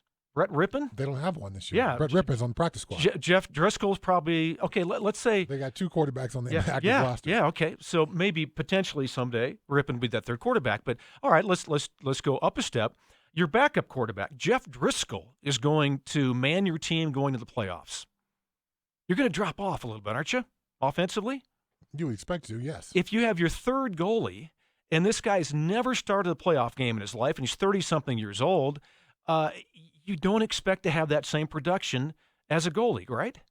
Yeah, I think it would be impossible to have that expectation. Yeah. It wouldn't be realistic. And I think some of the broadcasters made a good point with Hutchinson that third-string goalie had to start the playoffs because of injuries, and there was a reason he's been a journeyman goalie his entire career. He will make that great play, but then sometimes that routine shot gets by him. That's why he's a third-string goalie, and he's never started a playoff game before. When you throw that type of player in hockey as a goalie, and again, I'm not the expert, but people tell me that this is pretty accurate, you're going to drop off. When you look at it that way, I think you have to say the Avalanche almost miraculously made it to Game 7 with a backup goal. And I think that's kind of what Nathan's, getting at. Yeah, I do too. Without saying, hey, we had our third-string goalie in. He's saying, given the same group of guys coming back and we got some health, we're going to be really, really good. Yep, I'm with you. Hey, a little bit ago, I talked about all young quarterbacks, history of the NFL, have struggled. Chad, I'm going to throw some numbers at you, listening audience as well. Terry Bradshaw, one of the great quarterbacks of all time, right? 4 Super Bowl championships, all that kind of stuff. All right? Year 1, his rookie year, 1970. He started 12 games, 6 touchdowns, 24 interceptions. That's not good. Year 2. That's not good. Year 2, started 12 games, 13 touchdowns, 22 interceptions. Year 3, 1972, team starting to get better now, 12 touchdowns, 12 interceptions. Year 4, 1973, starts 12 games again. He digresses. 10 touchdown passes, 15 interceptions. 1974, 7 touchdowns, 8 interceptions. He was hurt for a lot of the year. Finally, in 1975, they won the Super Bowl that year. He throws for 18 touchdowns and 9 interceptions. Not a big number of touchdown passes, but he kept the interceptions down. Those are 6 struggling years. Those are 6 not average numbers, Chad, bad numbers for a quarterback. Yeah. He's one of the all-time greats. What does that say? I mean, what does it say about expectations for the Broncos quarterback? They shouldn't be real high, should they? Yeah, but I think on the, there's obviously 2 sides to every coin. So I think on the opposite side, the average fan is going to go, what about Patrick Mahomes? Yep. He's been amazing since his first start. And his first start was here in Denver, the last game of his rookie year. Then he started the year after that, and it's all kind of been history since then. So there's always going to be an outlier. So when you or I say something like, all young quarterbacks struggle, of course you can put an asterisk by that and point to 4 or 5 guys who haven't. But to your point, by reading off Terry Bradshaw's stats, there's an all-time great, a Hall of Famer, who struggled early in his career. Most quarterbacks do struggle early in their career. Even the great Peyton Manning, I played against him his rookie year when he was with the Colts and I was with the Seahawks. And I think he had almost 30 interceptions that year, if not 30 or more. So most young quarterbacks struggle. So to expect Drew Lock to fit into the outlier category and not 95% of quarterbacks who lined up under center in the NFL, I think, that would be an expectation that's not really fair to Drew Lock and not really accurate with the history of the NFL. Gotcha. Hey, best year for Terry Bradshaw, 1979, arguably with numbers anyway, 3,724 yards. Not a huge number, but there were 16 games back then. So let's see, best year, 3,700 yards passing, 26 touchdowns, and 25. He still threw 25 interceptions that year. As many interceptions as touchdowns in his best season. Interesting when you look back. Yeah, you see some of the greats really, really struggle. Hey, when we come back, we're going to switch gears to baseball and be joined by the Rocky skipper, Bud Black. That's coming up next.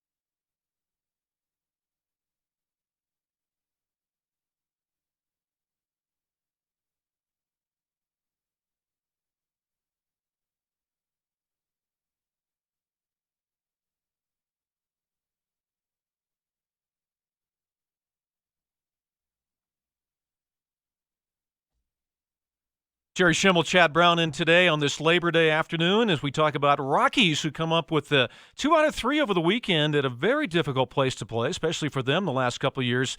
Dodger Stadium. They get a win yesterday, a win on Saturday. We're joined now by their skipper, and that is Bud Black. And Buddy, congratulations on a very good weekend. It looks like you got a little momentum going right now. Well, I hope so, Jerry. And Jerry, it's good to hear your voice. Thank you, God, sir. Jerry. You Jerry, too. You sound great. You sound great. Thank you. That was good. That was a good weekend, Jerry. Friday night's game, we were right there, and Carlos had a tough inning. But, we've played the Dodgers tough over the years. There's been some heartbreak. But, our guys keep fighting. It was good to see us come out of there 2 out of 3. We had some big swings, and we made some pitches the last couple nights. So it's a good feeling coming down here to San Diego for sure. Hey, Bud, Chad Brown here. You just used the word fight, and then you said that last night. You said there's fight in this club. Talk about that fight and inside your players, them trying to get back into the playoff picture. Well, our guys have a lot of pride, Chad. I think that you look at our group, and, once they felt the playoffs in 17 and 18, obviously there's a strong desire to get back and get that feeling of playing in the postseason. Those guys enjoyed that. They liked it. And a lot of guys felt it for the first time. So they want that feeling back again this year, and they know that they're very capable of doing it. So, again, led by, Nolan and Trev and Chuck and Murphy and Kemp, some of our older players are doing a nice job of keeping that intensity, and the young guys are having fun. They're going for it too, and we're fighting every pitch, both on offense and defense. Hey, Bud, we'll get back to your team in a second. I'm curious what you have found in this sprint of a season, 60 games in 2020, that has surprised you. You're past the halfway point now. As a manager of this team, you're saying, boy, I never really thought it would look like this as a manager this season. Are any of those that hit your head?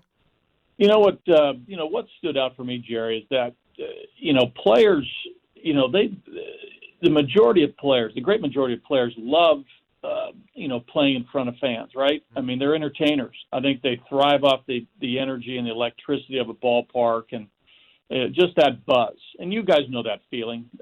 It's a great feeling, especially late in the game when the game's tight and, the volume rises in a ballpark and, players are focused and concentrating and they're entertainers. What surprised me is that the level of play with no fans, right? There's some crowd noise, pumped into the ballpark, but there are absolutely no fans in 50,000 seat stadiums. And the competitive level of both teams is as high as if there's 50,000. That's the thing that surprised me is that, both sides across the landscape of the game, professionalism of the players and the pride of performance is there, regardless of the fans or no fans.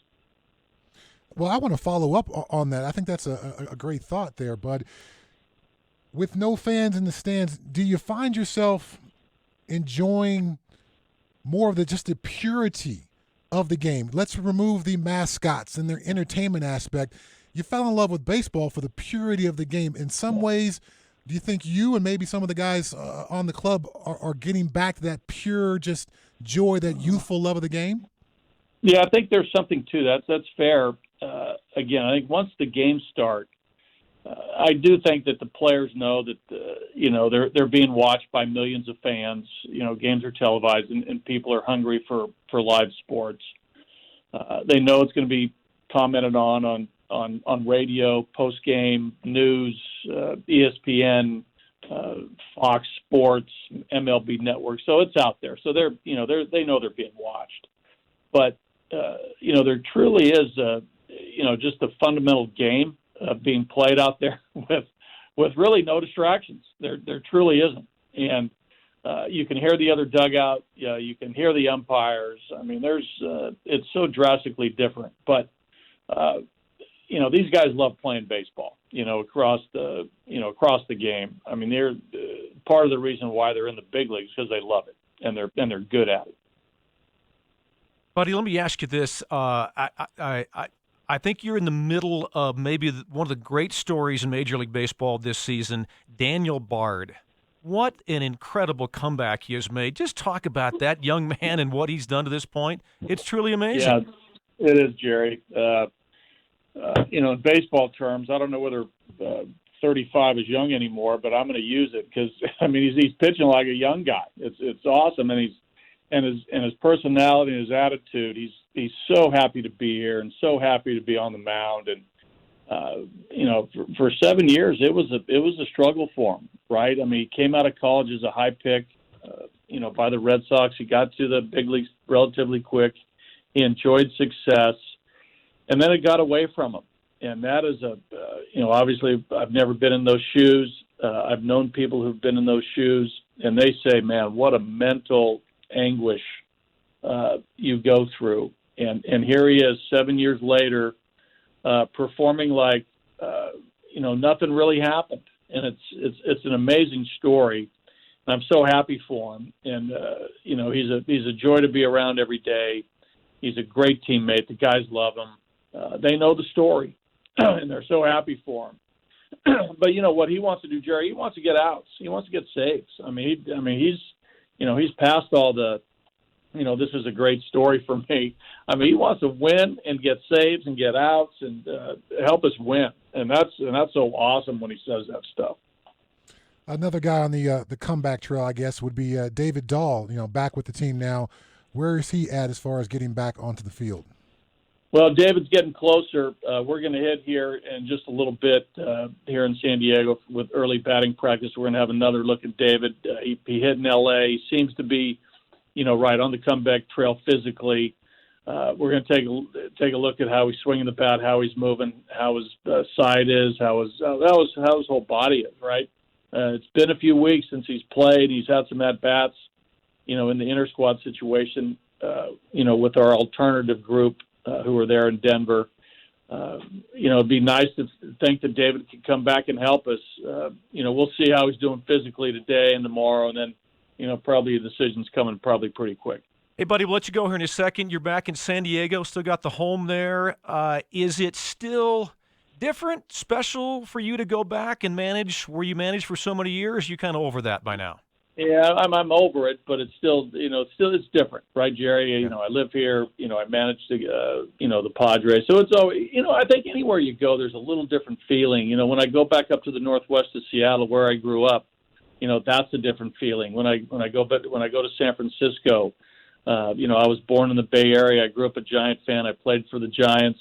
That's a little different. It doesn't take anything away from, wanting to beat every team we play. That's not the point. But, I think every city you go to, you get a special feeling, right? Whether you go to Yankee Stadium, Wrigley Field, Fenway Park. They're all different in a lot of ways, but I think there's a few places for all of us, coaches, managers, players, that it's just a little different, based on, your upbringing, your amateur baseball, your professional baseball, whatever that might be. All right. Hey, Bud, we'll let you go. You guys are keep it up. I don't know how you're doing well without me there, but I know you're getting it done somehow.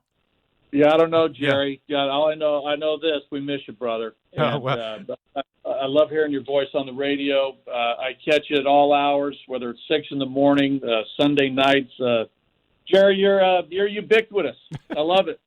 All right, buddy. Ubiquitous Jerry Schimmel. Thanks, Bud. All right, buddy. Thanks a lot. Hey, good luck against the Padres. Okay, thanks, guys. All right, that's Buddy Black, the manager of the Rockies. I don't know if you met him or not, Chad. That is one of the best guys in sports you will ever run across. I haven't had the pleasure of meeting him. I've talked to him a number of times on air, but he's always come across as a guy who I think I would enjoy playing for. Yep, absolutely. Hey, we're going to take a break here. We come back. We're going to throw something out here. The RamosLaw.com text line is 303-713-1043. If you want to join us after the top of the hour, after this break, we're going to hit on sports records that will never be broken. I'm going to get Chad's take. I'll throw some in there as well. Love to get yours as well on that fan text line. That, again, is 303-713-1043. Back in a moment.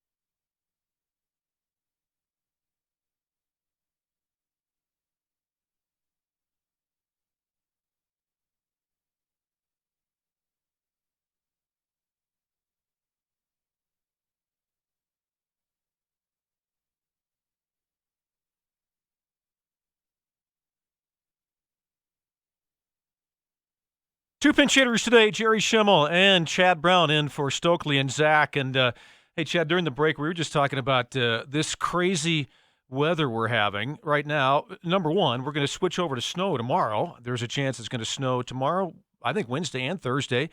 But how about the ash that is coming down? It is. There are no clouds in the sky right now. We look out the window, and it looks like it's dusk. Isn't this crazy? Have you ever witnessed this before? It's been an eerie summer. Hasn't it, though? Because we've had so many fires and so many of these, pandemic quarantine days. And then you look outside, it's very hazy and hard to tell what time it is. Very weird, apocalyptic kind of feel some days. Yes. Where you look outside, it's like, man, I just want to walk my dogs. I don't think it's safe to be outside. I know. Not even worried about the coronavirus. I'm talking about the ash and smoke in the air. It is crazy. I'm a cyclist. I rode my bike. I did a 42-miler yesterday, and I was done with that thing. And it was hot, and I didn't bring enough water. But at the same time, it was crazy how I had trouble breathing. I have never had that problem before. I was choking. Well, I was choking on ash is what I was doing. Yeah. I never had that happen before.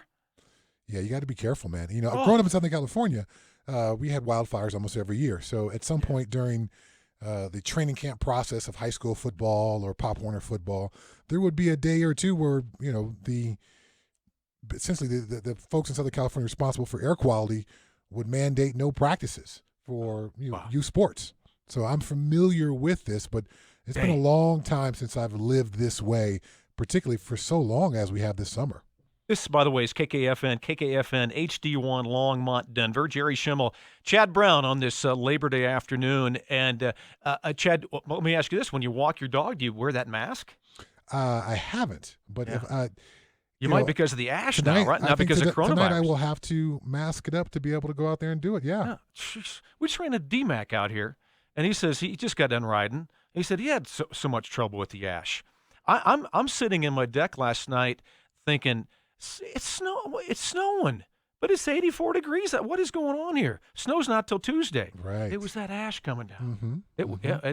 That's really crazy. And like you said, you've been there before. I had not experienced that until yesterday, and it's still coming down today that same way. All right, let's get to this. If you want to chime in on the text line, you sure can do that. It's the RamosLaw.com text line. Sports records that will never be broken. They will stand forever. I'll start with this one, Chad, and then I'll let you in. The baseball one for me is this. It's not the 56-game hitting streak, in my mind, or Cal Ripken's consecutive played streak, or even the total hits over 4,000 by Pete Rose. It is this. Cy Young has 511 wins in his career. That's 25 wins for 20 years. And Amazing, you're still right? you're still not at 511. You're just at 500. So 25 consecutive years you win 20 games. Never happen. It will never happen again. How about you? Man, that's a good one. There's so many of these iconic, records out there, but I'll go with the guy because I played with him. I'll go with Jerry Rice's. 1,549 career receptions. Yeah. If you had 15 seasons in the NFL and you had 100 catches per season, you'd still be short. You know what I mean? Yeah. Just to play 15 seasons would be amazing. To have 10 seasons of 100 catches a season would be amazing. To do it 15 times 100 catches and still be short. Yeah. That's because football requires the longevity is such a rare part of it. I understand, for Cal Ripken and Pete Rose and Cy Young, longevity is not a concern so often in baseball, but it is such a limiting factor in football. That's what makes me think, no, Jerry Rice's record will never even become close to it. Yeah. Here's a texter along your lines. Sports records that never be broken. At least half the records that Jerry Rice owns will never be broken. That's probably right. And I think it's probably the same way with Wayne Gretzky in hockey, right? No one's going to touch those numbers he has. No, and then long list. And then structurally, the Boston Celtics and their 8 consecutive NBA titles, I think it's very difficult now to build that kind of dynasty that long term. You can get a 3 or 4 year run now, But with, there are certain limitations in an NBA salary cap and all that.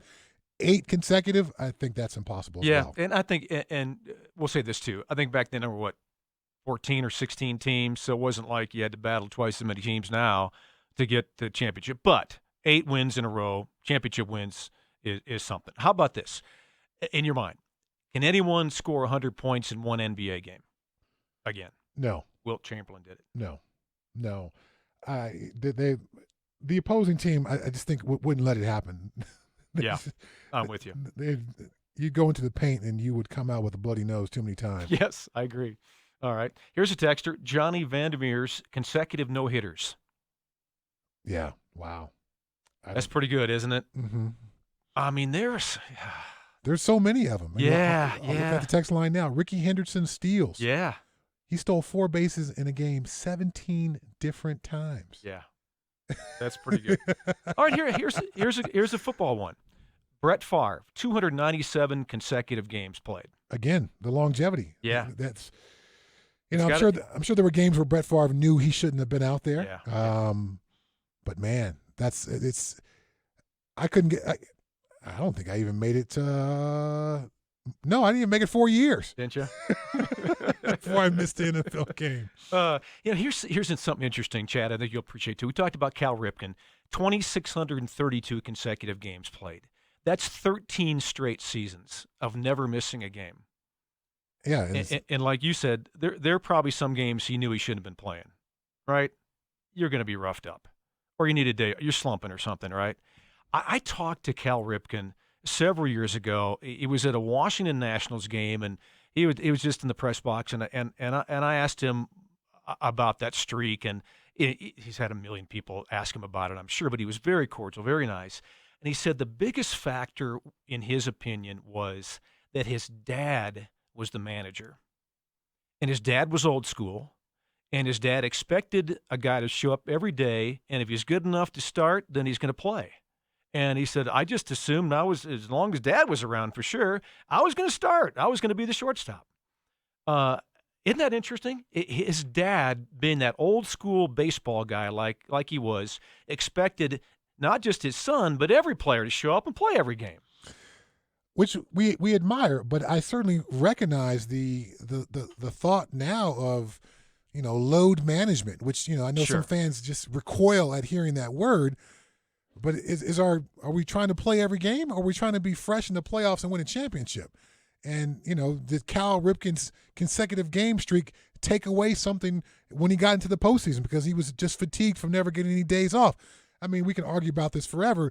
I certainly admire the record, but now the thinking has shifted from those kind of records to what's going to put you in the best position to be successful and stay healthy. Clearly, playing in 2,632 games is not the best way to do that. No, it's not. Think about this year. At the beginning of the Rocky season, everybody's saying, well, it's 60 games sprint and all that. Nolan Arenado's going to play every game. Charlie Blackmon's going to play it. Well, they've already taken days off in a 60-game schedule. All right, not 162. Mm-hmm. So imagine doing that 13 consecutive years. Hey, here's an obscure one. I don't know if you even remember this name. Dan Gable, the wrestler. In 1972 in the Olympics, he did not have a point scored upon him and won the gold medal. Wow. No one scored a point against him. Either shut out his opponent or pinned him every time. Wow. How about that one? That's impressive. Yeah, that's pretty good, isn't it? Yeah. John Wooden and the UCLA Bruins, 88-game win streak. Yeah. That's also going to be virtually impossible to replicate. And would they win 10 championships, national championships at UCLA? I have to look that up. I think it was that. That sounds right. Yeah. That's going to be a difficult one to break as well. How about Michael Phelps, 28 gold medals? I can see that one happening. Could you see that? That's what people say. Now that one is breakable. It would take a dominant performance, right? Well, you'd have to be a dominant performance. But in sports like track and field and sports like swimming, where you can medal multiple times per games, depending on all the different individual and team events. The relays, yep. Yeah, I can see that. That feels like it'd be possible. I mean, obviously, Michael Phelps doesn't come around very often, but because of the structure of the Olympics, that one feels possible, and that's not going to change. But some of these other things, again, Jerry Rice's stuff, John Wooden and the Bruins, particularly the Boston Celtics, the structure has changed so much, it makes it impossible. Yeah, I got you. Are there any I should look this up before I brought this subject up, but I wonder if there's any records that Tom Brady might have a shot at. Huh. Well, it's all-time records that he would say he's got some already, I think. But what is he, 40? Is he 42? I mean, that's longevity there. He's right there with Breeze, too. He keeps going back and forth with Breeze. Oh, yeah, and Drew Brees in his 40s. Yeah. So you got to play quarterback to have longevity, don't you? Warren Moon, played until his mid-40s. He finished up. We left Seattle, where he was my teammate, and finished up with the Kansas City Chiefs. I think he started maybe 1 or 2 years there and finished up as a backup maybe his last year. I think he was 44 his last year. Wow. So, it's been done before. It can be done. Yeah. How about Pete Rose's record for hits? 4,100 plus. Yeah. I have an admiration for athletes who know where their wheelhouse is and perfect it. Yes. Because Pete wasn't swinging for the fences. No. He knew exactly who he was, and so when he got up to bat, he knew exactly what he was trying to do. Yeah. And there's something to be said for that. That I am not the ultimate pocket knife with 17 different attachments. Yeah. I do one thing and I do that well. You can count on this. Any high school teams in California when you're growing up that were dominant like that, that had records? I think every state has them, but when you were playing, Chad, that come to mind, were there some dominant high school teams you're like, how in the world did they win 50 games in a row or something like that? I believe it's a high school in Northern California, not too far from the Bay Area, De La Salle. Oh, yeah, they're dominant. They've been dominant for literally decades and decades and decades, but they had a game streak that maybe got close to 100 or maybe over 100. Wow. Yeah. Wow. That's amazing. All right. Hey, let's shift gears. And if you want to chime in again on records you think will never be broken, text line is 303-713-1043. There are a number out there that we didn't get to that are fascinating to me. It's some obscure sports that no one will ever get to again. I don't think anybody's ever going to win 5 Olympic gold medals in speed skating like Eric Heiden did in 1980, and others like that. But anyway, if you want to chime in, you're welcome to do that. Let's get back to the Broncos and their special teams. That's something we don't talk a lot about. I know that's kind of where your heart's at a little bit. You played special teams, Chad. How about when you look at the Broncos special teams, do you see strong point, weak point, somewhere in between with this team? Well, I think it's going to be a complete – as much as we don't know anything about where these teams are, every special teams coordinator right now is having sleepless nights. They haven't slept in weeks. Because if you're not going to do full speed goal line and short yardage and tackling to the ground, you're certainly not going to do full speed special teams work. They have no idea what's going to happen this coming weekend. No idea whatsoever. As a coach, you're calling the plays. I think Pat Shurmur has a pretty good idea what Drew Lock's going to do on this play and, how Garrett Bowles is going to block that one.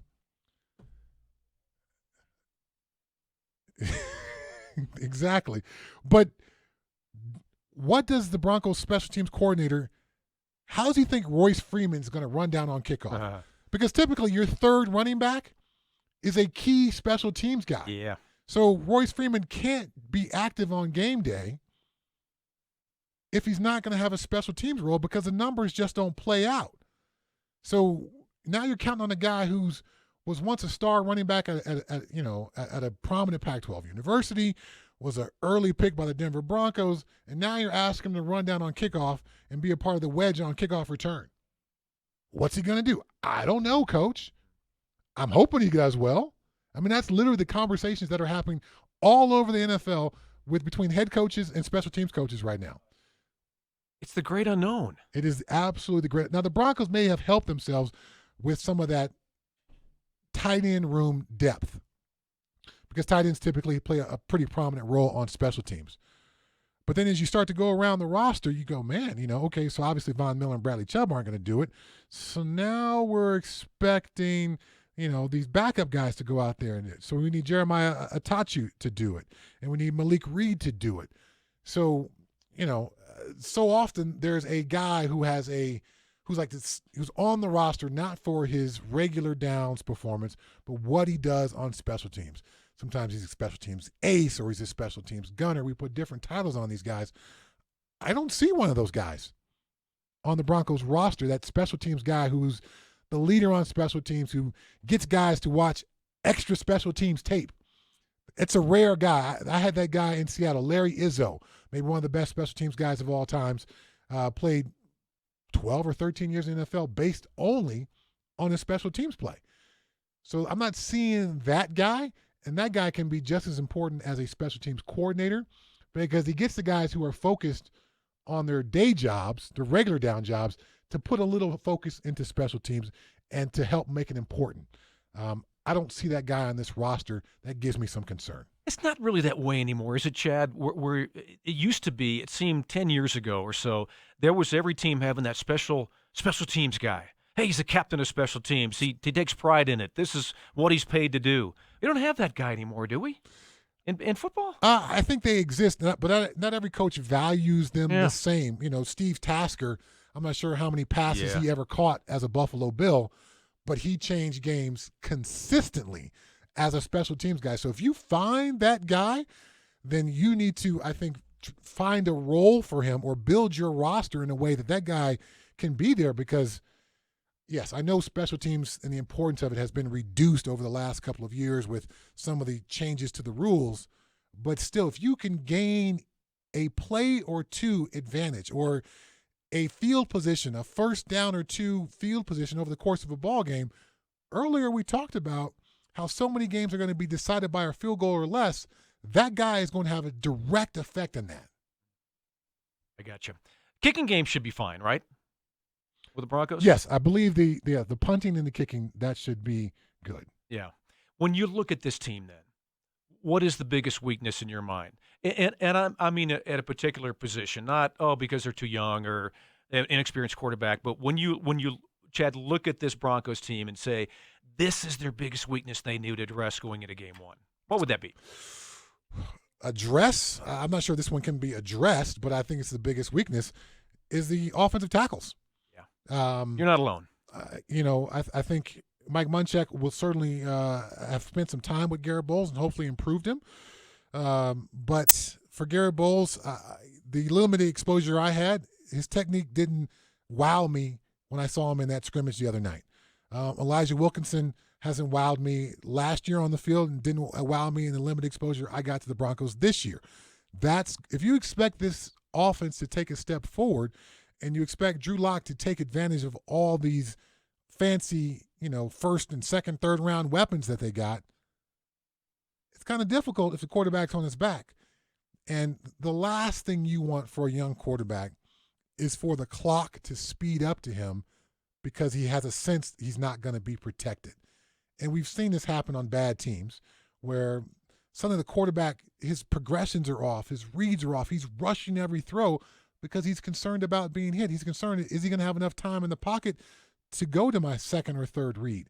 We don't want Drew Lock to do that. That is literally going to be a detriment to Drew Lock, not just for this season, but could damage his career going forward. Some of these guys never recover from that feeling. What is it with Garrett Bowles? Because the physicality, the talent level is there. You've probably seen that video, Chad, where dunking a basketball and all that kind of thing. I mean, he's a freak at his size, physically. What is it about him? Is it technique? Is that what it comes down to in your mind? Because he has never put it together with all that physical talent that he has. Offensive line is the most technique-intensive position in football. No doubt about it. There's not a lot of ways to play offensive line. There's a million ways to sack a quarterback. You can run around the edge. You can do what I did for most of my sacks, do my spin move. You can do the Von Miller thing. We can put your hand on the guy's chest and lift him off the ground. I mean, there's so many different ways to sack a quarterback. There's literally like 2 or 3 ways to play offensive tackle, and they're all based on your technique. So for Garrett Bowles not to have taken a step forward technique-wise, that thing where he grabs and holds people as they go by and then tackles them and slings them down, that's because he has bad footwork. footwork is the basis for your technique. If you have bad footwork, nothing else is going to work well for you. He has not gotten his footwork to a place to where he can be an effective, consistent blocker going against upper-level edge rushers. Is that salvageable? I think that's a word. It's salvageable, but you got to be coachable.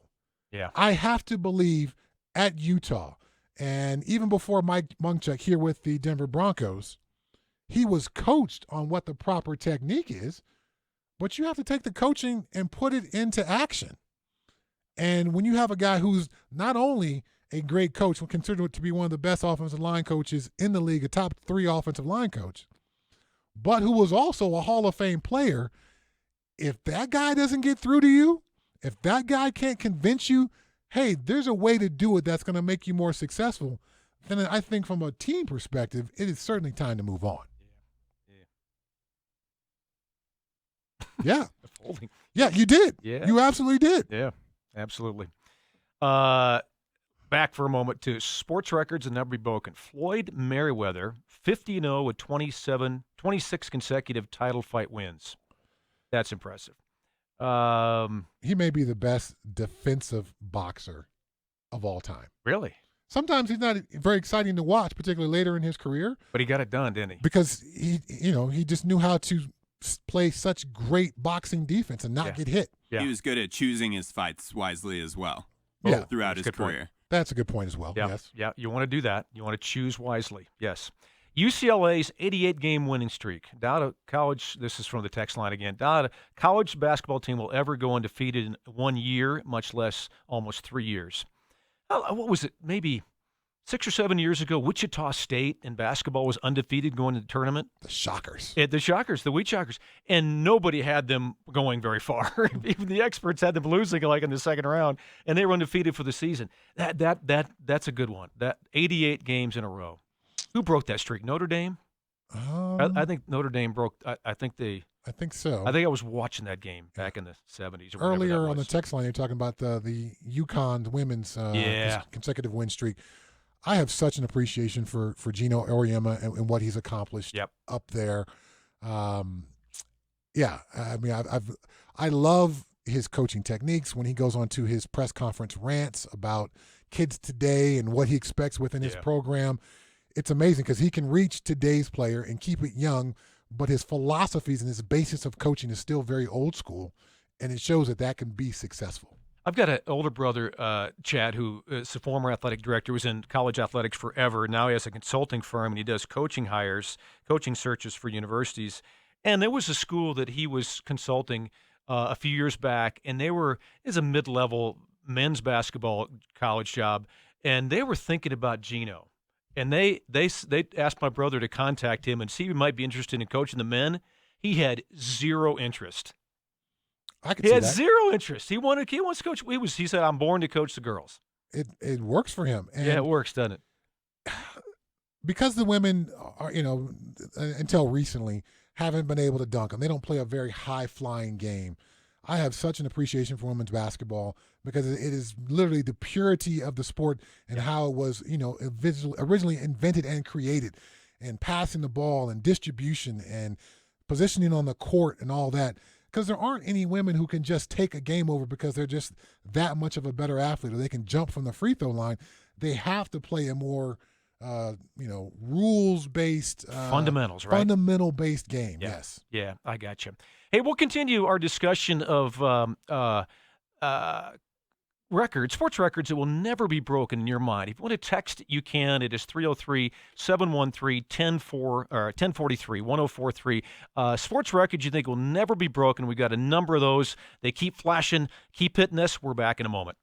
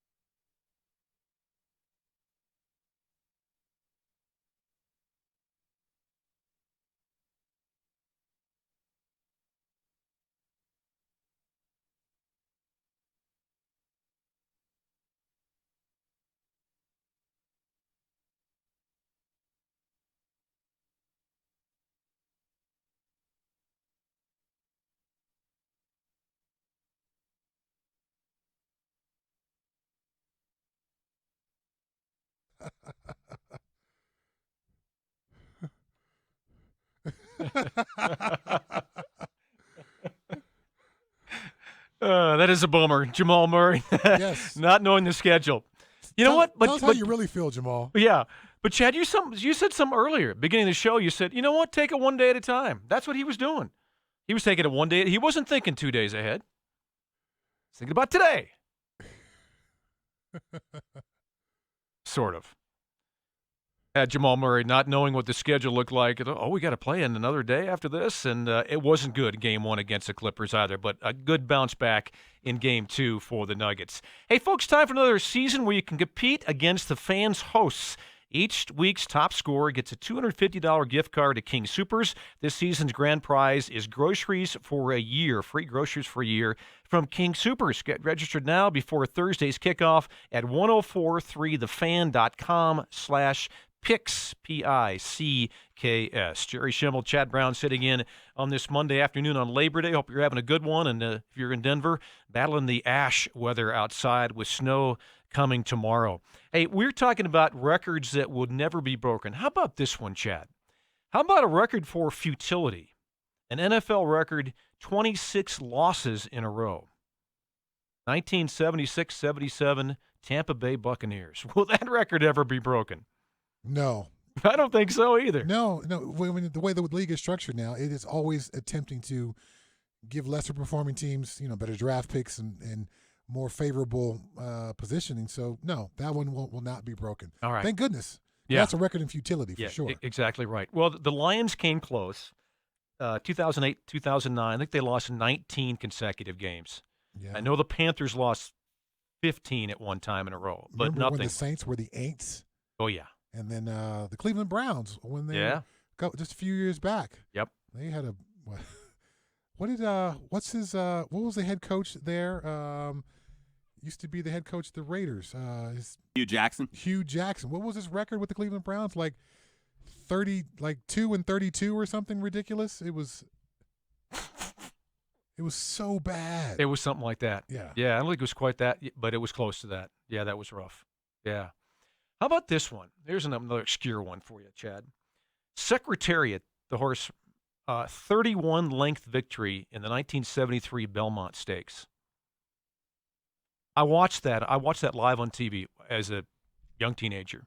Like he lapped everybody, every horse. 31 length victory. As a kid, the things that kids have on their walls now, fatheads and all that stuff, didn't exist. So you had to go to the poster shop and buy posters, or you could order them from Sports Illustrated. Yeah, I did a few of those. I had a few friends who had Secretariat posters. Really? A horse poster. Oh, that's awesome. That's how iconic Secretariat was. Whoa. Wow. All right. Okay, so Hugh Jackson's first 2 years in Cleveland, 1-31. Oh, it was worse than I thought. He did the next year go 5-2 before he was fired. So he kind of improved a little bit. So 3-36 in Cleveland and one tie. Wow. All right.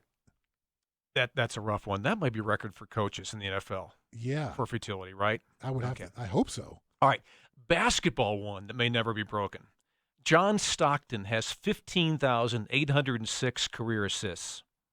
The next closest is Steve Nash. He's almost 4,000 assists away on that list. Wow. I wonder how many of Stockton's assists went to the mailman. Delivered. Yeah, probably like 14,000. Yeah. That was. He averaged 11 assists per game for his career. He played 20 years. Wow. Yeah. Yeah. I just, the media loves. We get fascinated by flashes in the pan and what's new and what's great, and I think we really don't give enough credence and enough importance to the people who are able to do it over and over and over and for such an amazing long period of time. The John Stocktons, he missed 22 games in 19 years. Yeah. Longevity matters. It counts. It's a testament to your professionalism, your grit, and your internal makeup. Yes, I agree. Yeah. We were wondering about John Wooden's championships. It was 12. 10. He won 10 over a 12-year period. Wow.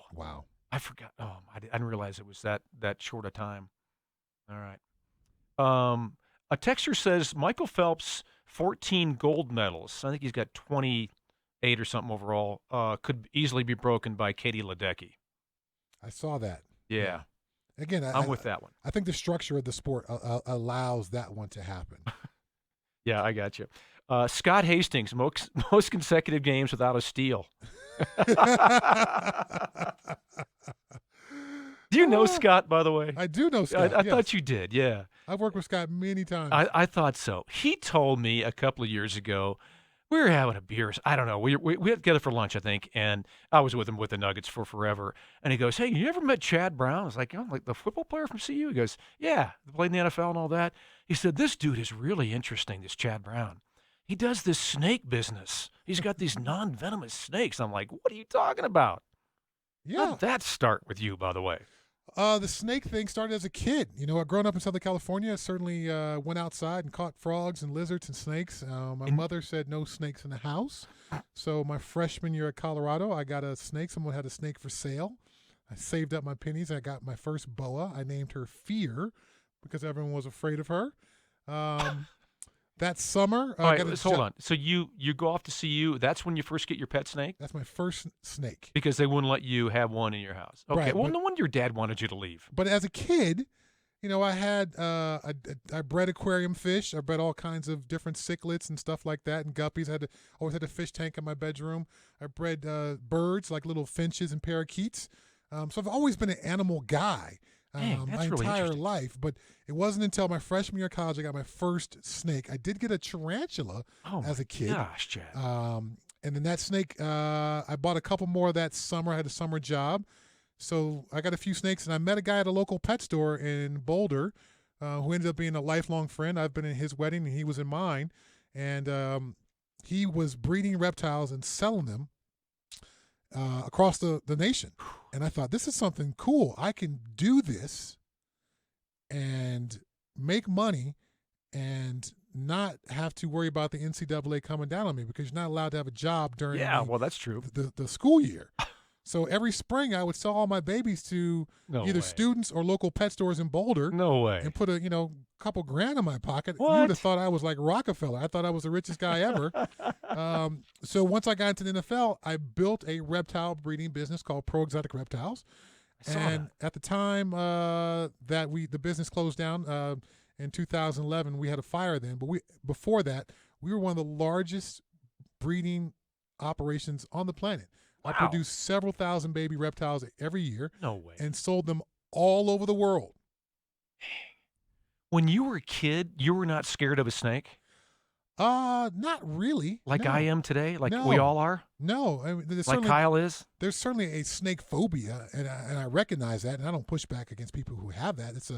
It's a real thing. We have been taught to fear snakes, and whether you want to go with the biblical example of the snake in the garden, or just it's just freaky. You're walking down the path and suddenly there's a snake in front of you. I understand that emotion, but they're really cool animals. They make pretty tremendous pets, and with everyone's really busy lifestyles these days, to have a pet that doesn't care that you're gone for the weekend. Say you're still working with the Rockies, Chad. and you're going on road trips.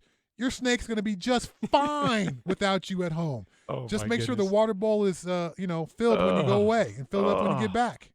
I'm riding my bike on a bike path the other day, and there's a snake that crawls in front of me. It scared the heck out of me. Of course. Oh, my goodness. Yeah, I don't dislike snakes. They just scare me when I first see them. Well, most of our interactions are Can I get over sudden and out of nowhere. Yeah.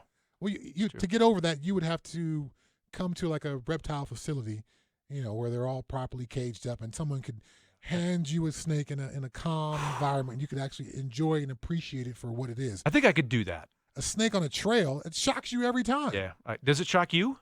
Yeah. It does? It still shocks me. It does. Okay. And then then my inner, so the word for the study of reptiles is herpetology. Right. Then my inner herpetologist comes out, and I go, oh, man, it's a garter snake. It looks like about a yearling. Oh, let me look at the tail. Oh, that's a male garter snake. Okay, cool. So I can break it down. But at first, I'm just walking the dogs, and next thing you know, I see a snake, so I'm shocked like everyone. And then the inner herpetologist comes out, and I get all interested in and start investigating. Okay. All right, I got it. I'm glad they shock you because they shocked me, and I think maybe I'm weird, I'm weak, whatever. All right, I got a question for you about snakes when we come back. Back in just a moment.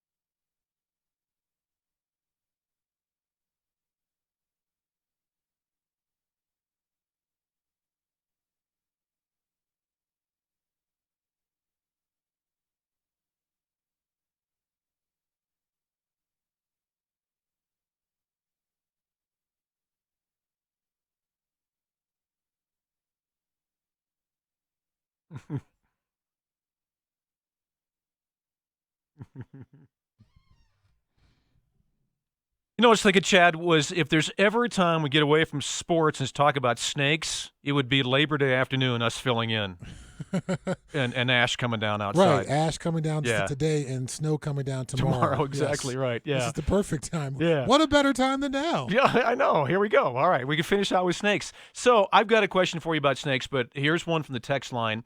Chad ? DMac once said there was not a snake that could catch and eat a grown man. Is that true? That is true. Really? A grown man, no. A very small grown man, yes. Reticulated pythons, the longest species of snake, they occur all throughout Southeast Asia, and there's some populations that will easily get 25 feet plus. 5'11", 165. No. Oh, whew. No. All right, good. Yeah, you'd have to be, 4'11", 87 pounds. All right. My wife is close. All right. How about this? Have you ever had a snake at home that you lost? And I preface that by saying this, Chad. We got some friends in Littleton, where we used to live, right around where we used to live, who had a pet snake, and I couldn't even tell you what kind it was. It was a white one with some orange stuff on it that they lost. It got out of its cage in their home, and they could not find it. So they went around, they told all their neighbors what had happened, just in case the snake, showed up. They wouldn't be totally shocked by it. You know what happened? 2 of their neighbors moved away after a month. They couldn't find the snake again. True story, 6 months later, they found the snake in a crevice in their basement. Oh, yeah. Have you ever lost one like that? Of course. You have? Of course. Oh, my gosh. Particularly That'd be the early worst thing. in my, reptile keeping days when the pet industry hadn't caught up with the availability of captive bred snakes. And so cages were just kind of an aquarium, where aquarium fish don't jump out of cages. I mean, right. The aquarium is not an ideal reptile enclosure. So you need something with some surety about how it's going to be locked in there. Snakes are literally escape artists, and they're going to keep testing and probing each corner of the cage until they can find a weakness. So now that, the pet industry has caught up to the reptile production industry, there are lots of fantastic lockable snake cages where your snake should never, ever get out.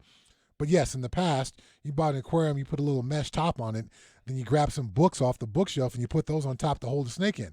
That's a formula for snakes getting out. And of course, as a reptile keeper, I've had snakes get out in my home. All right. So are you living in fear, like you're going to lift your toilet lid up and there's a snake, or, open a cupboard or something? No. If it's daylight, the snake's going to be hiding away.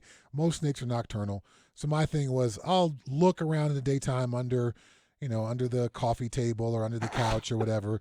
But at nighttime, I would just walk around with a flashlight, and I would find them within a day or two. Oh, you would? Because at nighttime, they're cruising from one spot to another, and that's when I would find them. Oh.